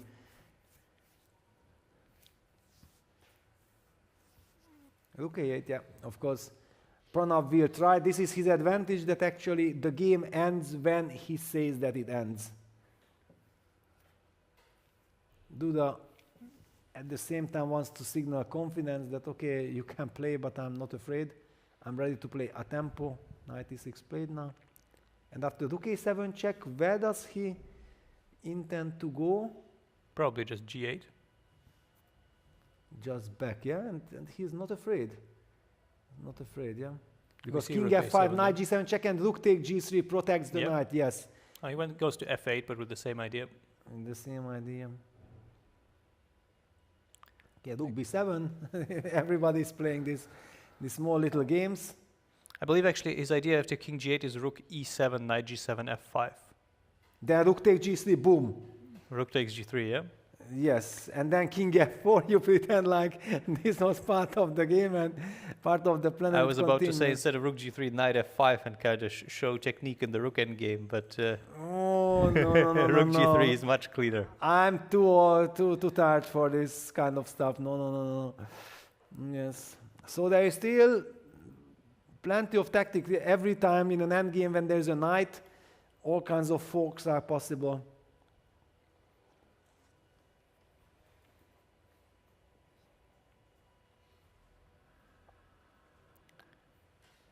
Yeah, Duda is like not happy that he got here. Yeah. Still, he is very likely to draw the game. He was knight g7. Stability. I actually like the knight on g7 much more than on e6. Yeah, because you kind of limit white's options. Yeah? Yes, I don't want to calculate any king f5 business. No fancy stuff. Just rock solid stuff. Cemento. This is now a total cemento kind of construction. White can never play king h4 because of knight f5 check. King g5 runs into rook take g3, and I might be just shuffling my king. I believe they agreed to a draw. Yeah, that's it. The cemento spirit worked to perfection. Duda saves the draw. There is a smile now on his face because he survived, but he's very unhappy. I just cannot believe, yeah, Duda is saying. Well, it was certainly a hard-fought game, and in the end, it Well, was, I think... Can you imagine that after playing the first game in the morning, then playing the second game 3-4 hours, and then in the critical moment after like almost 9 hours of play, you think like you have everything under control, and then through some opponent's brilliancy, you end up with little time and you have to navigate this kind of position. I think it is unimaginable because when we are looking at these games, we are looking at the screens and we think like, aha, the players are fresh. They are not fresh at all. they are collapsing and still producing incredible defenses, fighting spirit. That's the reason, you know, why I love to do the commentary, yeah, that I just appreciate so much their efforts, and this is the reason why I'm also trying to give back as much as possible as a commentator, that there is no such thing as tiredness, because if I'm tired, then how the players are feeling. So let's just have an overview. If we have the results, then we could also be checking them. Yes, so all the top 8 boards has finished.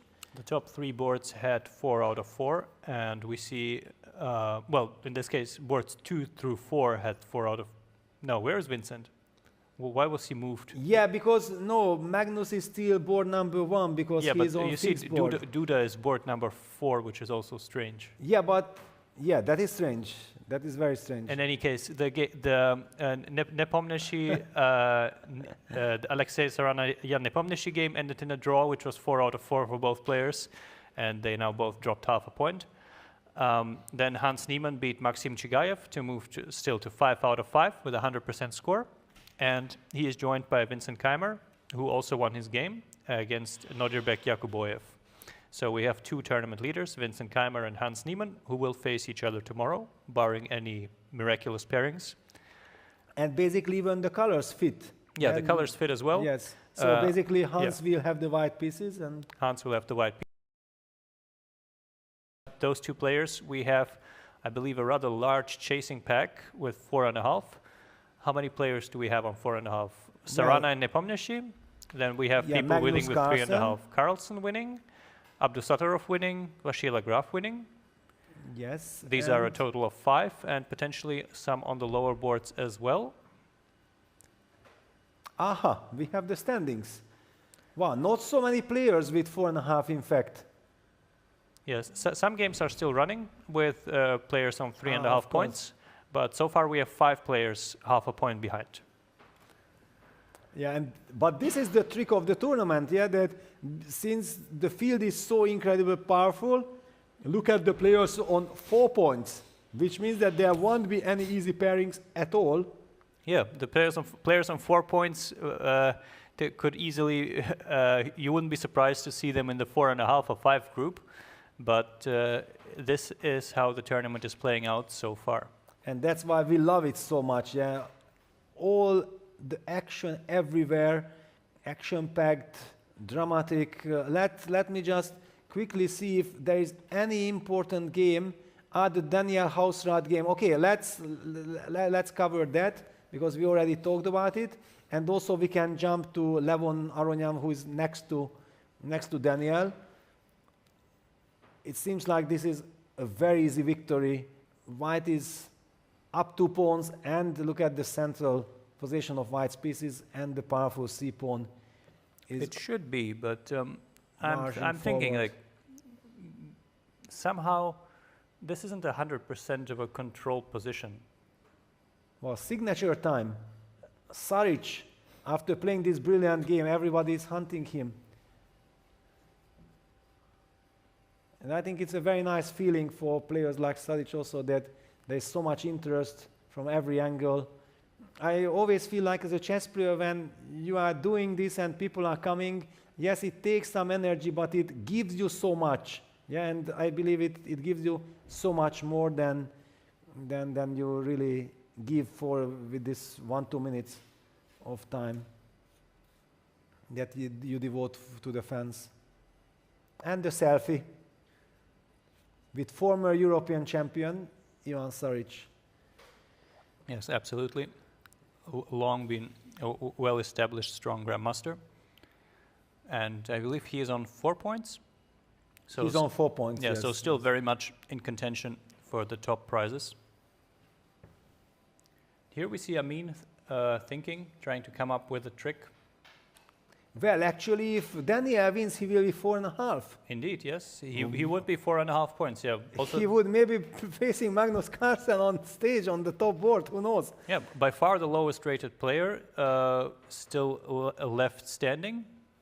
And here we go. We see Rook D2 being played. Rook D2, yeah, but... Question is there something that he has planned against C5? I suppose Rook D4 is the idea, which would be very sneaky. We should not blunder into that. Yes, King F5, Knight E3, check, winning the game. We could also go King F3 and King make F3, a draw. then it's a draw, yes. King F5 loses the game, and King F3 allows this crazy perpetual Knight E1, King E3, Knight C2. And the Knight jumping after 9 hours of play. This is, thank you very much. This is what you signed up for, yeah? Yeah. Be careful. Somehow, Rook F3, King takes H4, and then something is also tempting. I don't know. I wouldn't give the pawn so easily, though. I'd maybe play something like King F5. King F5, yeah? You are so... I'm not sure. C5, wow, no! C5, is this possible? That doesn't seem to be... The computer says it is possible. Are we missing something? Yeah, how is this possible? We saw like Rook D4 check. Oh, there's King F5, King G5. Just walking away. Oh, wow, we are blundering. We had a long day as well, forgive us. Oof. And you know, I believed you so much. You can sell me anything at this moment of time, anything that you say. I agree, and that's it. But luckily for Daniel, he does not. He doesn't see By the way, ghosts. Levon Aronian has drawn his game against Tobias Köhler. Wow. So he stays on +2. And we'll have to win some games to kind of try to join the leaders again. But we are staying on this game so far. And Daniel Hausrat now, D4 is a real threat. Rook D4 is a real threat right now, for sure. But he gets the move he needs now to deal with it. Yes. I don't know, somehow I'm very much for this rook f3 check. Just take this h4, but I'm getting out of all this craziness, and it cannot be that I'm completely centralized and I'm pushing the c pawn. Yeah, rook f3 check is played. I feel that this is very practical, just getting out of this box. King takes h4 played. And c6, Yeah, what do we see? c6. Yep. The pawn is going forward. And Luke van Wely, is he mounting a comeback? He's discussing the game.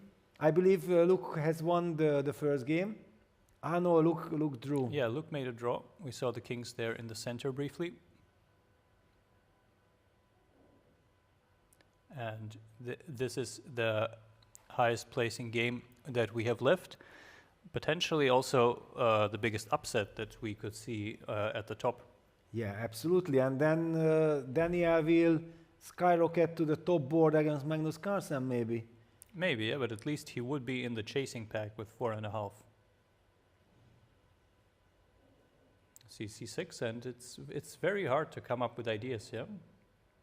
Yeah, very, of course. Okay, the pawn is running, and we are having a losing position, plus the pawn is running, and white is centralized.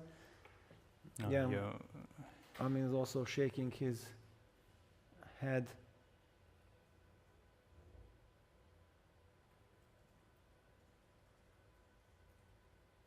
I think Amin just cannot understand who is Daniel Hausrat. How can he play such a perfect game? What is going on? How is this possible at all? Oh well, a lot of players can play a very good game here.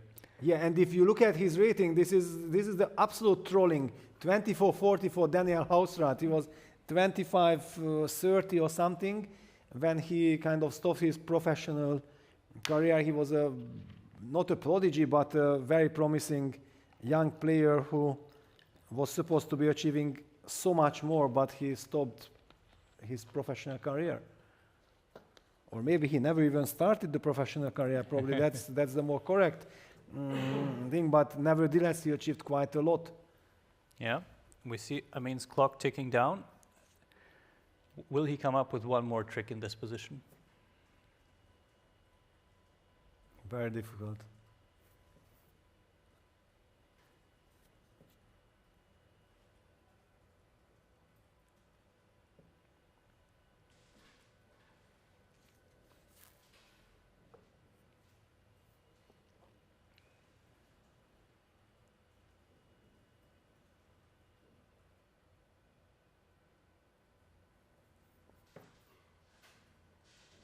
Rook d4 check.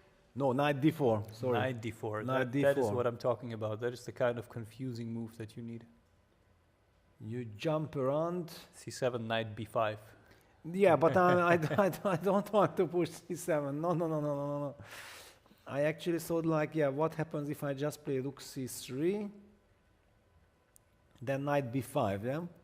And then with knight c7 you kind of block the pawn. Yeah, clever, smart.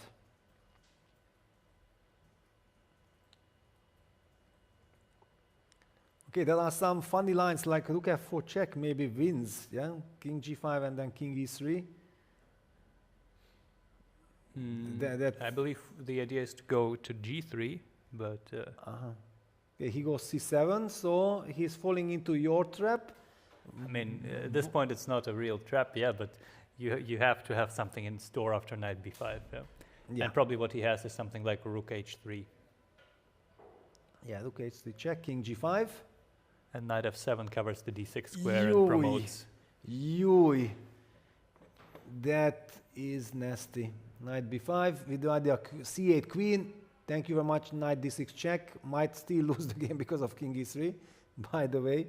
Yeah, but in this case... Yeah. But yeah, you highlighted that white can even play rook h3. Yeah, 15 seconds for Tabatabai. c7, it is game over. Will he play rook c2 and play this position out? Yeah, but this is... Yeah, I think so. This is the absolute hopeless position.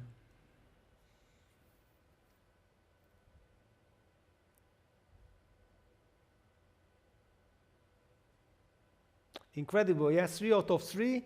Then facing Magnus Carlsen, crushing the Reykjavik Open. And then the scare came from a completely unexpected angle. Yeah. And also the rook is brilliantly placed on the third rank, so White can play a4, rook a3, get the rook behind the pawn, push, and also you cover every counterplay on the king side. Yeah, and basically if White gets a chance to take the h-pawn at any point with his knight, he will take it. Yeah. Basically, I think after a4 it is resign times.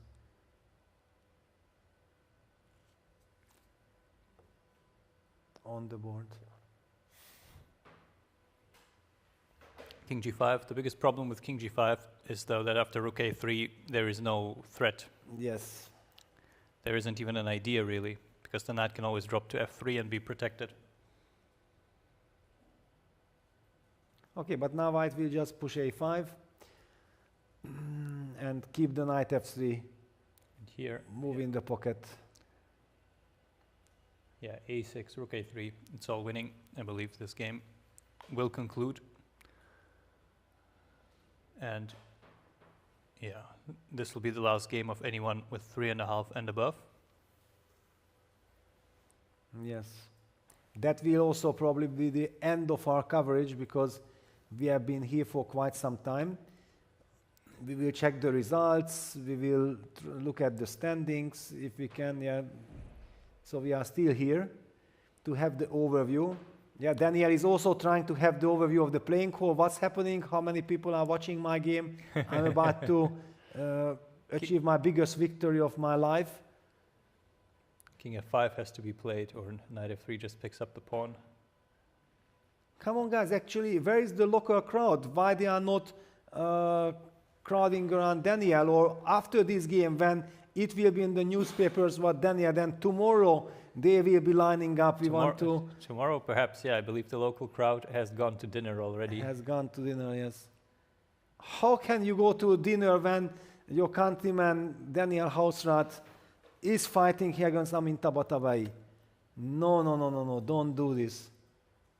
You have to support. Rook a7. Okay, now he will take the h4 pawn, and that will be it. Yes, knight f3 check. King moves, and then knight takes h4, king h4, a6, and the king walks towards the rook, and the pawn queens.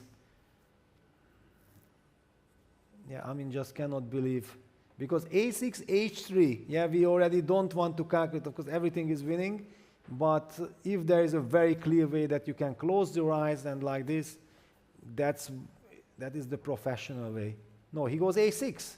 He the does, last yeah. h3. I mean, it's very surprised. He was already about to design after knight f3 check, and all of a sudden, he gets a chance to make a move. h3 on the board. Yeah, as long as you can make moves, you have hope. You have hope. Unfortunately, after king c5, the hope might be cut short. Knight f3 check. That is also very unpleasant. He's going to h2. This He is the systematic win, yeah? Yeah. Yeah. That is Amin more was- than sufficient as well. Yeah, Amin was trying knight h2 on the board. And this is when Amin will resign. Yeah, that's it.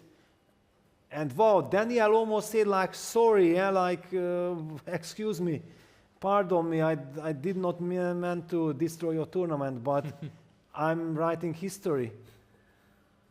Incredible. Actually, we have to just very quickly go through some episodes while we are seeing them on camera. Let me try to, if there was something that Amin overpushed, that was the problem, or was actually Daniel squeezing this position? I mean, he's clearly squeezing this position. Ah, wow. Okay, so there was a miss by Tabatabai, and then with very nice technique. Yeah, very beautifully played from here Actually, on out. we have to highlight this one more time, this knight takes f7 moment. So that was kind of a very important situation that, wow, he gets congratulated, yes. But I want to see many, many more congratulations. Daniel is smiling, shaking his head that, yes, I did it, guys, I did it. Yes, we have it on camera. Big congratulations. We are feeling very sorry for Amin Tabatabai. It just shows that what a tournament it is. Tabatabai spoiling Magnus's historical run, so Magnus cannot get 9 out of 9 in this event. And because Tabatabai has stopped, and then Tabatabai got stopped by Daniel Hausrat, whom probably he never heard before. That's how the Grenke Chess Festival works, and this is the moment that the b6 pawn was protected by the knight d7 move, then rook d3, and there is this problem that computer says it's equal, but the problem is that black cannot play the desired king e7 move because of knight c8 check, and then king d8 rook takes, king d8 knight b6, king yeah, e8, just knight b6, yeah. Here rook d7. Rook d7, this is what I wanted to highlight, wins the game. So because of this, out of panic or something, Tabatabai should have probably moved his knight back to f6. Maybe he was thinking like, I don't want to give the chance for repetition. Maybe we don't know exactly what went through his mind because he was so disappointed. He played the move rook a8 in how many seconds? Yeah, basically almost a tempo, and then got hit by knight takes f7, and after that Daniel slowly but surely won the game. Very big win. That's it for our coverage. I think we already see that even the playing hall is getting dark, and it means that we can have a look at the results. Yeah, let's see how this day comes to a close and who are our biggest winners. We see the top 8 boards, and again, the 2 players who are actually moving to 5 out of 5 are Hans Niemann and Vincent Keymer, who beat Maxim Chigayev and Nodribek Yakuboyev respectively. And then there's a group of what I believe is now 6 players on 4.5. We'll have to check the standings for that. But already a lot of results where where we cannot make out a clear favorite. And yeah, here we also see boards 9 through 16. Of course, with Daniel Hausrat's win standing out against Amin Tabatabai. And also very important to keep an eye on the ladies, yeah, because we know that the top 3 will qualify, and Kostanyuk losing to Dominguez, no shame there, of course. Lenny is brilliant. And Harika drawing against Parham Maksoglu, wow, that's an incredible result. And Lian Gavander beating Maria Muzichuk, which means that for many ladies who were maybe behind, will get the chance to catch up. Anna Schuchman making a draw against Gata Kamsky. Tsolakidu losing to Kartikeyan. And Alua Nurman drawing against Luke van Wely. And Dinara Wagner against Badu Jobaba. The ladies are fighting. It's not title on the line, but it's the qualification in order to become freestyle world champion. So these are the standings. Yeah, here we see the 2 leaders followed by, how many is it? 6 players on 4.5 points. Wait a second, but this is confusing.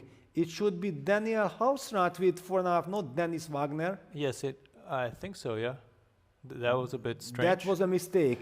I think so. That was a mistake, yeah, for sure. Because otherwise it's just impossible.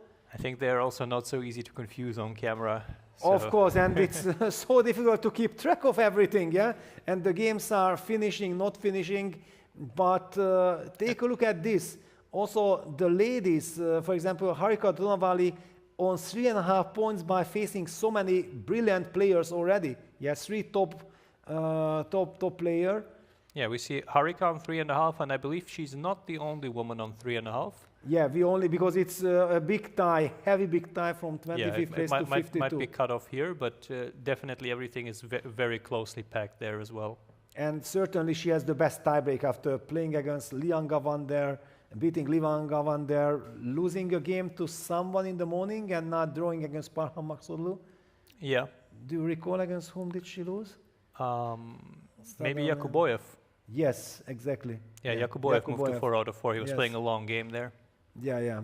Okay, so an incredible tournament, so many different angles. Right now, Vincent Keymer and Hans Niemann hand in hand, tying with the perfect score of 5 out of 5.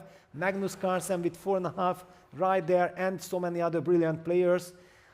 honestly, I think I can say that we are very exhausted as well, but I can't wait for tomorrow morning because, okay, the pairings and all the action that awaits us will compensate for the lack of sleep and everything. The adrenaline should take over. Alex, any final words for today?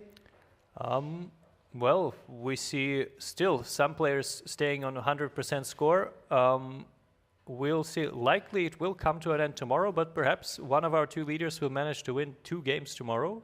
And we'll stay tuned who stays in front and who is fighting for the... Also, let's not forget, you mentioned the women fighting for their 3 spots, but we also have 1 spot for the overall winner here, unless it is Carlsen or Abdusattorov, in which case it would go to the next best player. Yes, absolutely, yeah.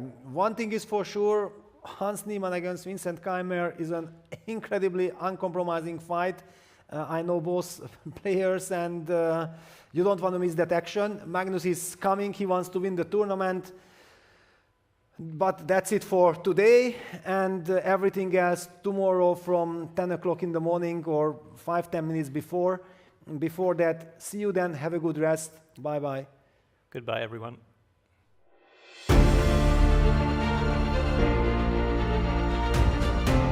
Do you want to put your chess skills to the test? Now it's your move. Welcome to the world's largest chess tournament.